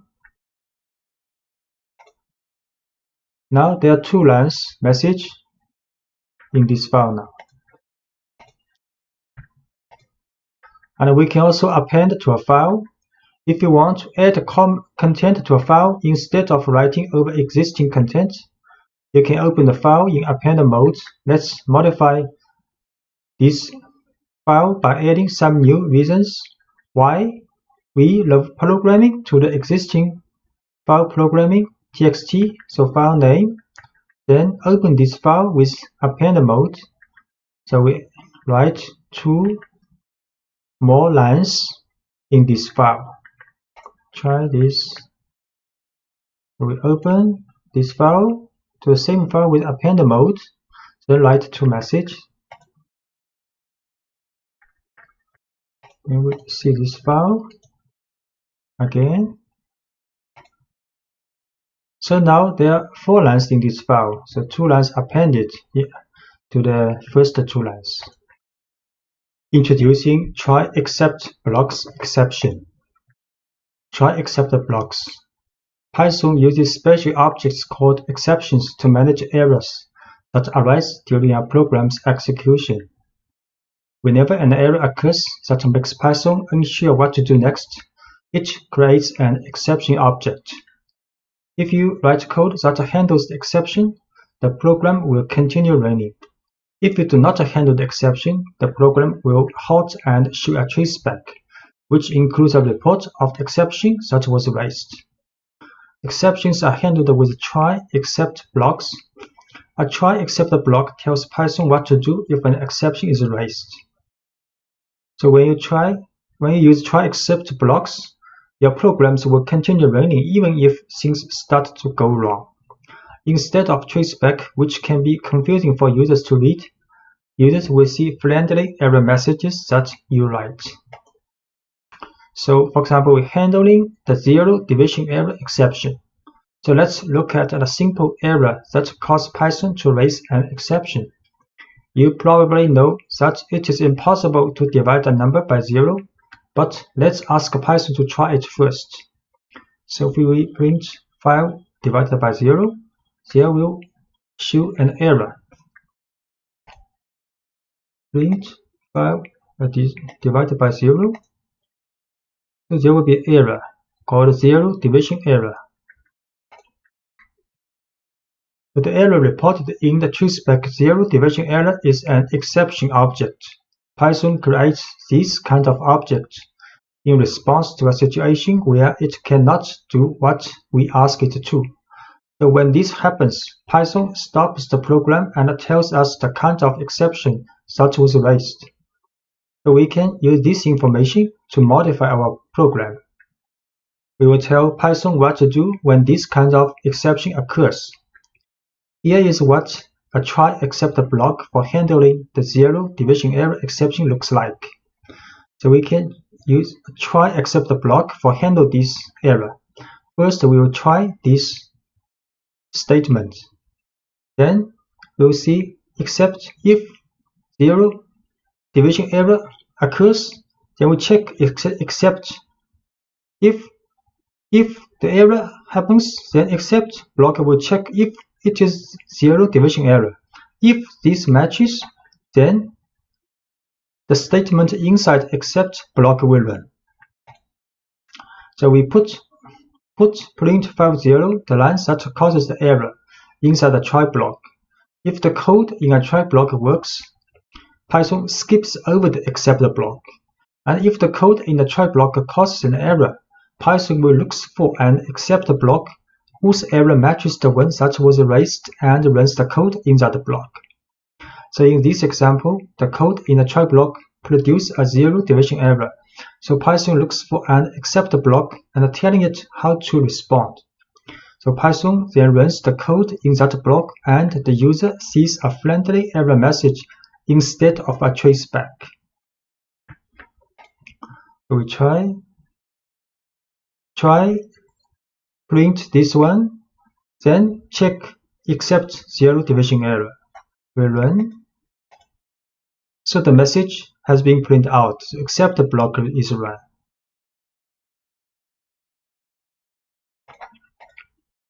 We can use try except else to prevent crashes.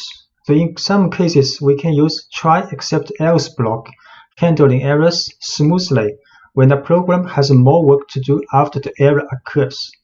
This happens often in programs that prompt users for input. If the program responds to invalid input abruptly, it can prompt for more valid input instead of crashing. So let's create a simple calculate that does only division. We can make this program more error resistant by wrapping the lines that might produce errors in try except else block. So the error occurs on the line that performs the division, so that's where we will put the try except block. And this example also includes an else block. So any code that depends on the try block executing successfully will go in the else block. We print a message, then print another message, then if while true, let the user to input first number. If user input first number equals to Q, then the while loop will break. Then second number is also an input by user. Next, we'll run a try except else block. So in the try is division between int value of int value first number divided by int value of second number.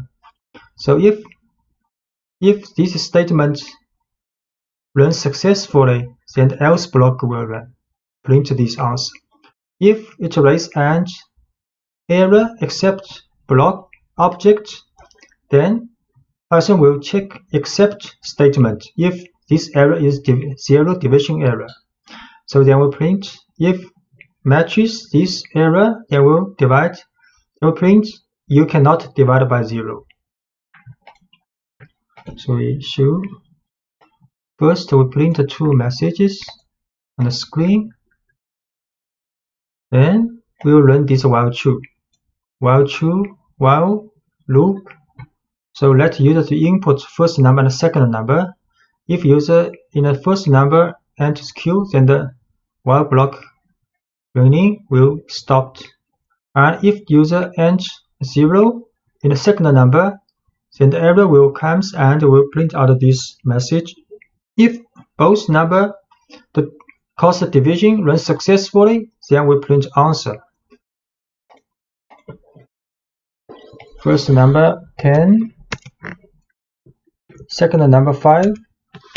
Then the answer printed and while loop runs again. First number 100, second number 3 also runs successfully. Then first number 19, second number 0. Then you can't divide by 0. Message is printed out. Then the while loop is not stopped. You can also try next. First number, for example, write Q, then stopped while loop. So handling the file not found error exception. So one common issue when working with files is handling missing files. The file you are looking for might be in a different location. The file name may be misspelled, or the file may not exist at all. You can handle all of these situations in a straightforward way with a try except block. So let's try to read a file that doesn't exist. The following program tries to read in the content of Alice in Wonderland, but file Alice1 text has not been saved in the same directory as the current working source file. So we try to read this file, but this file does not exist. We'll see how it happens. So file is alice1.txt. We open this file, then try to read this file. The file not found error happens. So Python cannot read a file from a missing file, so it raises an exception. No such file or directory. So to handle it, you can use a try block that will begin just before the line that contains open to look for and accept blocks that matches that error, and the result is a friendly error message instead of a traceback.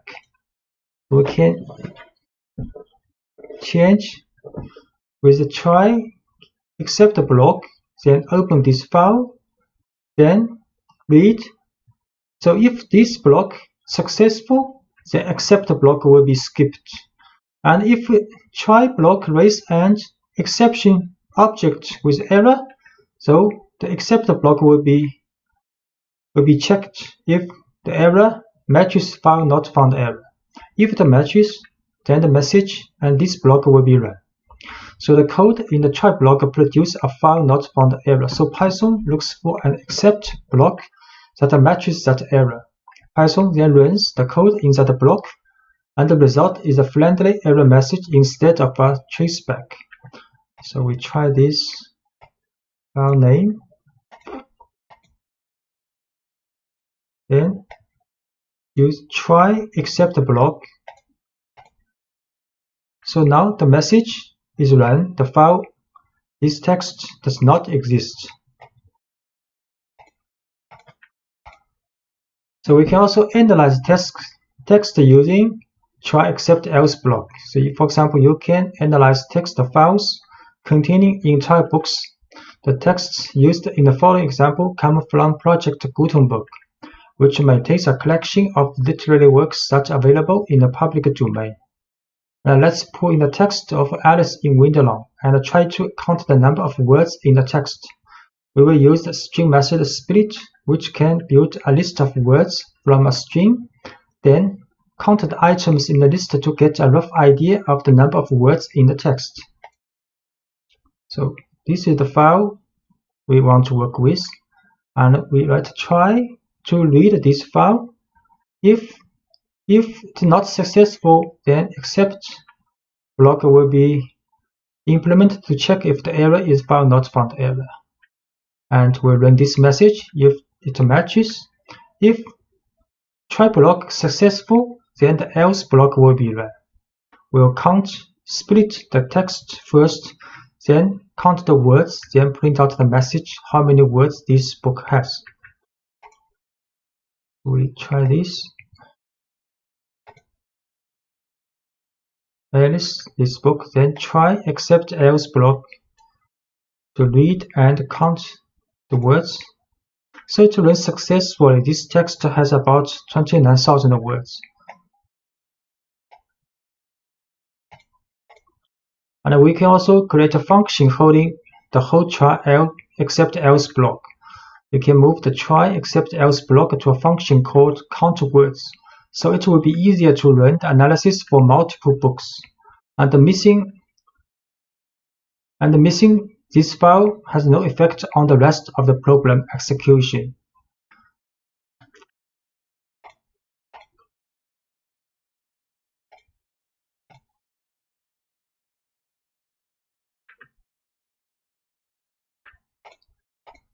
So we can create a function. The function actually we put the previous page's try except else block in this function called count words.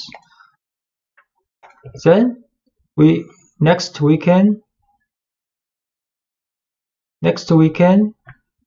try to read several books using a for loop and count words. In the working directory, we have these 4 books. So we run this function first. Count words, create this function. Then we create a list with 4 books inside. And we intentionally write a wrong name for this book, Cinderella. Actually, the book is called Cinderella.txt, but we add 1 here to see how it is going with this file. So next is a for loop to call this function for each of these 4 books. So you can see the file Alice text has about 29,000. It's okay. But for the second book, Cinderella, the file Cinderella.txt not exist. And the next 2 books also works and count the words. So there's quite a friendly message and smoothing working learning for the program with try except else block. Using try except else pass and finally in Python. So let's first review how the try and except works. First, the try clause is executed. If there is no exception, then only try clause will run, except clause will not get executed. If any exception occurs, the try clause will be skipped and except clause will be checked. If any exception occurs and matches the except statement, the except block will run. If the exception does not match the except, then the execution stops. A try statement can have more than 1 except clause. And using try except else and finally in Python. So try this block will raise an exception if there is an error. Except here you can handle the error if it matches, and else block runs only if the try clause does not raise an exception. Finally block always gets executed either exception is generated or not. So we see an example called division x by y. It's a function called division x by y. Say inside the function, first try this division, then if this has error, then we'll check accept the block if it is 0 division error. If it's a matches, then you will show the message you are dividing by 0. And if try block has no error, then else block will be run. And finally block will always be run either there is an exception object raised or try block successfully run. So we try to do this, divide 3 by 2 and 3 by 0.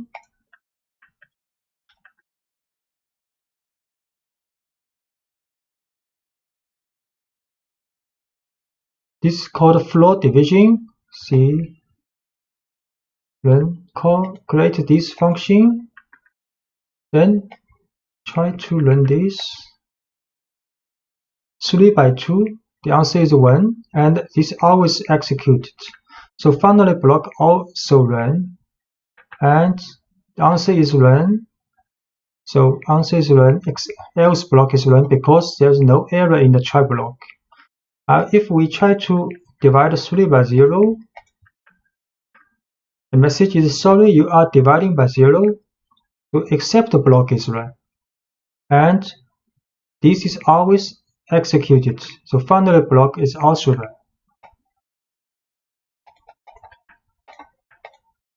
And we can also let it fail silently. So sometimes you will want the program to fail silently when an exception occurs and continue on as if nothing happened.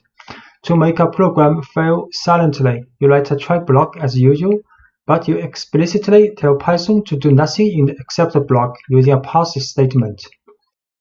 So else blocks runs only if the try clause does not raise an exception, and the finally block always gets executed either exception is generated or not.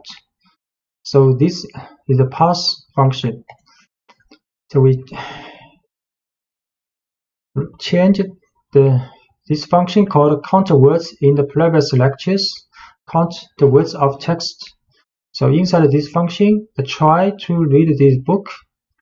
Then int except block if the error is found not found error, and we pass here. Then in the else block, we count the words and print out the message. So we should first create this count words function. Then we create a list of 4 books, but with this name intentionally add 1 here. So this book does not exist in the working directory. Then in a for loop to read each book and count words. So you can see the first book has about 29,000 words working correctly. The second book, because it's not found, so Python runs silently, does not show any information about this book. The next 2 books implementation work correctly. NumPy is a basic package for scientific computing with Python and especially for data analysis. In fact, this library is the basis of a large amount of mathematical and scientific Python packages, and among them the pandas library, which is specialized for data analysis and fully developed using the concepts introduced by NumPy. And in fact, the building tools provided by the standard Python library could be too simple or inadequate for most of the calculations in data analysis. So having knowledge of the NumPy library is important to being able to use all scientific Python packages, and particularly to use and understand the pandas library. NumPy is currently the most widely used package for the calculation of multi-dimensional arrays and large arrays. In addition, the package comes with a range of functions that allow you to perform operations on arrays in a highly efficient way and perform high-level mathematical calculations. So installation and import of numpy. Generally, this model is present as a basic package in most Python distributions. However, if not, you can install it later. In Anaconda prompt, you can install numpy by printing conda install numpy. Once numpy is installed on your distribution, to import the numpy module within your Python sessions, for example like Anaconda spider, you can write the following: import numpy as np.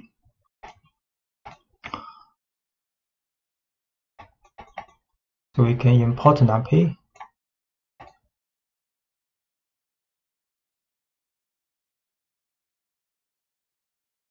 In the array, the heart of the numpy. The numpy library is based on one main object called n-the-array, which stands for n-dimensional array. This object is a multi-dimensional homogeneous array with a predetermined number of items.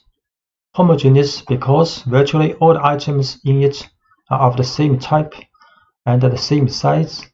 In fact, the data type is specified by another numpy object called dtype. So each n-the-array is associated with only one type of dtype, and the number of the dimensions and items in an array is defined by its shape, a tuple of n positive integers that specifies the size for each dimension. The dimensions are defined as axes and the number of axes as a rank.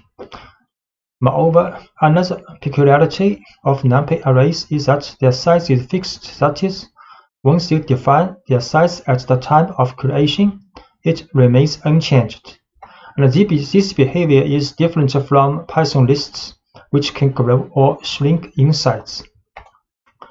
So the easiest way to define a new n-the-array is to use the array function, passing a Python list containing the elements to be included in it as an argument. So we can create an array using np.array 1, 2, 3 and a list. So A will be an array with 3 elements. So we can create this array, one-dimensional array with 3 elements. And we show this array 1, 2, 3. And you can easily check that a newly created object is an n-the-array by passing the new variable to the type function, type A. So we can show type A is a numpy's n-the-array. And you can, in order to associate the type dtype to the newly created n-the-array, you have to use the dtype attribute. So we can use the dtype attribute to this array. Dtype, the dtype int 32. It is integer type with 32 bits.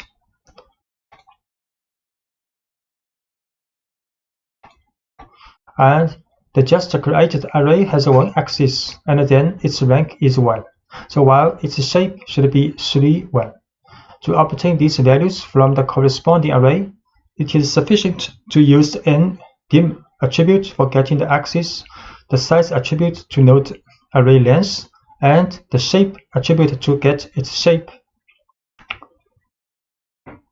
So if we use n-dim to this array, only 1, so one-dimensional, a.size 3 elements, and a.shape 3, so one dimension, the first dimension has 3 elements.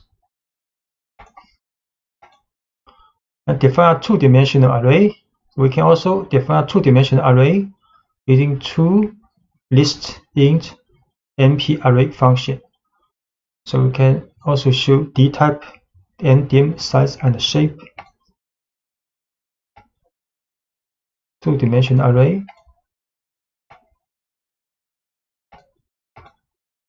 And dtype is float number 64 bits. Dim dimension is 2 now. And the size is 4, because 2 dimension, each dimension has 2 numbers, so total elements is 4. B dot shape 2 by 2, the shape is 2 by 2. To create a new array, you can follow different paths.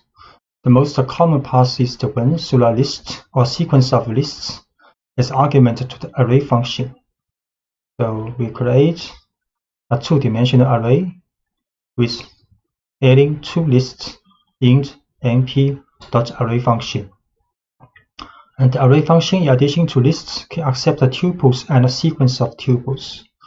So we can also add 2 tuple in the np.array function, or we can add combined tuple and list in the function.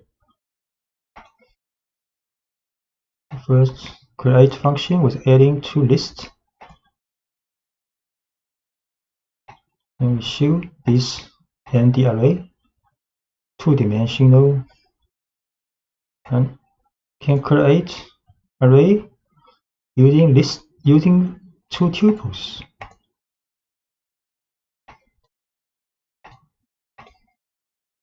Get the same result as using lists. Can also create array using combined list and tuple.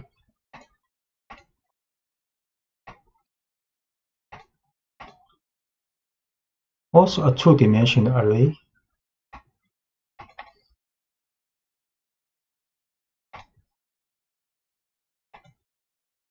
D-type. So numpy arrays are designed to contain a wide variety of data types. We have seen simple integer and float numerical values. In addition, you can use the D-type for strings.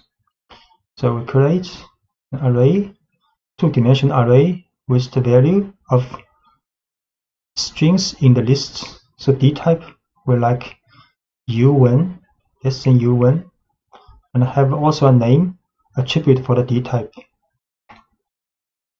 Create this tuple using the string layer of list. Then the D-type U1, and the D-type has a name attribute, string 32. By default, the ND array function can associate the most suitable type according to the values contained in a sequence of lists or tuples. Actually, you can explicitly define the D-type using the D-type option as argument of the function. For example, if you want to define an array with complex values, you can use the D-type option as follows. So if we add the D-type equals complex, so these numbers will be stored as complex number in the array. So create this array. So complex number now stored in the array. The NumPy library provides a set of functions that generate ND arrays with initial content created with different values depending on the function. The zeros function, for example, creates a full array of zeros with dimensions defined by the shape argument, while the ones function creates an array full of ones in a very similar way. So if we write np.033, a 2-dimensional array of 33, and all the values are 0, and similarly write a 3-dimensional array of the shape 2 by 3 by 4 with all the values are 1. And np.arrange 0 to 10 will create a sequence of values between 0 and 10. And arrange 4, 10. So we'll create a sequence of numbers starting from 4 to 10. So np zeros 3 by 3, the shape all values 0 and 1s. All values are 1, 3-dimensional, and sequence number using arrange. So number 0 to 9 created in array, arrange 4 to 10. So the number 4 to 9 created in this array.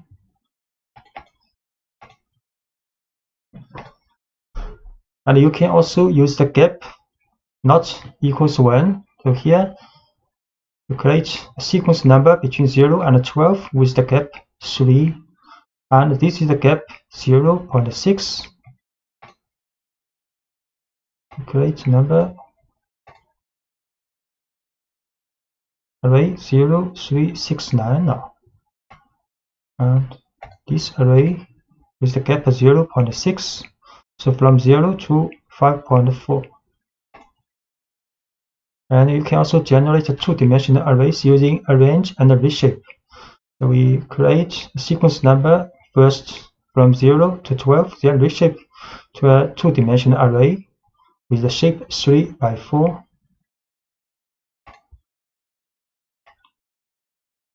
So the two-dimensional array is the number from 0 to 11. The shape is 3 by 4. And line space generates a sequence of numbers based on the number of elements in a third argument. So np.linespace 0, 10, 5 means to create an array with 5 values equally distanced between 0 and 10.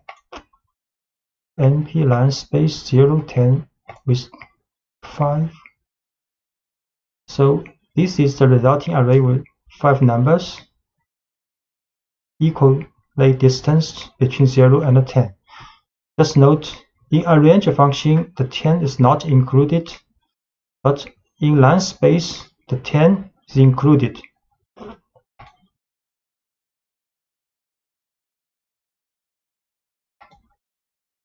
And np.random will generate random float numbers in the interval between 0 and 1. So we can write np.random3 will generate 3 random numbers between 0 and 1, and np.random 3 by 3 will generate two-dimensional array with random numbers between 0 and 1. np.random 3. So 3 random numbers in a one-dimensional array. So this will create two-dimensional array with a shape 3 by 3 with all the values and random numbers between 0 and 1. Arithmetic operators. The most obvious are adding and multiplying an array by a scalar, and these operations are element-wise. Such as, the operators are applied only between corresponding elements. So this is a numpy array with the number from 0 to 3. Then we can add a with 4 or multiply a with 2. Numpy array. So a 0 to 3. A plus 4 will return another numpy array with the elements 4, 5, 6, 7. A multiply 2. So each element will be multiplied with 2 in the new array. And can create another array B with also 4 elements, then A can plus B or A multiply B.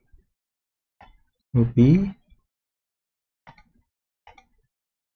is an array with elements 4, 5, 6, 7. So A plus B.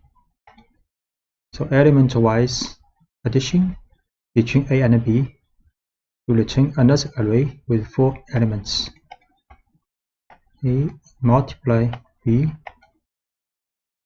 will get also another 4-element array with element each element is the multiplication between the corresponding elements in A and B. And moreover, these operators are also available for functions, provided that the value returned is a numpy array. So for example, you can multiply the array by the sum or the square root of the elements of array B, and they are also element-wise. So assume A and B here have the same shape. So we can A multiply numpy sum function of B, or A multiply the square root of B. A multiply the sum function of B, and the result is also a numpy array with 4 elements.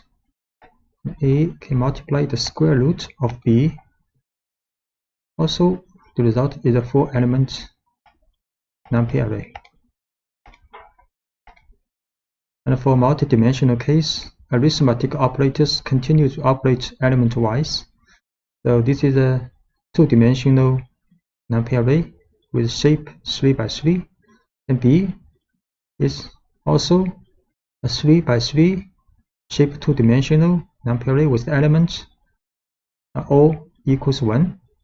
Then A can multiply B element-wise. So we create A first.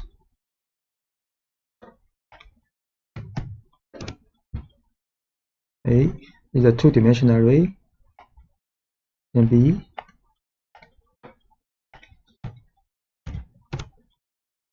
also 2-dimensional array. Then A multiply B element-wise, a 2-dimensional array. And actually the value of each element in the resulting numpy array is same as in A, because B, all elements in B is 1. The matrix product in numpy array, the matrix product is indicated by the dot function. This operation is not element-wise, that is, the result at each position is the sum of the products of each element of the corresponding row of the first matrix with the corresponding element of the corresponding column of the second matrix. So numpy dot A and B is the matrix production A multiply B. You see, so this is the result of matrix multiplication A and B. An alternative way to write the matrix product is to take dot function as an object function of one of the two matrices. So we can also write numpy dot A and B. Also, A is the first matrix, B is the second one. Or A dot B. So these two is the same. Note that since the matrix product is not a commutative operation, the order of the operands is important. So indeed, A multiply B is not equal to B multiply A in the matrix multiplication. So also show A dot B the same results as this one, but we showed numpy dot B and A is not the same.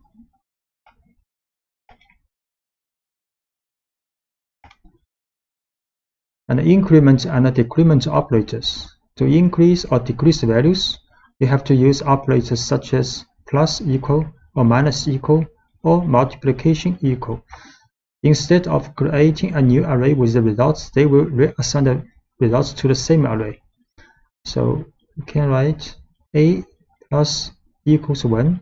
Then the array of A, each element will be added with 1. And similarly, A minus equal 4, each element of array A will be minused with 4. And this will multiply with 4 for each element in A. We create array called A 0 1 2 3, then A plus equal 1. We show again each element has been added with 1. A minus equal 1. We show again A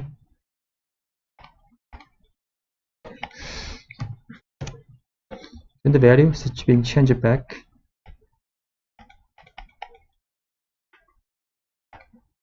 We can also create A 0 1 2 3 A, for example, plus 4, change it to 4 5 6 7, and multiplication to 8 10 12 14 now. And universal functions.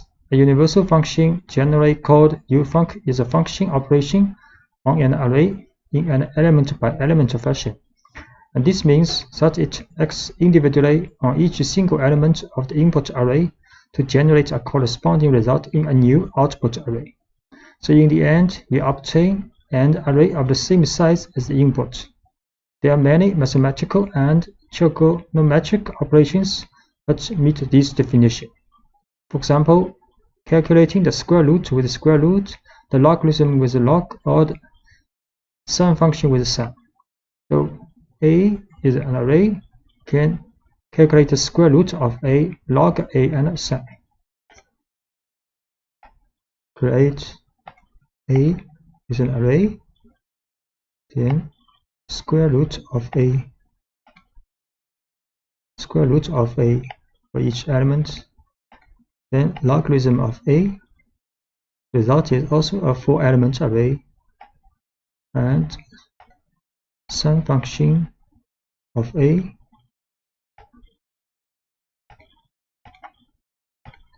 Aggregate function. Aggregate functions perform an operation on a set of values of an array, for example, and produce a single result. So many functions of this kind are implemented within the class and the array. For example, A is an 5-element array, that we can calculate the sum of A, minimum, maximum of A, and mean value of A, or standard deviation of A.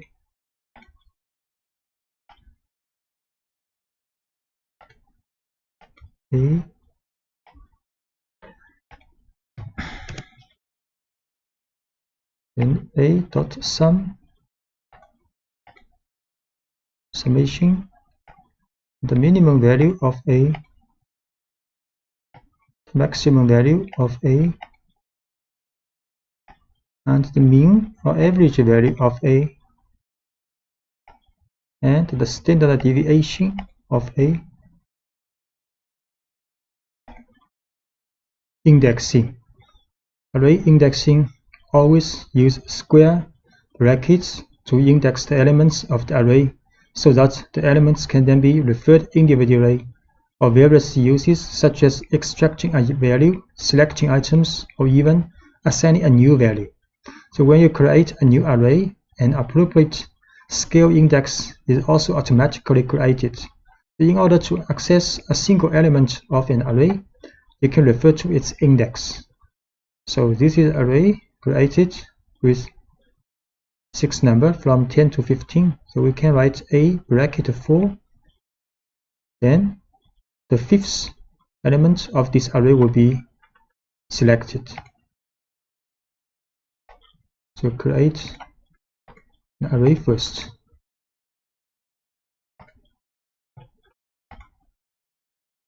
So this array with 6 elements, A bracket 4 will return the 5th element. And numpy array also accepts a negative index. So this index have the same incremental sequence from 0 to -1, -2, and so on. So this is the last element of this array. If we use a bracket minus 1, and this is the first element of this array. If we use bracket minus 6, so a bracket minus 1, 15 returns, a minus 6, so 10 is returned. To select multiple items at once, you can pass array of index in square brackets. So we can pass an array inside these brackets with 1, 3, 4. Then 3 elements of the array will be returned. The 3 elements 11, 13, 14 of the array are returned. So moving on to the two-dimensional case, they are defined by 2 axes, where axis 0 is represented by the rows and axis 1 is represented by the columns. Thus, index in this case is represented by a pair of values. The first value is the index of the row, and the second is the index of the column. So for example, this is a two-dimensional array with shape 3 by 3. So a bracket 1, 2, we select the element in the second row and third column. We create an array first.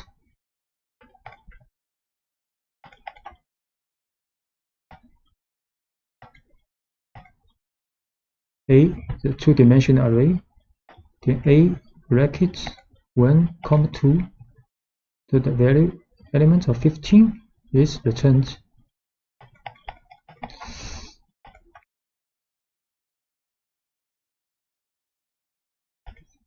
Slicing allows you to extract portions of an array to generate new arrays.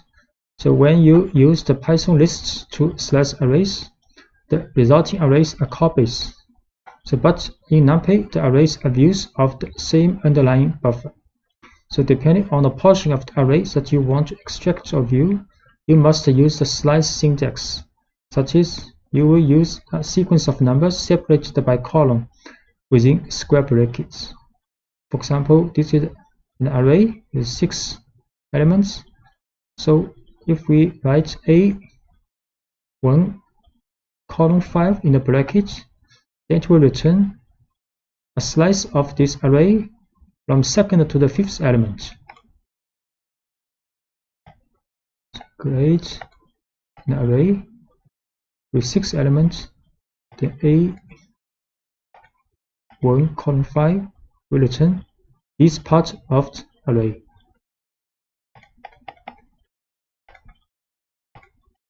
And you can use the third number in the bracket to find a gap in the sequence of the elements. So if we write A bracket 1, 5, 1, 2, this last 2 means the gap of the elements returned. So array will return an array with 11, then 13. So the difference between these two are 2 for this element. So A1, 5, 2, this will return 11 and 13. In the slicing bracket, if you omit the first number, NumPy implicitly interprets this number as 0. That means from the initial element of the array. If you omit the second number, this will be interpreted as the maximum index of the array. And if you omit the last number, this will be interpreted as 1 for the gap. So if we do not write the first and second element in the bracket, then it means from the first to the last element of this array with the gap 2. Then it will return an array with 3 elements 10, 12, 14. Similarly, this will start from the beginning to the 6th element of the array and with a gap 2. Actually, the result is the same as this one. And this will from the beginning to the 5th element, but with gap 1. So A, 2, 10, 12, 14. A column 5 column 2,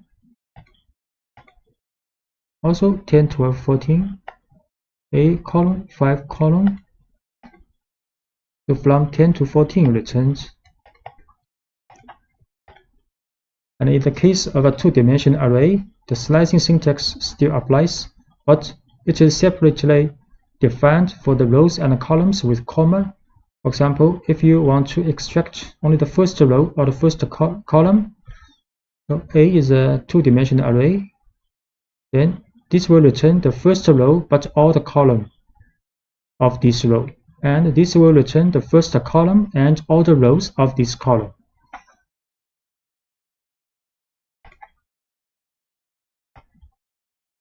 So A is a two-dimensional array.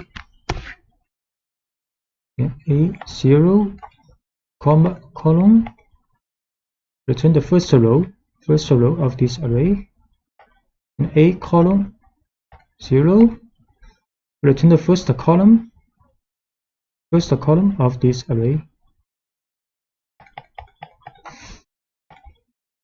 And if you want to extract a smaller matrix, you need to explicitly define all intervals with index that define them. So, for example, A 0 to 2 and comma 0 to 2, it will return the first two row and the first two column of this array. So it's a smaller array. And if we want to write, if we write bracket 0 to the first and third row and the first to second column, this part of array will be returned. So we'll see this one, first two row, first two column, this part of array returns. This is the first and third row and first two column will be returned.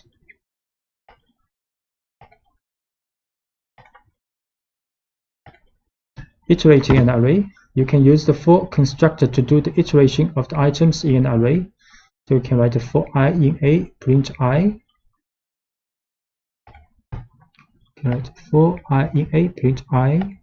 But similar as numpy's for loop in the list, but similar as the for loop for the list. So if you apply the for loop to a matrix, it will always perform a scan according to the first axis is a row. So if we write a for row, A is a two-dimensional array, print a row, then each row of this matrix two-dimensional array will be print out. So we can write for row in A, print row, and row by row, print out. And if you want to make an iteration element by element, you can use the following constructor using the for loop in A.flat. So A.flat will get all elements of this two-dimensional array and put in an one-dimensional array, then print this item out. Write A.flat for elements. So element by element, each element printed out from this two-dimensional array. And if you want to launch an aggregate function that returns a value calculated for every single column or on every single row, there is an optimal way that leaves it to numpy to manage the iteration. You can use apply along axis function. So this function takes three arguments: the aggregate function, the axis on which to apply the iteration, and the array. So if the option axis equals 0, then iteration evaluates the elements column by column along the column, whereas if axis equals 1, then iteration evaluates the elements row by row. So for example, you can calculate the average values first by column and then by row. So if you write numpy dot apply along axis mean x0 array A, you see how it's going. And if we set axis 1, so we should matrix A first, 3 row, 3 column, So we apply a mean value for x is 0 for this matrix. Mean value 13, 14, 15. Actually, it's along the column. So along the column, by column, then we mean value x is equals 1. So along the row.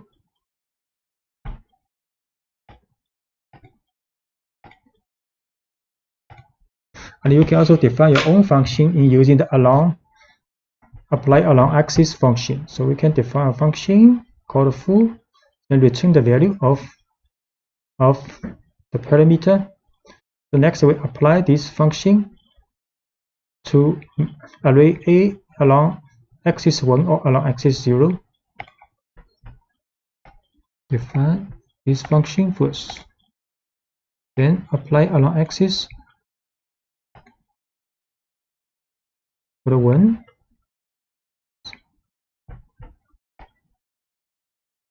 And apply this function to 0. Actually, the result will be the same because you divide elements by 2 along the row. It's same as you dividing elements by 2 along the column. And the conditions and the Boolean arrays. An alternative way to selectively extract the elements in an array is to use the conditions and the Boolean operators. Suppose you wanted to select all the values that are less than 0.5 in a 4x4 matrix containing random numbers between 0 and 1. So A is a matrix, two-dimensional array with a random number between 0 and 1. So we can get a Boolean array with same dimension. Then write A less than 0.5. Next, we can use this condition to select elements of this array. So create this array first, random number between 0 and 1, 4x4 dimension, 4x4, the shape A less than 0.5, it's the same dimension, Boolean matrix. We can select condition. Now it is a one dimensional with all the values meeting this condition in array A. Shape manipulation. During the creation of a two-dimensional array, it is possible to convert a one-dimensional array into a matrix using reshape function. Reshape function returns a new array and can therefore create new objects. So this is one-dimensional array with 12 elements, and we can write A.reshape to 3x4 two-dimensional array. A is a one-dimensional array, the random number, 12 random number, and we create another array using reshape to 3x4. We choose this array. Now the dimension is 3x4 two-dimensional array. And you can also use a tuple to modify the shape of an existing array. We can also write A.shape and assign a two-dimensional array in a tuple. So we assign the shape to A, then we show A again. Now A is two-dimensional array, and the inverse operation is also possible, such as you can convert a two-dimensional array into a one-dimensional array by using the level function. We use the level function to A, and so A is now is one-dimensional again. And even acting directly on the shape attribute of the array itself, you can also write A shape to 12. You can also first create again A as two-dimensional array. Then we assign the shape to 12. So A is one-dimensional array now. And if you want to transpose a matrix which is inverting the columns with the rows, you can use numpy's transpose function. We can transpose A. So A's value has been transposed, and now the A's dimension is 4 by 3. So 4 rows, 3 columns now. The join arrays, you can merge multiple arrays to form a new one that contains all of the arrays. NumPy uses the concept of stacking, providing a number of functions in this regard. For example, you can perform vertical stacking with the vstack function, which combines the second array as new rows of the first array. By contrast, the hstack function performs horizontal stacking. That is, the second array is added to the columns of the first array. So A, B are two arrays, both have the shape 3 by 3. So we can vstack AB, then it will be a new array with shape 3 by 6 by 3. And hstack AB will create a new array with the shape 3 by 6. So A, B, the two array. A, B, both 3 by 3, then NP vstack AB. So the shape in the new array is 6 by 3. So array B has been added to the rows of the resulting array. And hstack AB, you see the array A and array B is being stacked, and the dimension is 3 by 6 now. Two other functions performing stacking between multiple arrays, a column stack and a row stack. These functions operate differently than the two previous functions. So generally, these functions are used with a one-dimensional array, which are stacked as columns or rows in order to form a new two-dimensional array. So can create 3 array all by one dimension. Then we can use column stack ABC or row stack ABC, row C. So ABC, 3 one-dimensional array. Then we can column stack ABC. So they now become a two-dimensional array. The row, each row represents,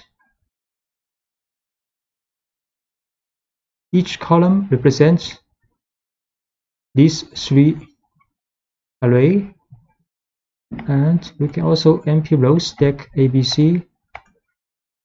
So this also is a 3 by 3 two-dimensional array, and with each row represents ABC.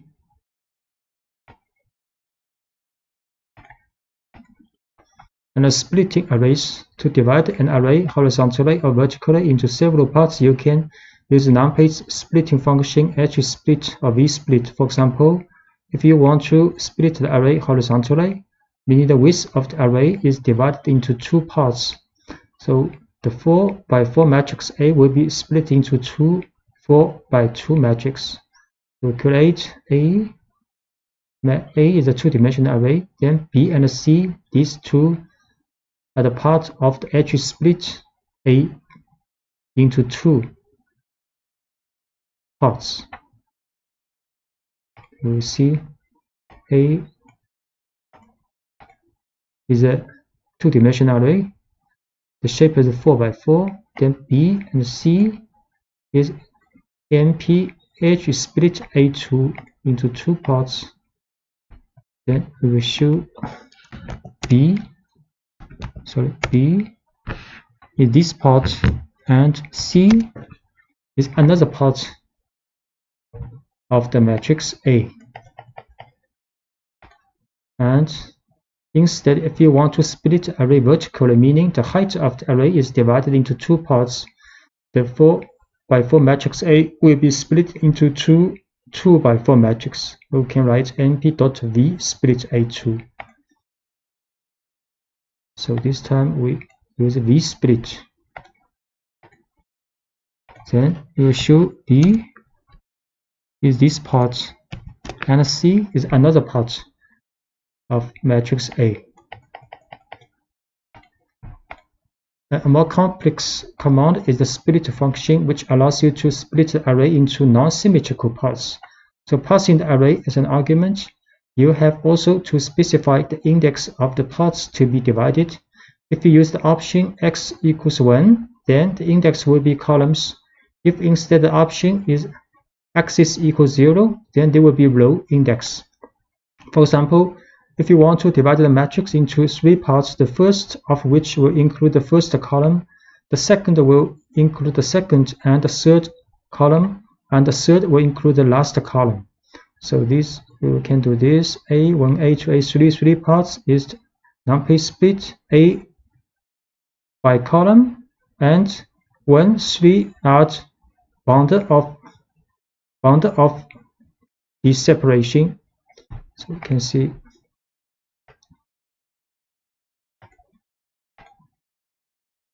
So A1 is this part, A2 is 2 and 3 column, and A3 is the last column of matrix A. And similarly, you can also do the same thing by row. So this time we can split by the row, with first row and second to third row, then the last row of matrix A. Copies or views of numpy arrays.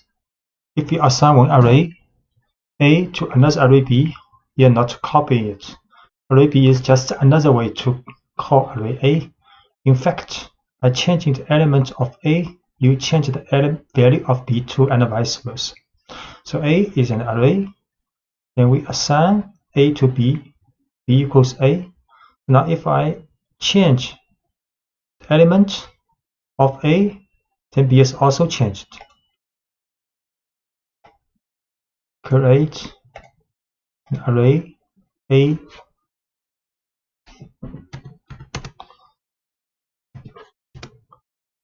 one, two, three, 4, then we run B equals A, we should be.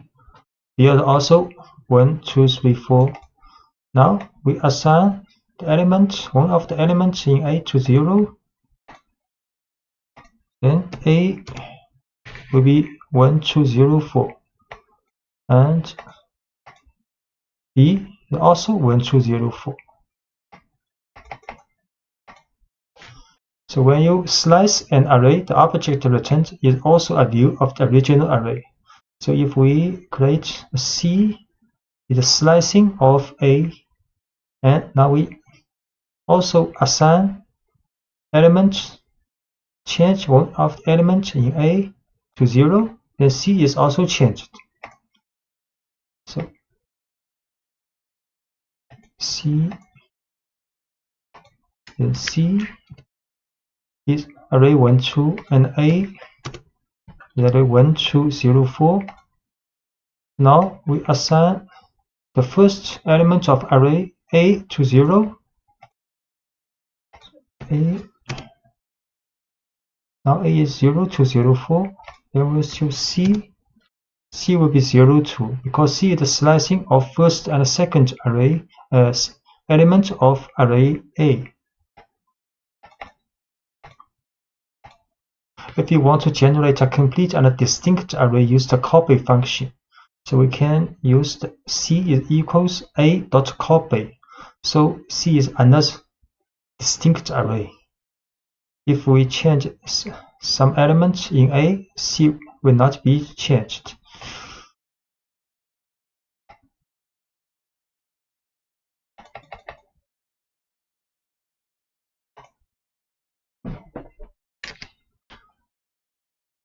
C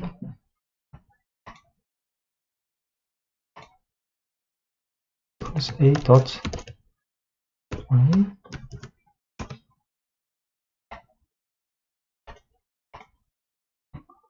Then A 0 C. If we change A to 100, A changed to 100, the C not changed now.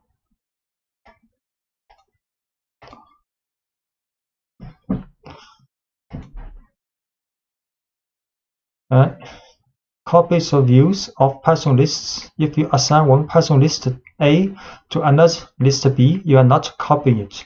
List B is just another way to view list A. So by changing the element of A, you change the value of B too, and vice versa. So A is a list, and we assign A to B. So B and A have the same element, and B is a view of A. So now if we append one element to B, and A change something in A, then both A and B will also be changed and appended. So A is a list. A 1, 2, 3, 4. Then B equals A. B is also a list with the same element as A. Now B append with 5. Then B is 1, 2, 3, 4, 5. Then A also 1, 2, 3, 4, 5. We also change one element in A to 10. A is now 1, 10, 3, 4, 5. Then B also 1, 10, 3, 4, 5.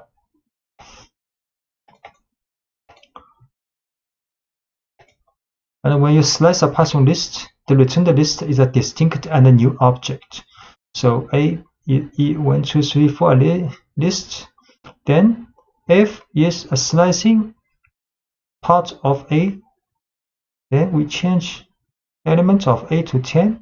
F append 100, and A and F will be changed individually. So A is a list. F is a slicing of A. A is 1, 2, 3, 4, and F 1, 2, 3. Then we change one of the element in A to 10, and we append one element to F. So A, the 1, 10, 3, 4, and F 1, 2, 3, 100. So they are distinct objects. So when you use a copy to a Python list, the returned list is a distinct and a new object. So A is 1, 2, 3, 4 a list. C is the copy of A. Then we change element in A to 10, and C append 10, and A and C will be changed individually. A is a list. C is a copy of A. A is a list 1, 2, 3, 4, and C also 1, 2, 3, 4. Then change second element in A to 10, and append one element to C. Then A the 1, 10, 3, 4, C the 1, 2, 3, 4, 10. So they are independent.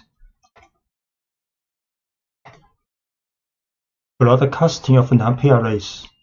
Broadcasting allows an operator or a function to act on 2 or more arrays to operate even if these arrays do not have the same shape.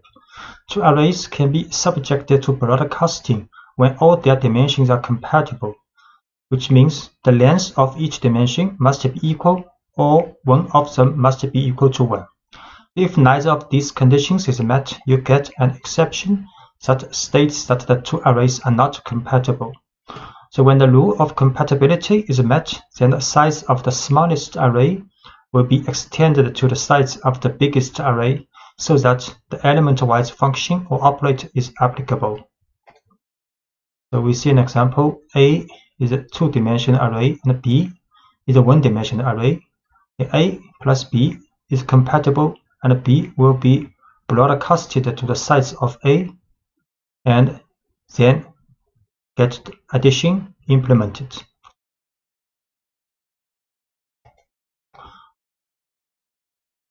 And broadcasting with the U function, we can demean each column of an array by subtracting the column means. So for example, A is a 2-dimensional array with a shape 4 by 3. Then we can write the mean value of this array for each column. So mean 0 means for each column. Then next we can minus this one, minus the mean value of each column from this array. And this matches the broadcasting rules. Next, we can also calculate the mean value of each column for this array.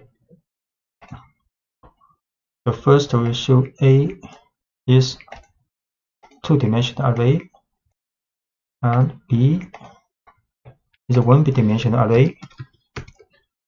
A is two-dimensional, B one-dimensional. So A plus B will get the same shape with A,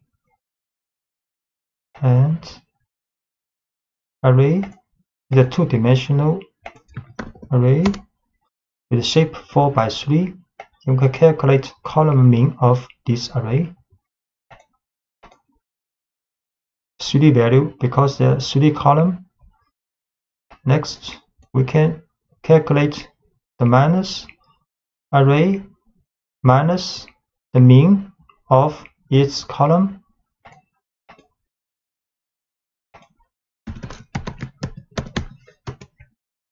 This is the result with the same shape as this array. So this minus is compatible with broadcasting automatically. Next, we can calculate this array's mean value for each column. It will be 0 for each column because it has been demeaned. This value is very close to 0.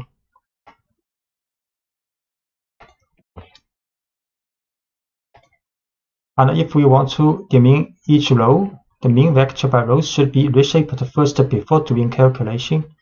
So first, we can calculate the mean value for each row, and this is the shape. Then, if we minus this array minus this, the mean value for each row, we have to reshape this value first to 4 by 1.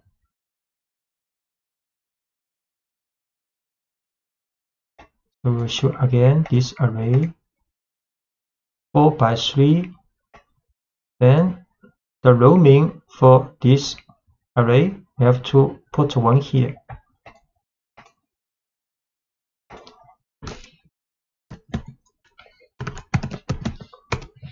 So 4 value because this array has 4 rows. And we can also show the shape of this. Shape is one-dimensional array with 4. If we want to calculate, then we have to reshape this row means to 4, 1. Then it is possible with the broadcasting.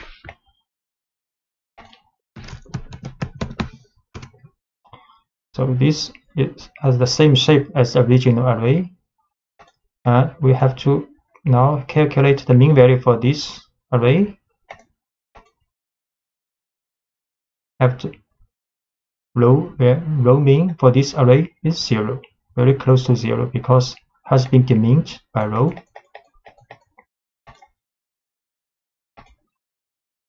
Okay, using NP new axis function to reshape numpy arrays also. So in the 3-dimensional case, broadcasting over any of the 3 dimensions is only a matter of reshaping the data to be shape compatible. So using reshape is one option, but numpy arrays offer a special function called np.newAxis along with full slices to insert the new axis. So what this means? We show one array in 2 dimensions, then we can change the shape of this array to 3 dimensions by adding np.newAxis here. Then the shape will be 4, 1, 4. So this array, the 2 dimension, 2 dimension, all the values 0. Then we can create another array based on this array with 3 dimensions. Add np.newAxis here. Then show the shape of this array like 4, 1, 4.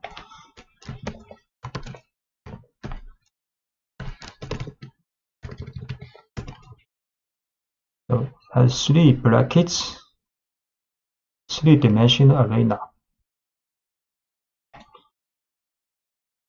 And we create another array with random normal distribution for 1 dimension. Then we can change these arrays, can create another array based on this array, but the dimension to 3, 1. We can also create another array based on this array, but dimension is 1, 2, 3. So this is an array with 1 dimension. But if we run this, it will be a 2-dimensional array with the shape 3, 1. If we run this, add 1 np.newAxis here, so the shape will be 2-dimension with 1, 3 now. So newAxis will add the shape to this position to 1.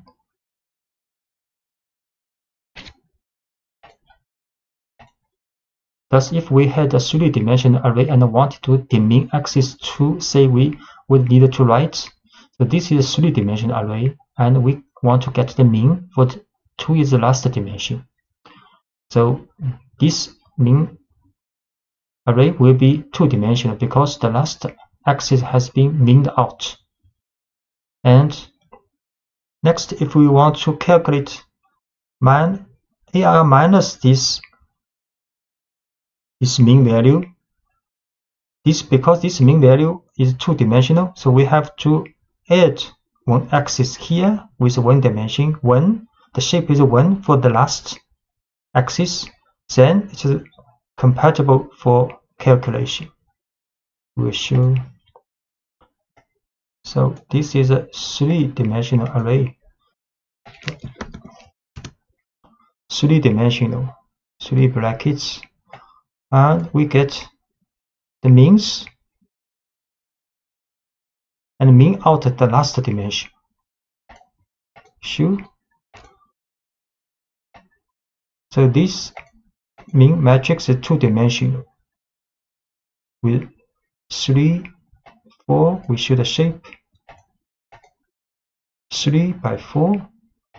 So if we want to calculate the minus, then we have to add np.newAxis here after for this mean matrix.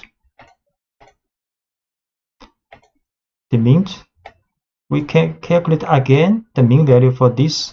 The mean is 0 actually. Every value is 0 now. Random number generation with a Python random model. The Python defines a set of functions that are used to generate or manipulate random numbers through the random module. Functions in the random module rely on a pseudo-random number generator, function random, which generates a random float number between 0 and 1. So we first import random, then can generate a random number.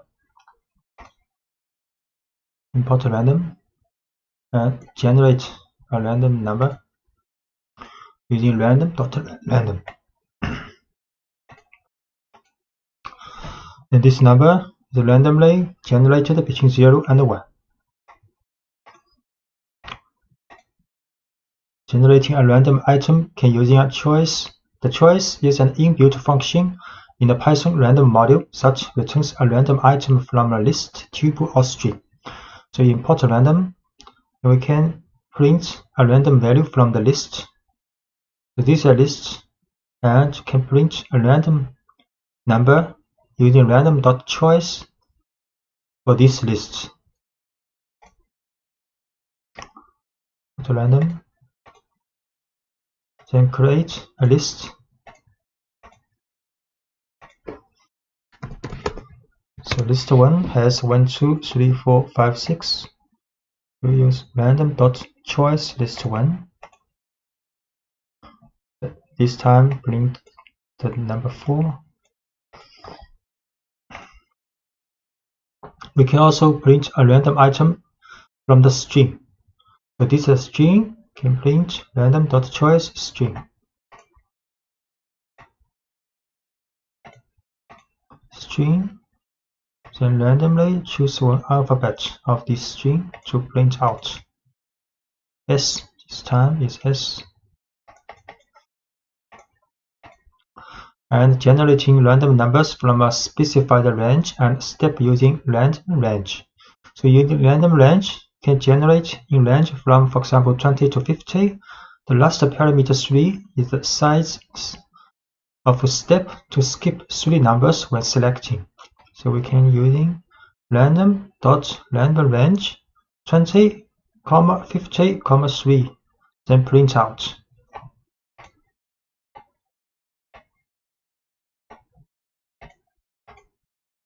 So it's 47. So you can see the 47 minus 20 can be divided by 3. So this number is between 20 to 50 and with step 3 over 20. The seed function is used to save the state of a random function so that it can generate the same random numbers on multiple executions. So for example, we set random.seed to 7, then print a random number, and we set random seed to 5 and print a random number. Then we set again to seed to 7, then this time the number will be the same as this time. We show random seed 7, then we print a random number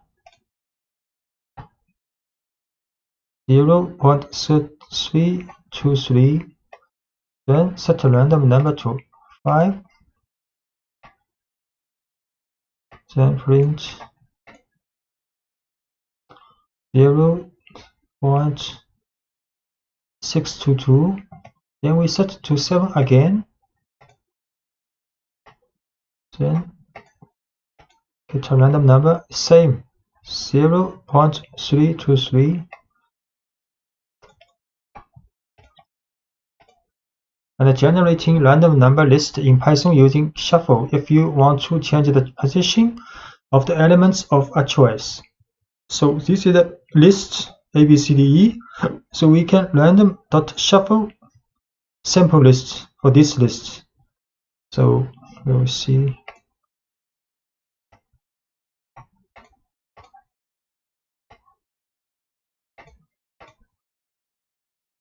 And print. This is the original list. And random shuffle sample list. We shuffle this list, then print again. So after the first shuffle, now the sequence of elements has been changed. Second shuffle also changed. Sequence.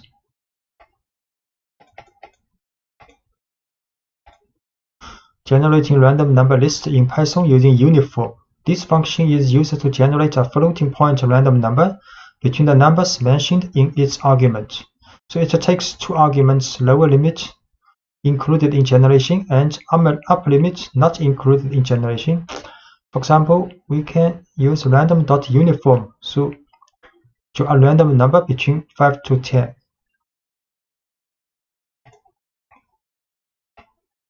Uniform 5, 10, 9.54.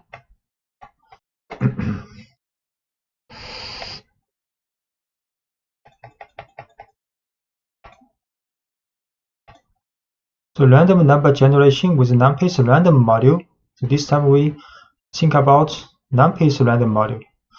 The numpy's random module supplements the built-in Python random with functions for efficiently generating whole arrays of sample values from many kinds of probability distribution. So this is a 4x4 array of samples from the standard normal distribution using normal. So we can run this using random.normal to draw a two-dimensional array with shape 4x4 and the value are standard normally distributed. So import numpy here. Then we can use numpy's random module random.normal to a two-dimensional array. Then show this array two-dimensional and the value a standard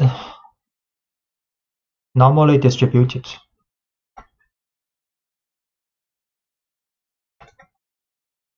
And we can also draw a 4x4 array of samples from the normal distribution with mean equals 5, standard deviation equals 2. Use np.random.normal 5 to size it 4x4.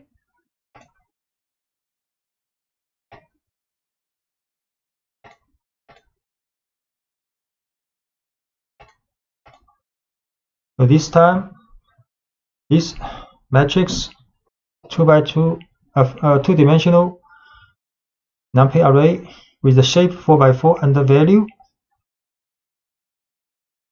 f normally distributed with mean equals 5, standard deviation equals 2.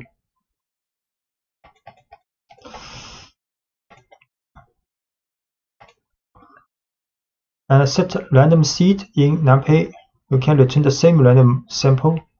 For example, we can set numpy.random.seed to 1, 2, 3, 4, and sample for standard normal distribution with 16 number and shape with 4x4. Then, if we run again, get the same result.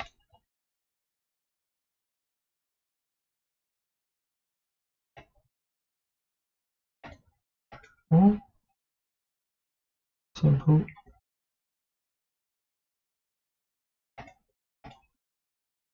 So this time, get this 4x4 in the array.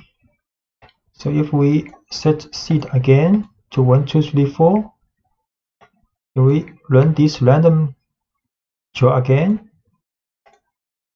we'll get the same result for 471.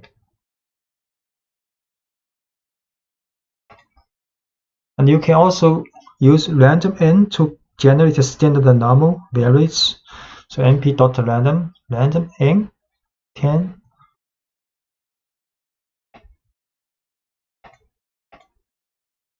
So these 10 numbers also standard normally distributed. You can shuffle an numpy array with np.random shuffle. So create an array.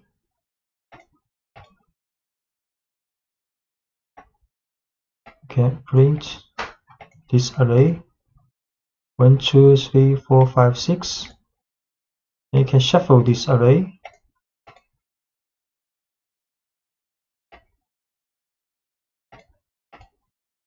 And shuffle this 2, 1, 6, 3, 5, 4. And numpy's random permutation method to get the random samples of sequence of permutation. So import numpy as np, then gfg equals numpy's random.permutation 20. See.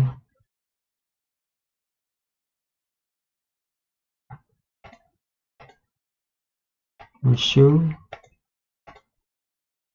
Actually, it's the 20 number from 0 to 19, then randomly arranged after shuffle. I can get the random sequence permutation of a two-dimensional array. So create a two-dimensional array with a shape 4x3. Then we shuffle this.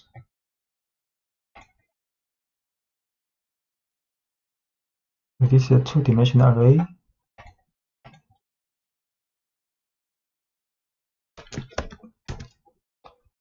This is the original one. And next we shuffle this array. Then the rows, you can see the rows has been randomly reordered. But the elements within each row will not be changed.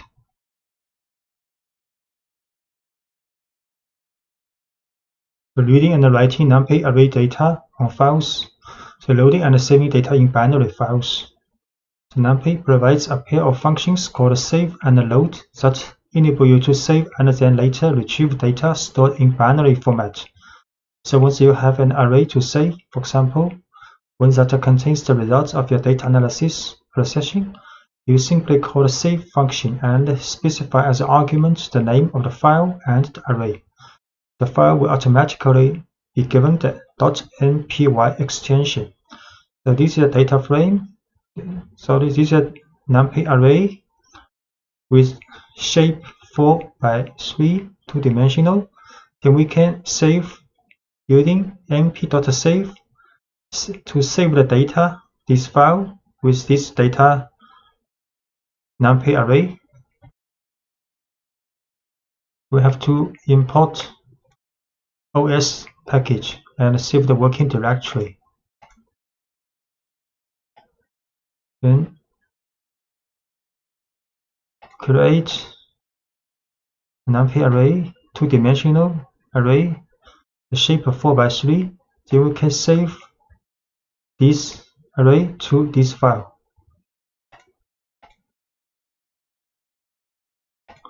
Save the data.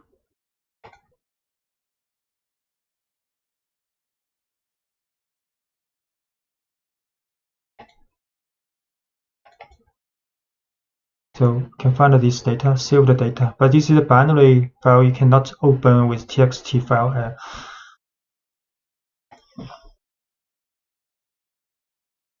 So when you need to recover the data stored in an npy file, you use the load function by specifying the file name as argument. So this time adding the extension npy.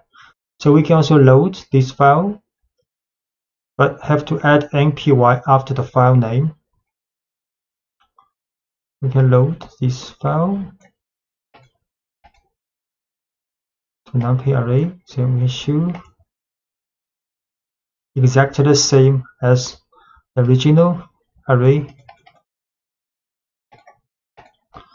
And the reading files with tabular data using gen from txt function. So you can also read files in textual format txt or csv. For example, the following data is in the csv format, so in which data are collected in a tabular format where the values are separated by comma. This file is csv file.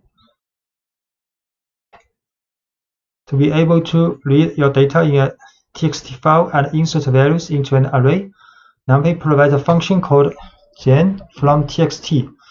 So normally this function takes three arguments: the name of the file containing the data, the character that separates the values from each other, in this case is a comma, and whether the data contain column headers. So because data has a column header, we set true. Delimit the comma and gen from text this file.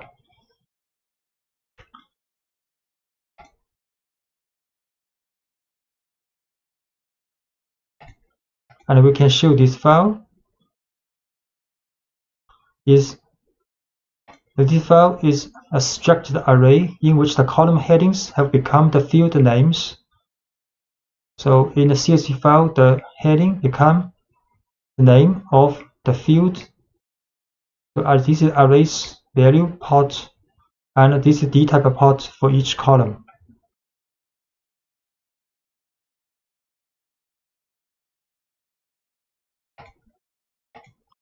You can also, at the bottom of the array, you can find the column headings contained in the file. These headers can be considered a label, such act as index to extract the value by column. So we can run data ID. We show this array, data 0. We show this array.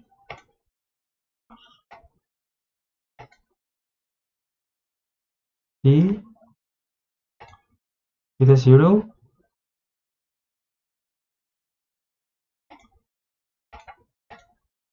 The gen from text function will replace the missing values in the file with an NaN value. So for example, this CSV, the missing value here.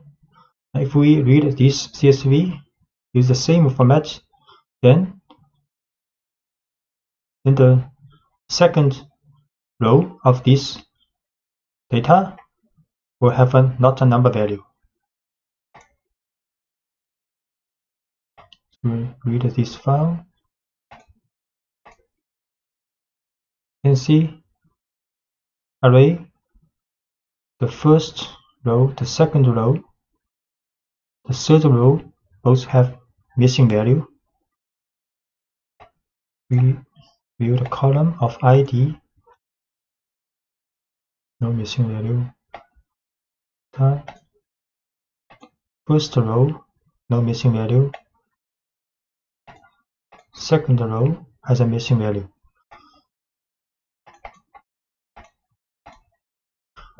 And the reading files with tabular data can also use numpy's load.txt file. For example, this is a txt file with 6 rows.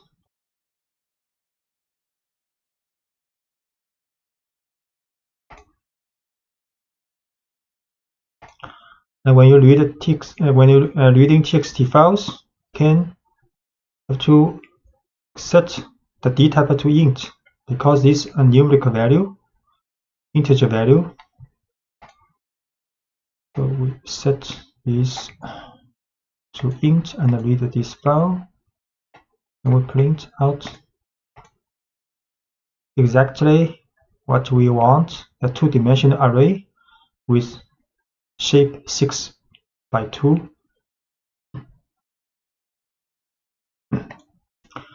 You can also set a skip rows here if you want to skip the first row in this txt file. So this txt file has index name, but we do not want to read this in the numpy array. So we skip this first row.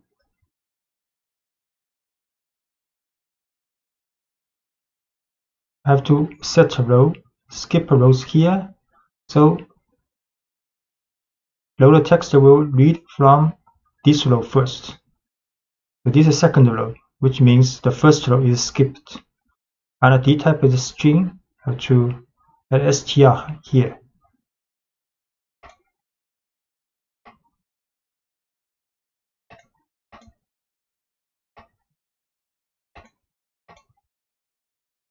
Exactly what we want, the 6 by 2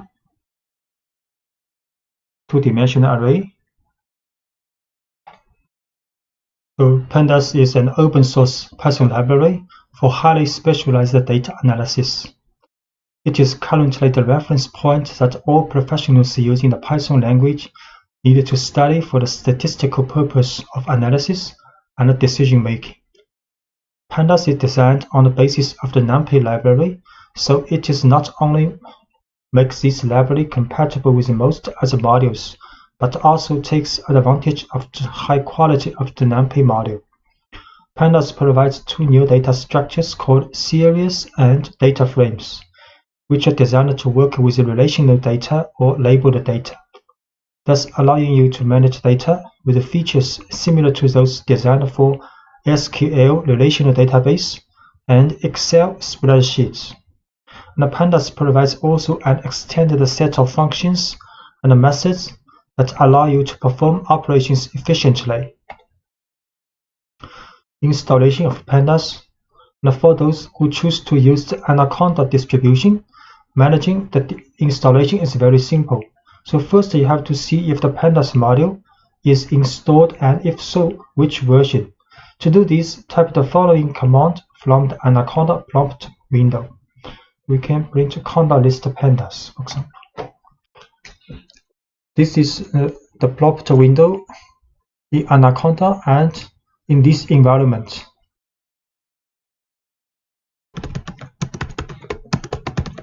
We can show conda list pandas.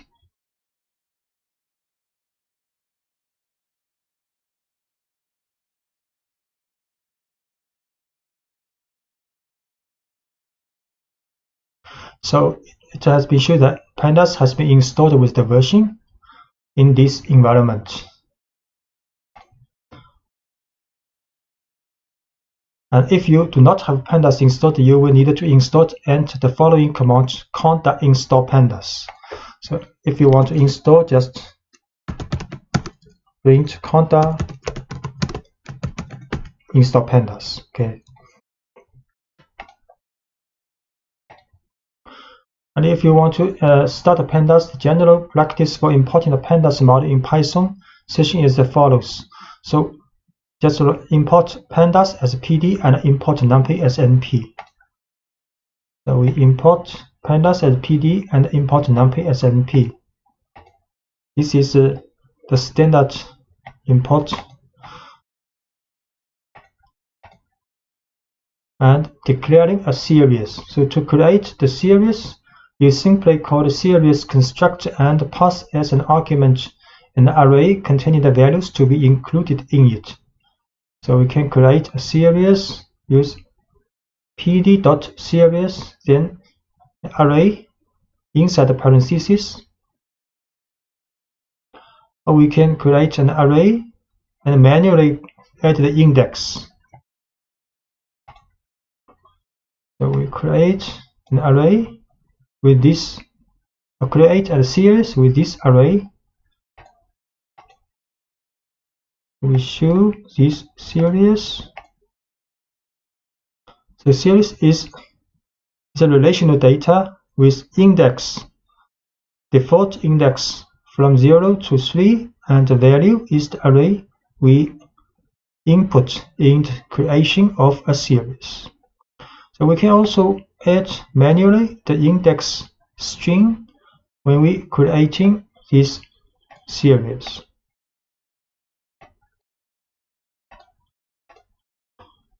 So this time the index has been changed from A to D. And we can also show the values of a series and index of a series. So we can write s.values. The values is an array with this value, and the index of this series A, B, C, D, the index. And for the data frame, the most common way to create a new data frame is precisely to pass a dict object to the data frame construct. And this dict object contains a key for each column that you want to define with an array of values for each of them. So if we want to create a data frame, then we can create a dictionary first. Dictionary with the key, color, key object, and key price. 3 key and 3 arrays are the values for corresponding keys. Next, we can create a data frame using pd.dataframe, then put this dictionary here. Then it will be a data frame with 3 columns. So show in this dictionary with 3 key value pairs.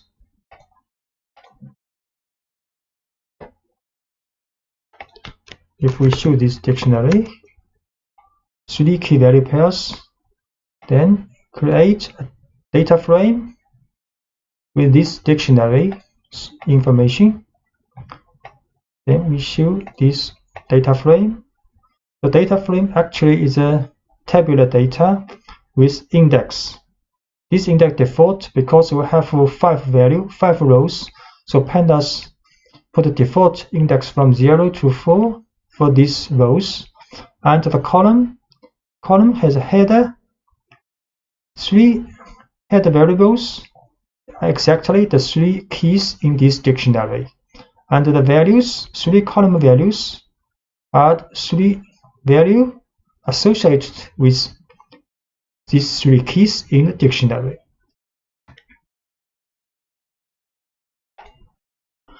The series is the object of the pandas library designed to represent one-dimensional data structures, similar to an array but with some additional features. It is composed of 2 arrays associated with each other. The main array, whose data is actually a numpy array, to which each element is associated with a label contained within the other array called the index. So this is a series. The main array is the value part, and each value associated with an index in an index array. So declaring a series, to create the series, you simply call the series constructor and pass as an argument an array containing the values to be included in it. So we can just create a series using pd.series with an array in the parentheses, and the result will be a series. We create this series and show. So this series has a value part and index part. So as you can see from the output of the series, on the left there are values in the index, which is a series of labels, and on the right are the corresponding values. If you do not specify any index during the definition of the series, so by default, pandas will assign numerical values increasing from 0 as labels. Often, however, it is preferable to create a series using meaningful labels. In this case, it will be necessary during the constructor call to include the index option and assign an array of strings containing the labels. So we can create a series and manually input an index with 4 strings. Then the result of this string will be like this, and the index has string values the same as we have input here.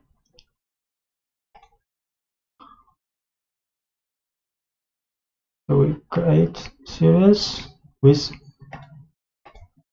ABCD index.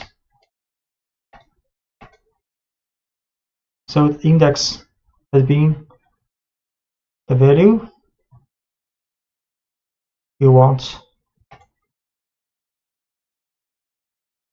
And if you want to individually see the 2 arrays that make up this series, you can call the 2 attributes of the series as follows: index and values. We can write s.values, and it will show the value part, and s.index to show the index part of this series. So s.values, value part, s.index, the index array. And you can select the internal elements of series. Then select the individual elements as ordinary numpy arrays by specifying the keys. So we can select, for example, the 3rd value of this series, or we can select by the index string of this value. You can also select multiple items in a series. We select the the first two values of this series, and we put up an array inside this bracket. You can choose 2 values with index B and C. So choose this individual element.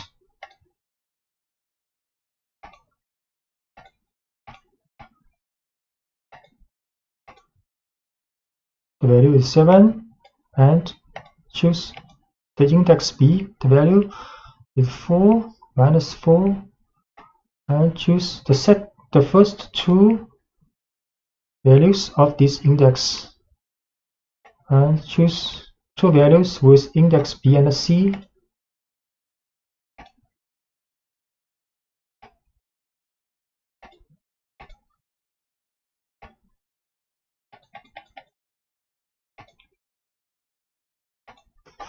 And you can assign values to the elements. So you can select and assign the value of a series by index or by labels. For example, we assign 0 to this series index 1's value. So the result will be like this.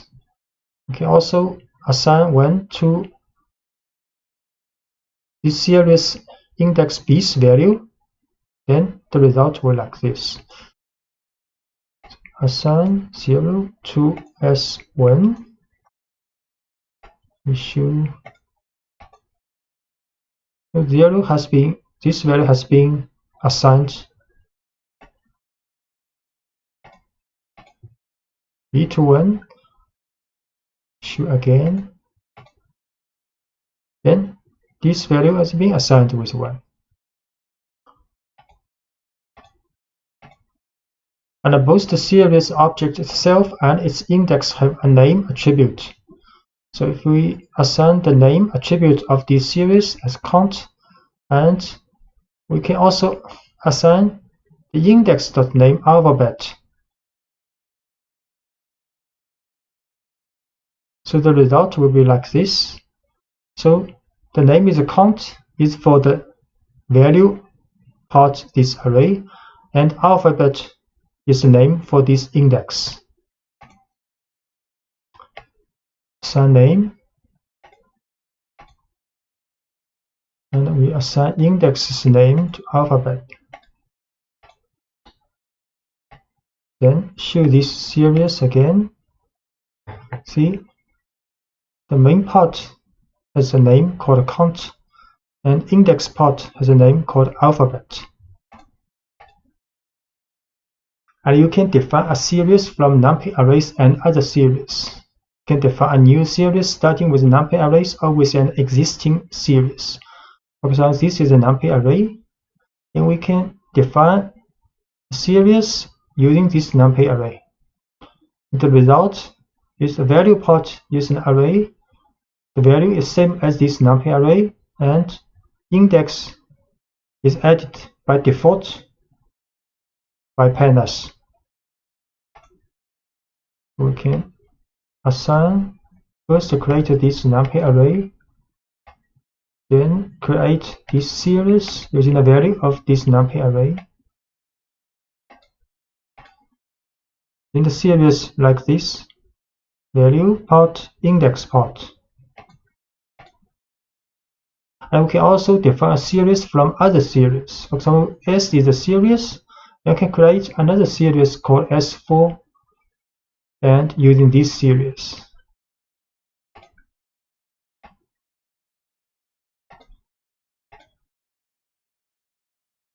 Then we show four values and with index same as this series. And you can always keep in mind that when you create new series from existing arrays or series, the values contained in the original numpy array or in the original series are not copied but are passed by the reference. So if the values of either one changes, then values in the other object will also be changed. What this means?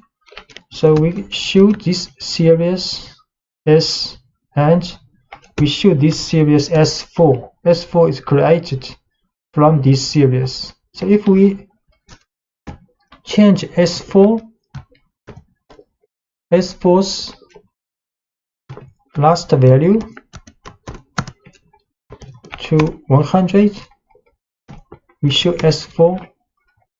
This value has been changed to S to 100, but if we show S again, S value, this value also been changed to 100. So both series are the reference to one series.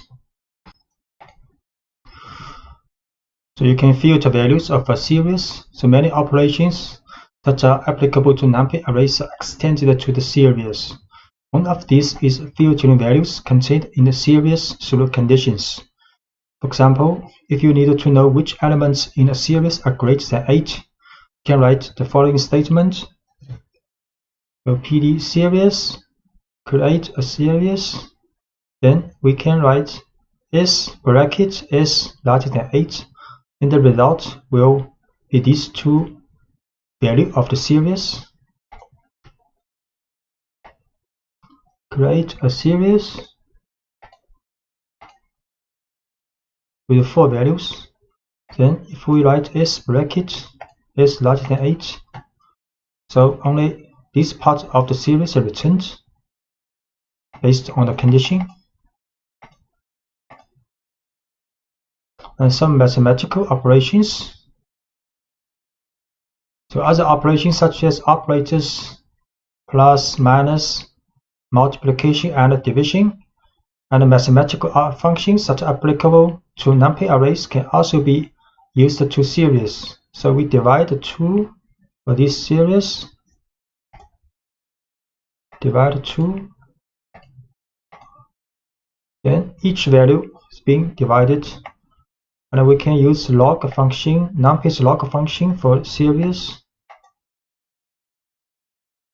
This one is not a number.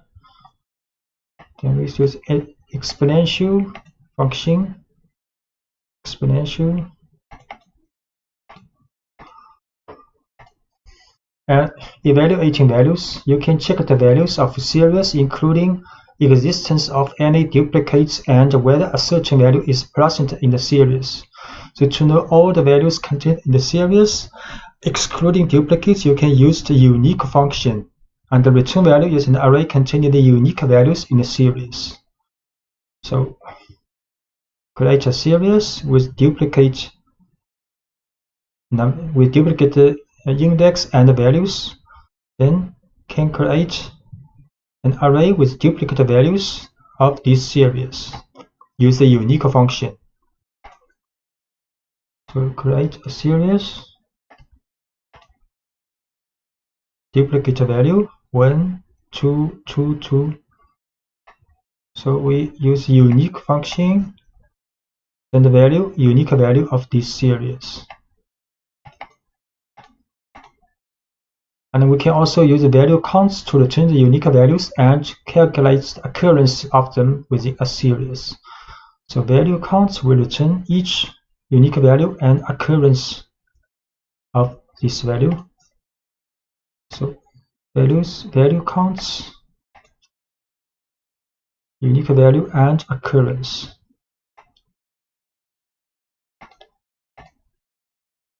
And we can also use function isIn to say if the values are contained in the series, and the returned Boolean values can be used to filter data in a series.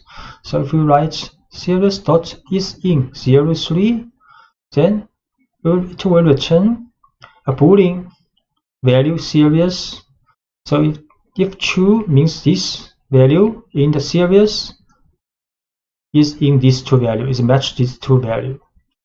So next we can use the bracket to filter out the values only meeting this condition. So it will return these two values, only two true here. So isIn 03, these two are true, others are false. Then we can get the values of these true, use a bracket condition. So these two value, this part of the series are returned, and not a number value. The specific value, not a number, NaN, is used in pandas data structure to indicate the presence of an empty field or something that's not definable numerically. So pandas allows you to explicitly define not a numbers and add them to a data structure such as series. So we can define a series, and for this value use numpy numpys NaN. So this is a series with numpy value for this position. Then the isNull and notNull function are very useful to identify the index without a value, and the returned Boolean values can be used to field values of a series. So if we write isNull after this series, then it will return a Boolean value for this series. If it is true, then this value is not a number. Next, we can field out the not a number value from this series, use a bracket and s2.isNull inside. Create a series with a not a number value. Then you can use isNull. This value is true, isNull value. Then we can field out this value, get this value. This is not a number. And similarly, we can use notNull. So notNull, these three are true, and this is false because this is null. And we can also use notNull in the bracket to get the values not a value. So S2 not null. So 3 true, 1 false, and field out the not null value. This is not null value.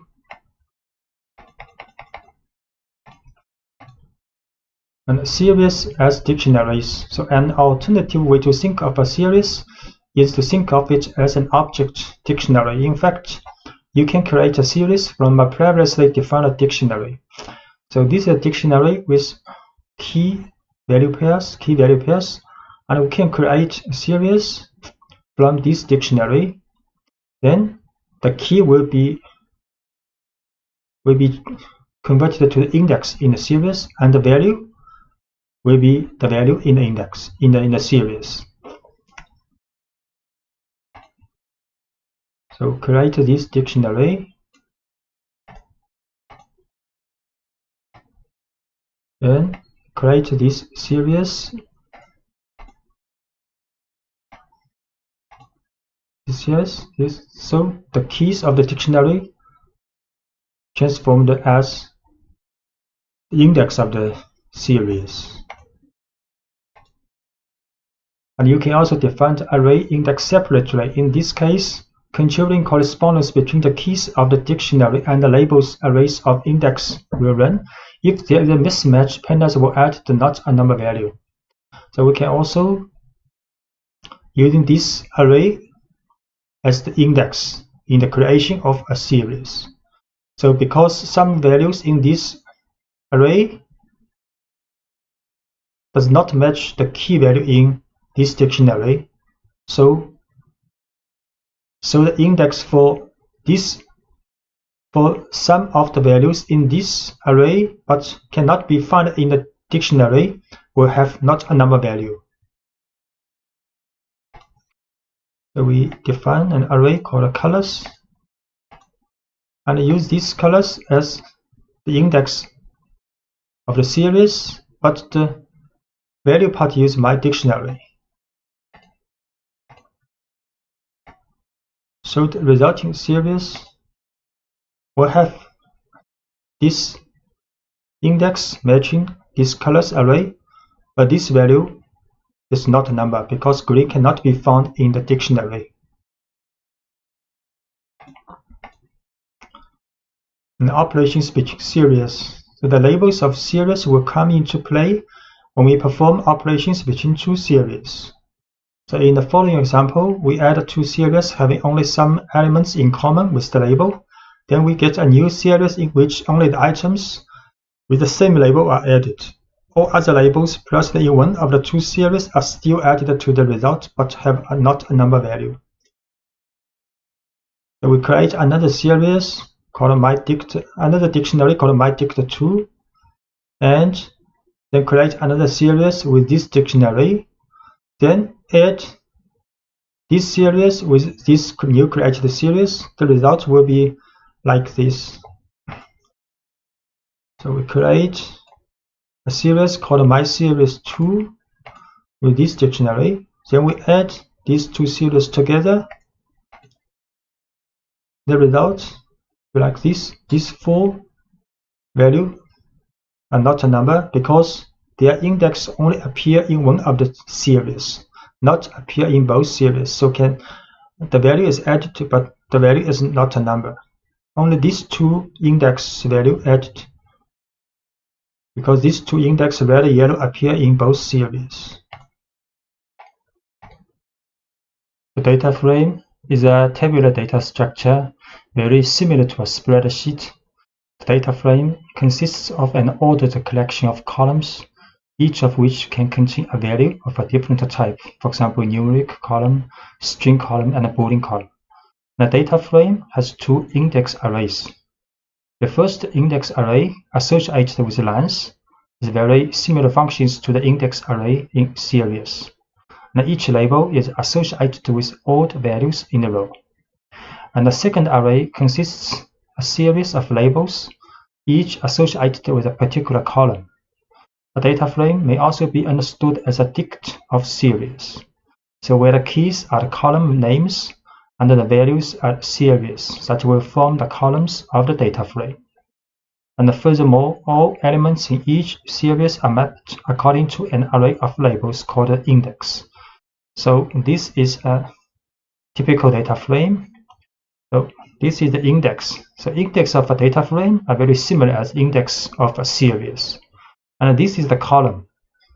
Column is the color object price are the column names, column headers of the variable, and this part are the values of the data frame. So defining a data frame, the most common way to create a new data frame is to pass a dictionary object to the data frame constructor. So this dict object contains a key for each column that you want to define. So with an array of values for each of them. So for example, this is a dictionary with key, the value, key, value, key, value. So we can create a dictionary based on this dictionary. We can create a data frame based on this dictionary using pd.dataframe, then put this dictionary inside the parentheses. So we can create this dictionary first, then create a data frame using this dictionary. Then we show this data frame. So it has 3 columns and 5 rows. This is the index of the data frame, and pandas added this by default from 0 to 4.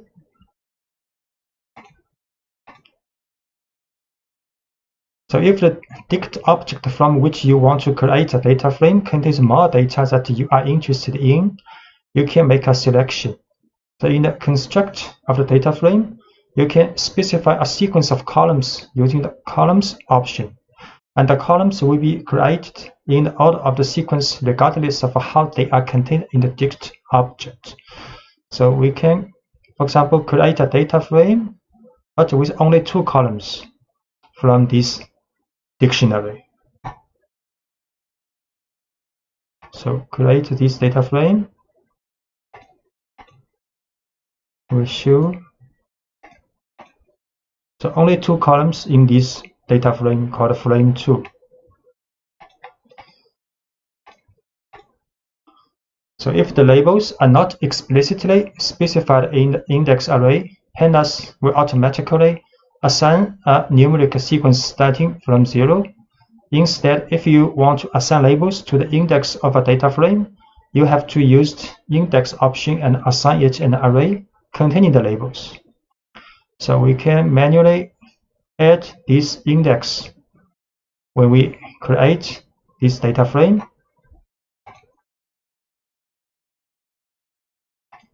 We can create again this frame 2 with index. and we show this data frame. So now index are from 1, 2, 3, 4, 5.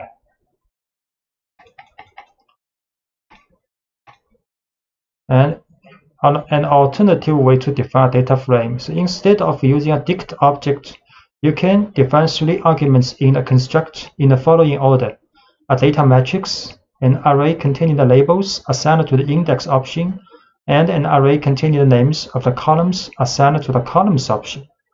So we can also create a data frame using pd.dataframe, but inside the parentheses can put a numpy matrix with the shape 4 by 4. Next, we also add an index array, also add a columns array. We'll create this data frame called data frame 3. Then show this one. So it's a perfect data frame with index and columns headers.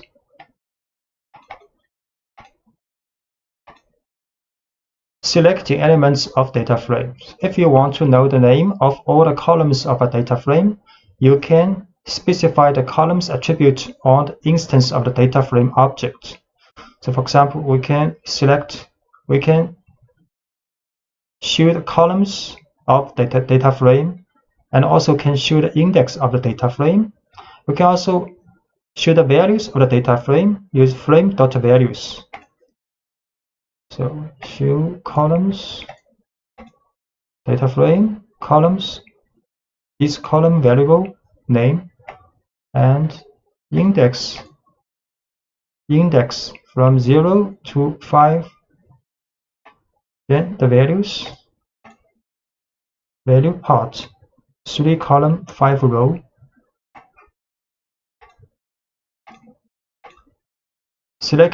Selecting elements, or if you are interested in selecting only the contents of a column, you can write the name of the column. So we can write frame, bracket, and quotes price. That will return the value of a price column. Another way to do this is to use the column name as an attribute of the instance of the data frame. We can also write frame.price, frame, bracket, price. So it will return column value of price. Actually, the returned object is a series. And we can also use this format. Same, result is the same. And we can also use function loc and iloc to select the elements of a data frame. So for rows within a data frame, it is possible to use the loc attribute with the index value of the row that you want to extract. For example, frame.loc2. So it will return this row of the data frame. And if you want to select multiple rows, can specify an array inside the brackets. So inside the brackets, we put 2 number. So these 2 rows will be selected. And we also can select both from row and column. So we can select this row. Show this one. This row has 3 column variables, and the result will be a series. If we choose 2 rows, it's a data frame, 2 rows and 3 columns, a data frame. You can choose both for rows and a column. So only 2 columns and 2 rows selected.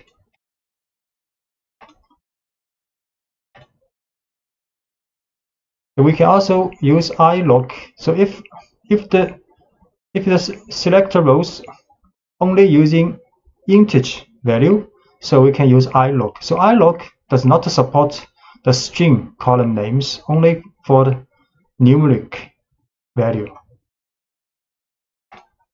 So for example, here iloc2 will get the same result as log2. This also will get the same result as the log24, and this will get the same result as before for the color price for the log selection. Now, if you needed to extract a portion of the data frame, selecting the lines that you want to extract, you can use the reference numbers of the index. The return value is an object data frame. So we can also write column from 0 to 1. Then in this case only one line returned, and in this case will return 2 lines.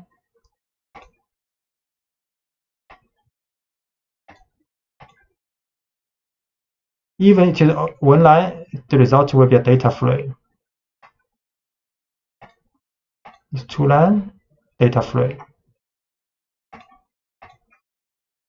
And if what you want is to achieve is a single value within a data frame, you first use the name of the column, then the index or the label of the row. So you have to select the column first, then the row.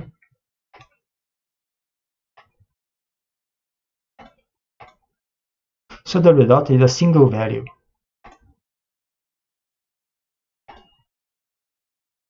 We can assign label names to index and columns.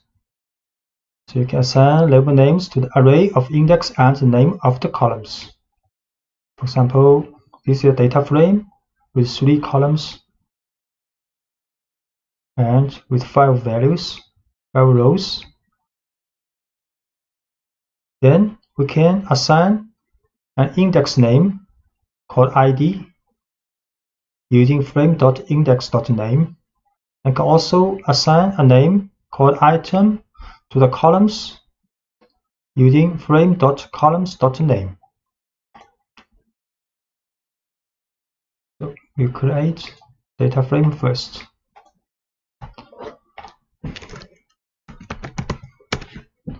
Three columns, 5 rows. Then we assign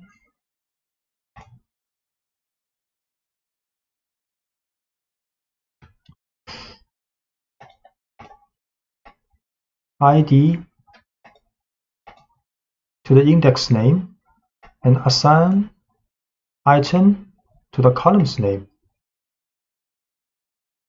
We'll show this data frame again. So now you can see ID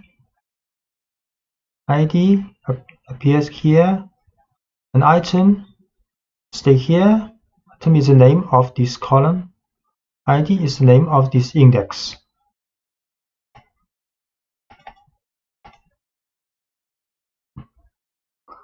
Add a new column. And you can do this by simply assigning a value to the instance of the data frame and specify a new column name. For example, if we write frame brackets new equals 12, then for this column, this is a new column created, then all rows for this column has value 12. And if we assign this array to this column, also possible. So frame new equals 12. So we show this data frame again. You see this new column, all the rows have same value 12. And if we assign a new column with this array, value now is the array assigned.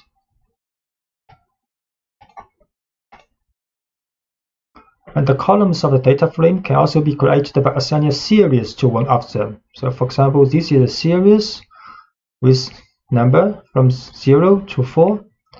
Then we can create a new column to this data frame, and the value is the series value.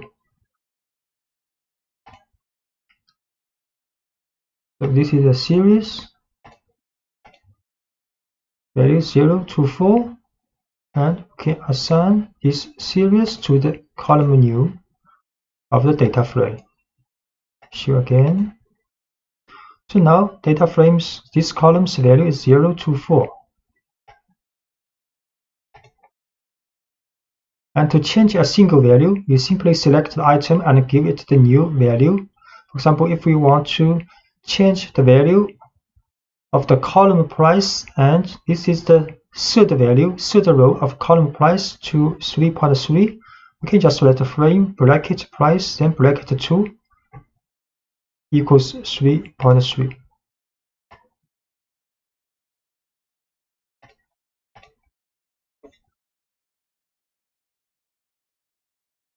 This is a warning message. Show 3.3 this value.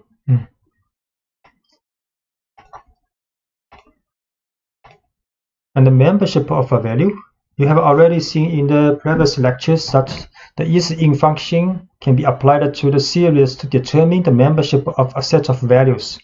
And this feature is also applicable to data frame object. So we can write data frame dot is-in, and inside the parentheses is an array for these two values. So we can learn the data frame is in these two values. So you can see some appear as true. So if the value equals either this one or this one, it will be true. Otherwise, it will be false. And you get a data frame containing Boolean values, where true indicates values that meet the membership. If you pass the value returned as a condition, then you will get a new data frame containing only the values that satisfy the condition. So we can use this condition inside the bracket. So the data frame will only return the values of these three values. The other will be not a number.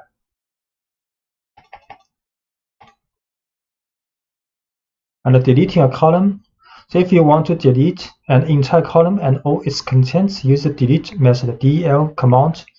So we can write del frame new, then this column will be deleted. Delete frame new. Then we show this data frame again. So no column called new now, only 3 columns left.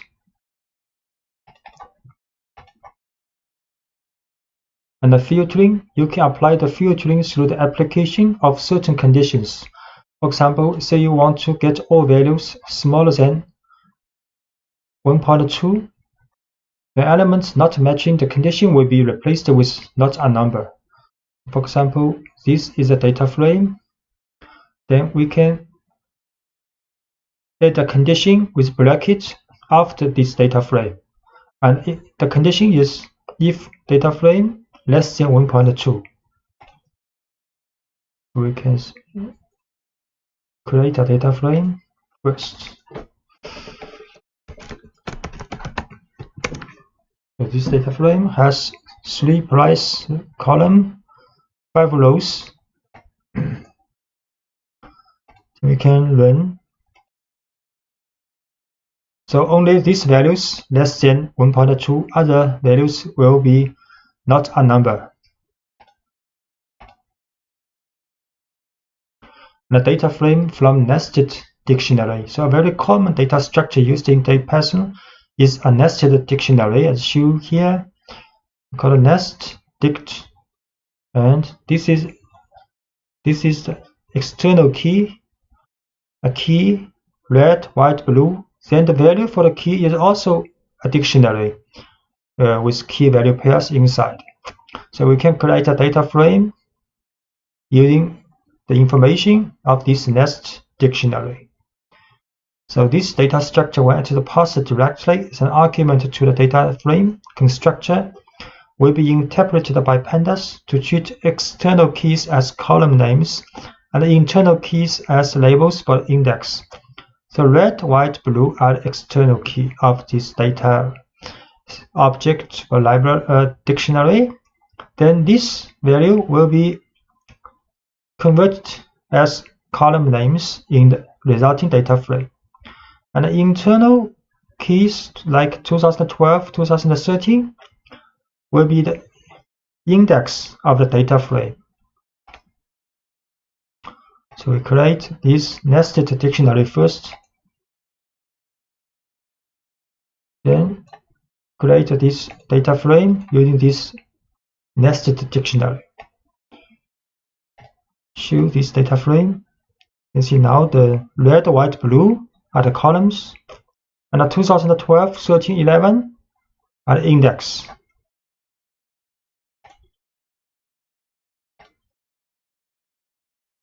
And it's also possible that not all fields will find a successful match. Pandas compensates for this inconsistency by adding NaN. You can see this not a value.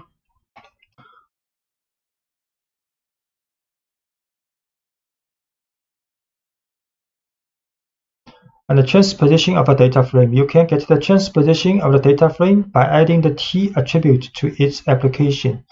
You create a data frame, then transpose. We create a data frame called frame3 with color. Color is index and columns are object, ball, pen, pencil, paper. Then if we transpose this data frame, then the color will be the column and objects are index now. The index objects in pandas series and data frame are responsible for the labels on the axis and other metadata as the name of the axis. So we create a series with this value and with this index array. So if we write serial.index, it will show the index. Create this series first. Then can show the index of this series.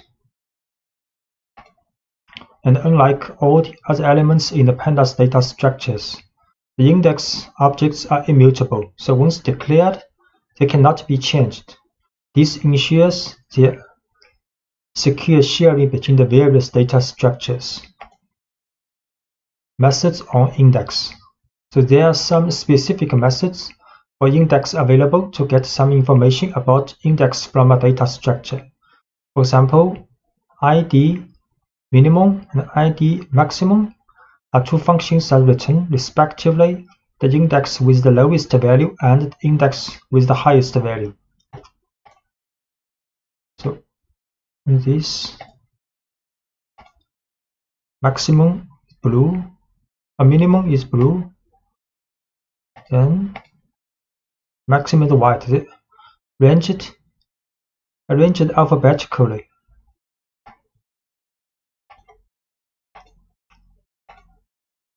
And index with duplicate labels. So far, you have met all cases in which indexes within a single data structure have a unique label. Although many functions require this condition to run, this condition is not mandatory on the data structures of pandas. For example, see a series with some duplicate label. We create a series with 6 values. An index array, you can see white, white, green, green, duplicate. So regarding the selection of elements in a data structure, if there are more values in correspondence of the same label, you will get a series in place of a single element. So if we want to show the value of this series with the white index, then it will return 2 values in a series. And the same logic applies to the data frame with duplicate index that will return the data frame. We create a series with duplicate labels in index, then we show the index with the values of index with white. To return 2 rows, and the result is a series.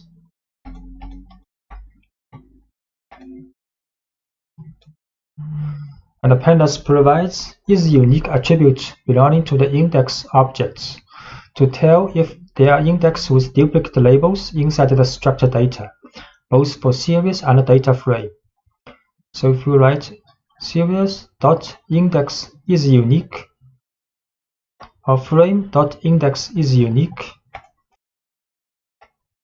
series.index is unique, false, because there are several duplicate index in this series, and we create a data frame also.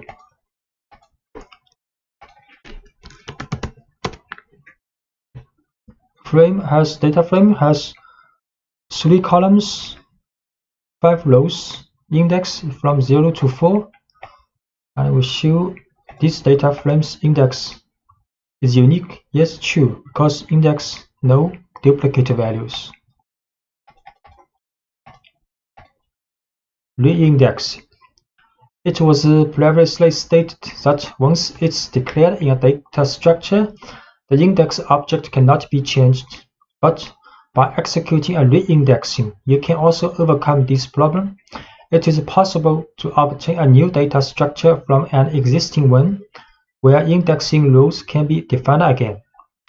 For example, we create a series with 4 values, and this is the index string for this 4 value.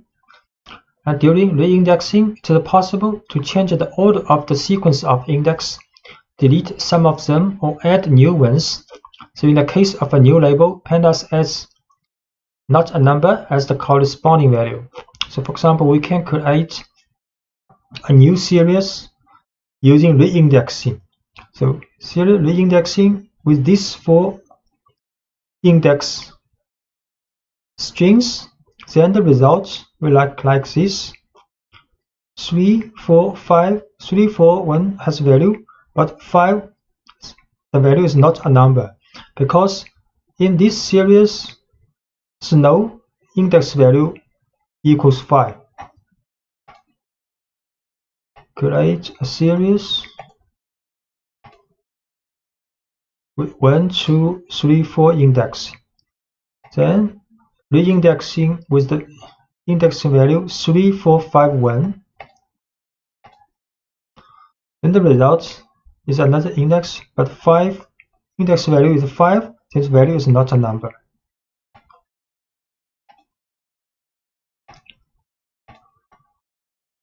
And you can also use reindexing with interpolation. So we create a series with 4 values, and this is the index. Then can write reindexing range 6. Range 6 is from 0 to 5. The method ffill forward filling. Then the result will look like this. From 0 to 5 indexing. Then the value comes from series 3, but if not available value, for example, index 2, 4, not appear in this series, then these 2 values will be filled forward filling from other values. And similarly, if we set method bfill backward fill, then if the index cannot be found in this series, the value will be filled backward. We'll create a series first with 4 values with these 4 index. Then we reindex this series, and with expected index from 0 to 5 in the new series, and using forward fill method. And this is the resulting series. And if we use backward filling, then if the value cannot be found in this series, will be backward filling from other values.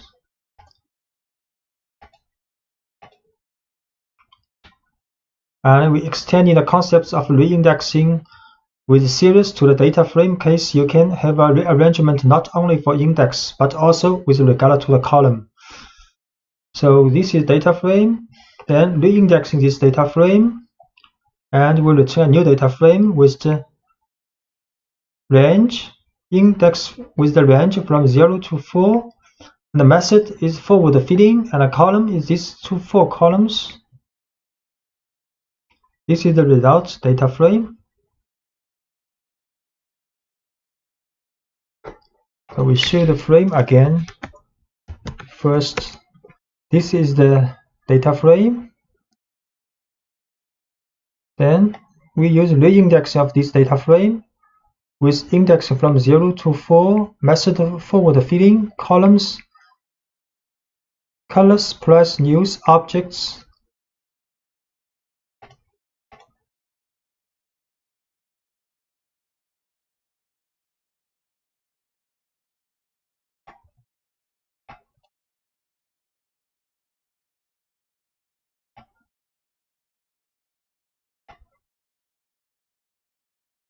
Then this is the resulting data frame.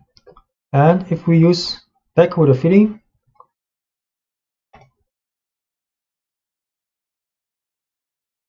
so this column new will be filled with the neighboring column's value, backward filling, and in this case it will be forward filling by the neighboring column's value. You can see this column the same as this one, and if we use backward filling, this column are the same as this one. Because the original data frame has a new column called new.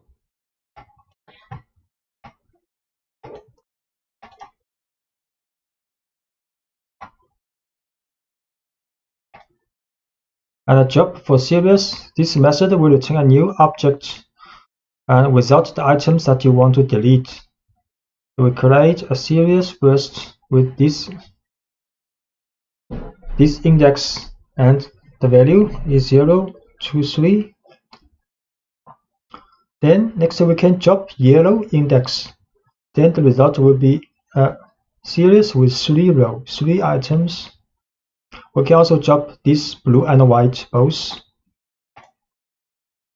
Create a series, 4 values with this index. Then we drop yellow, then return another series without the yellow index. We can also draw 2 values, then only return this red and yellow.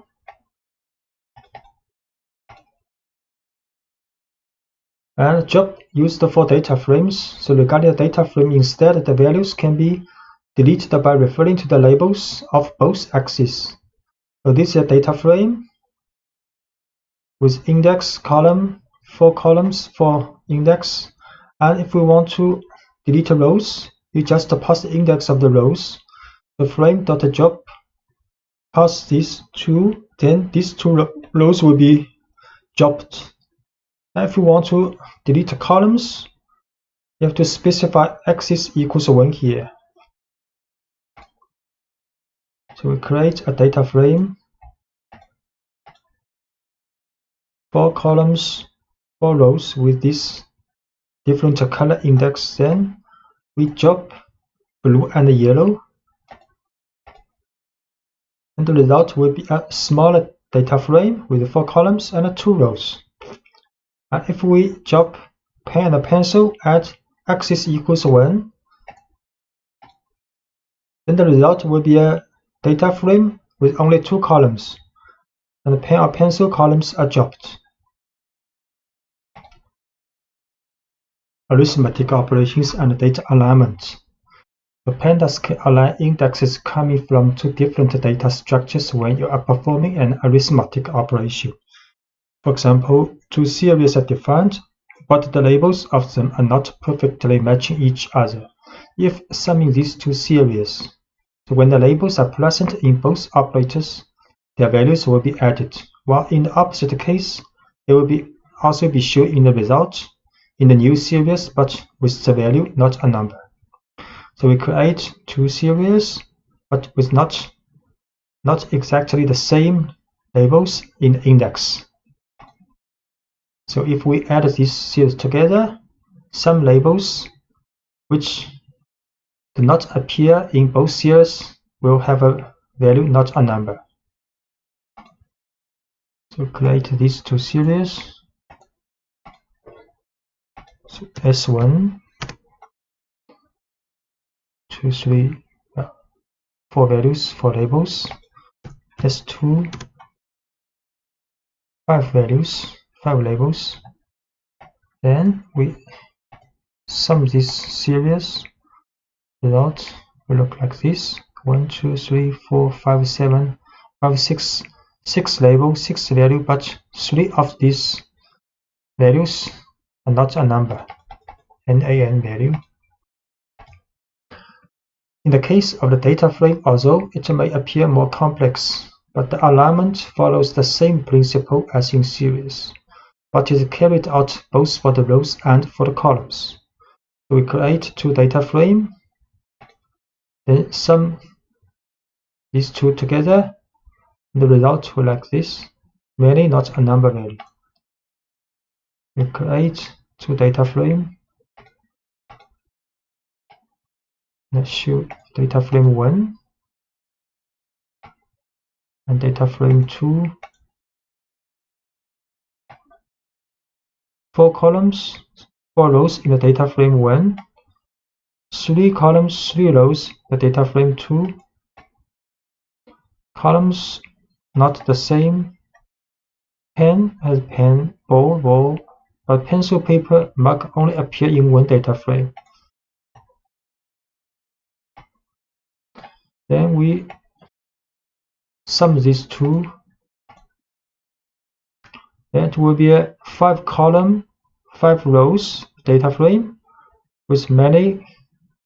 For these 3 column is not a number value, and these 2 rows, green, red, also not a number value. And this is called flexible arithmetic methods. So for example, we can use frame 1 dot add frame 2, the same as frame 1 plus frame 2. Can use this example. Result is the same as before.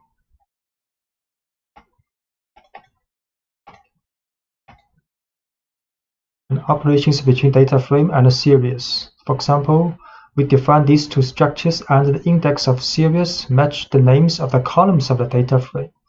So this is a data frame with columns, ball, pen, pencil, paper, and this is a series, index also ball, pen, pencil, paper.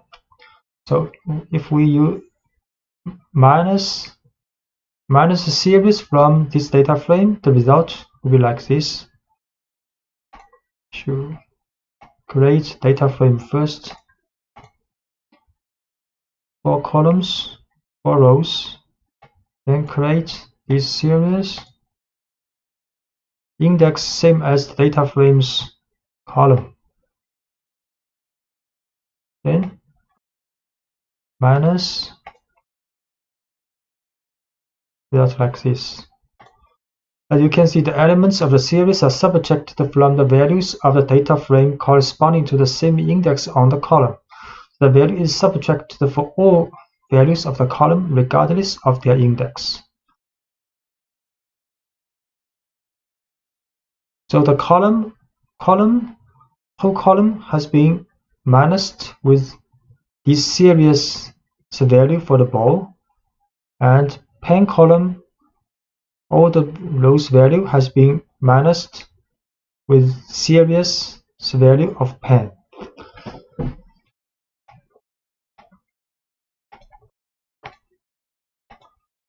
And if an index is not present in one of the two data structures, the result will be a new column with that index only, such all its elements will be not a number. So for example, we set series mark equals none. Then if we minus frame with series, then the result will have 4 rows but 5 columns. 1 column mark comes from this series and without the value, not a number now, because this mark does not appear in the data frames column. We create the new value in the series. So now series has a label mark and the value is 9. Then frame minus series. The results, the extra column for mark but not value are all not a number. And function application and mapping functions by element. The pandas library is built on the foundations of numpy and then extends many of its features by adapting them to new data structures as a series and a data frame. So among these are the universal functions called ufunc, and this class of functions operates by element in the data structure. For example, you could calculate the square root of each value in the data frame using the numpys np.squared. You can write np.square root, then apply to this data frame. So data frame created.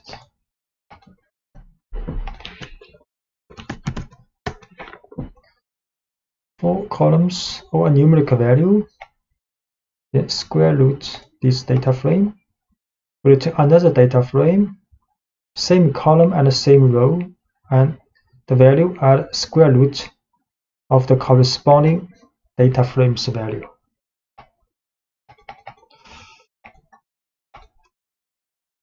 And functions by row or column, using the apply function to apply, for example, and the user define a function on columns or rows of the data frame. So we can define a function called fx and to return the maximum value minus the minimum value. So if we apply this function to the data frame, then the result will be a series and the labels, index labels are columns names of the data frame. So this function will be applied on each columns of the data frame. Define function. We can also define function like this way. This is another way, lambda, but we use this way also. Then data frame, apply this function, return a series. The labels are columns of the data frame and the value are a difference between maximum value and minimum value for each column of the data frame. And if we want to apply by rows, we can set axis equals 1 in the apply function. So this data frame also apply this function, but by row, set axis equals 1. The result will be the series, the labels are the rows of the data frame, and the values are the difference between the maximum value and the minimum value for this row in the data frame. Extending the application to many functions simultaneously, the result will return a data frame. So for example, we want to return the minimum and the maximum value, two value, and index called minimum maximum of this series in the definition of this function. Then we apply this function to data frame. Then the result will be a data frame with this index name, and each row represent the minimum or maximum value of this column of the data frame. We define this function which will return a series with two indexes. Then apply this function to the data frame. The result is a data frame, minimum value or maximum value of each column of this data frame. Most of the statistical functions for numpy arrays are still valid for pandas data frame, so using the apply function is no longer necessary. For example, functions such as sum and mean can calculate the sum and the average respectively of the elements contained within a data frame. So we create a data frame with 4 columns and with 4 index labels. And we can just write frame.sum. Then the result will be a series, and the index labels are column names of the data frame, and the values are the sum value of each column of the data frame. Create data frame first.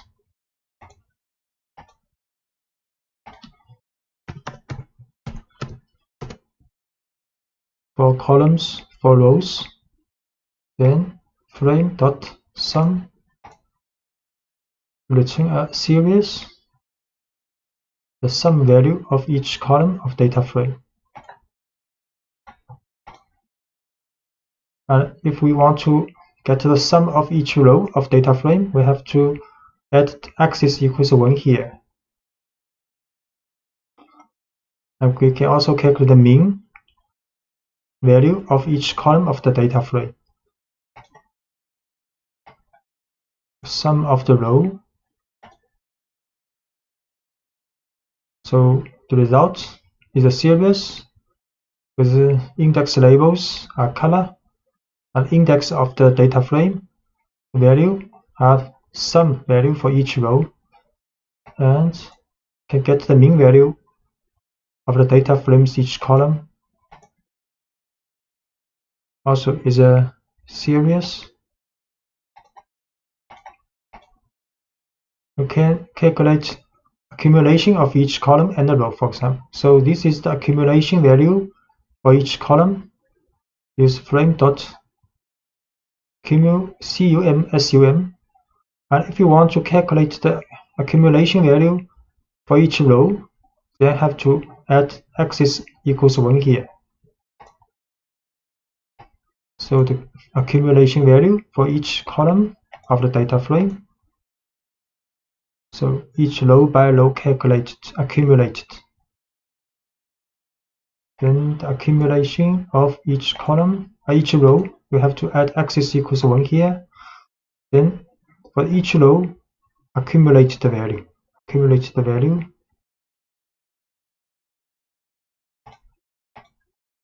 And describe function allows you to obtain summary statistics for the column in this case.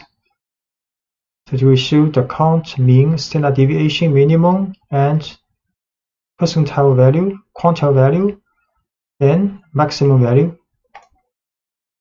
So frame.describe. So each column's statistics, descriptive statistics are calculated. And correlation and covariance between 2 series. So this is 2 series with same labels. And we can write SEQ, the first series, dot correlate the second one. And the result is the correlation of these 2 series. And similarly, we can calculate the covariance of these 2 series. Create 2 series. Then the correlation of these 2, the covariance of these 2. And the covariance and the correlation can also be applied to a single data frame. In this case, they return their corresponding metrics in the form of 2 new data frame objects. So, for example, this is a data frame with columns, ball, pen, pencil, paper, and the index red, blue, yellow, white. So if we just write this data frame .cor, then the correlation between each pair of columns will be returned in a matrix in a data frame, in the result data frame.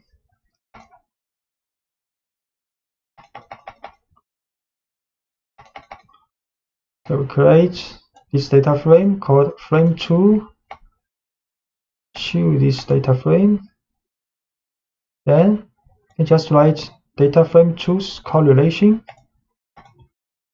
So correlation between different columns are returned, and the covariance between different columns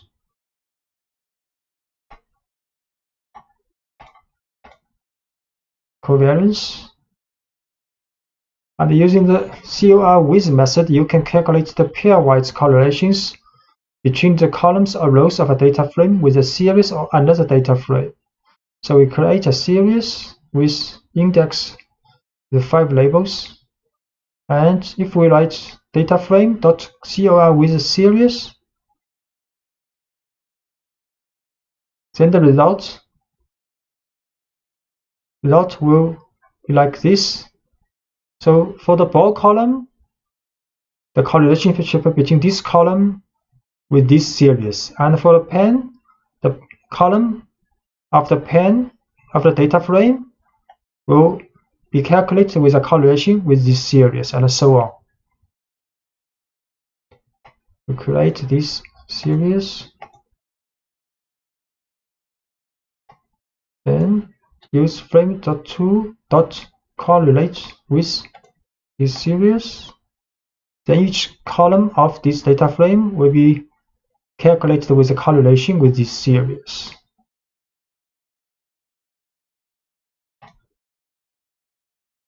And we can also write frame2.cor with frame. So these two different data frames calculated with correlation for the same column. So the column ball in this data frame is calculated with a correlation with the column ball in this data frame. Frame2 CR with frame. So the result is a series, but the labels represent the different columns in both data frame, and value is the correlationship between these columns. Pandas provides the sort index function, which returns a new object that is identical to the original, but in which the elements are ordered. So let's start by seeing how you can sort items in a series. We create a series with 5 values and its label. Then write SCR.sortIndex. Then output will be a series, and the order of the elements has been sorted according to the order of the index alphabetically. Create a series, then sort index. So the elements are sorted according to the index alphabetically. As you can see, the items were sorted in ascending alphabetical order based on their labels. This is the default behavior, but you can set the opposite order by setting the ascending option to false. So we set ascending to false. Then the items sorted, but with a descending order alphabetically of the index. And with the data frame, the sorting can be performed independently on each of its 2 axes. So if you want to order by row following the index, you just continue to use the sort index function without arguments, as you have seen before. Or if you prefer to order by columns, you need to set the axis options to 1. So we create a data frame. If we write frame.sortIndex, then the data frame's observations will be sorted by the index alphabetically in the ascending order. So we create a data frame, 4 rows, then sort index. You can see observations rows have been sorted alphabetically in the ascending order based on its index.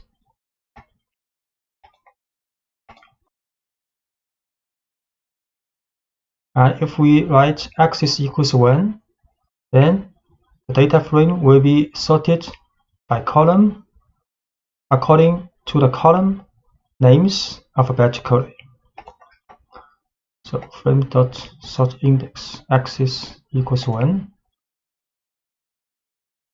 So the column names have been sorted alphabetically in ascending order. And the pandas also provides a function to sort the values contained in the data structure. In this case, you have to differentiate depending on whether you have to sort the values of a series or data frame. If you want to order the series, you need to use the sort values function. So we can write series.sortValues, then elements of the series will be sorted according to their values from lower to higher. Sort value for the series. So elements have been sorted according to their values.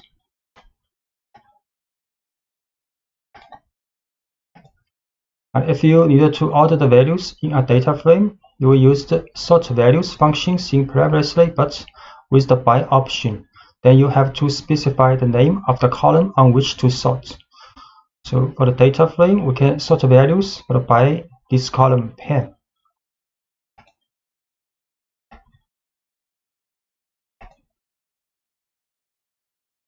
So the data frame's observations rows are being sorted according to the value of pen column, from lowest to the highest.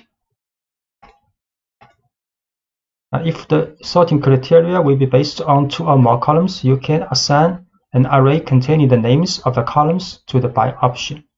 So for the data frame, we can also sort values by more than 1 columns. So here by pen and a pencil. Data frame dot sort values by pen and a pencil. Pen and the pencil both have been sorted from lowest to the highest value. And the ranking is an operation closely related to sorting. It mainly consists of assigning a rank, that is, a value that starts at 1 and then increases gradually to each element of the series. The rank will be assigned starting from the lowest value to the highest. So if we run the rank function to the series, then the result will be a series, and the value of the series to each label is the rank with the lowest with rank 1 and the highest value with rank 5 here. And by default, even the ranking follows an ascending sort. To reverse this criteria, can set the ascending option to false. So we can rank set ascending to false, then the lowest value will have highest rank. So series.rank ascending false. So the lowest value will have the highest rank now. Missing data are quite often in analysis, and they are recognizable in the data structures by the not a number NaN value, and pandas can better manage NaN in different situations. Assigning a NaN value to series. If you need to specifically assign a NaN value to an element in a data structure, you can use numpy's np.nan value of the numpy library. For example, this is a series. We can add np.nan for this position, this value. Now we can also write as, for example, series white equals none, we'll get the same result, or can get the same result if we write series bracket white equals np.nan. Just note these two n and n have capitalized.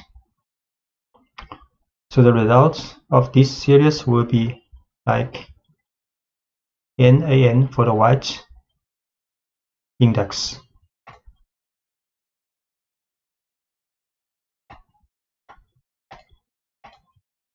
We create this series nan here. We can also write like this, assign non-value to white, or we assign np_nan to white, and to have the same result for these three statements. And assigning an nan value to a data frame. So this is a data frame created, so we can assign one of the value for the column ball and the index red to np and nan, or we can write frame ball red to none. Create a data frame first. Then we can assign ball red. So now this element's value is nan. We can also do like this. Assign a null value to this position. Get the same result.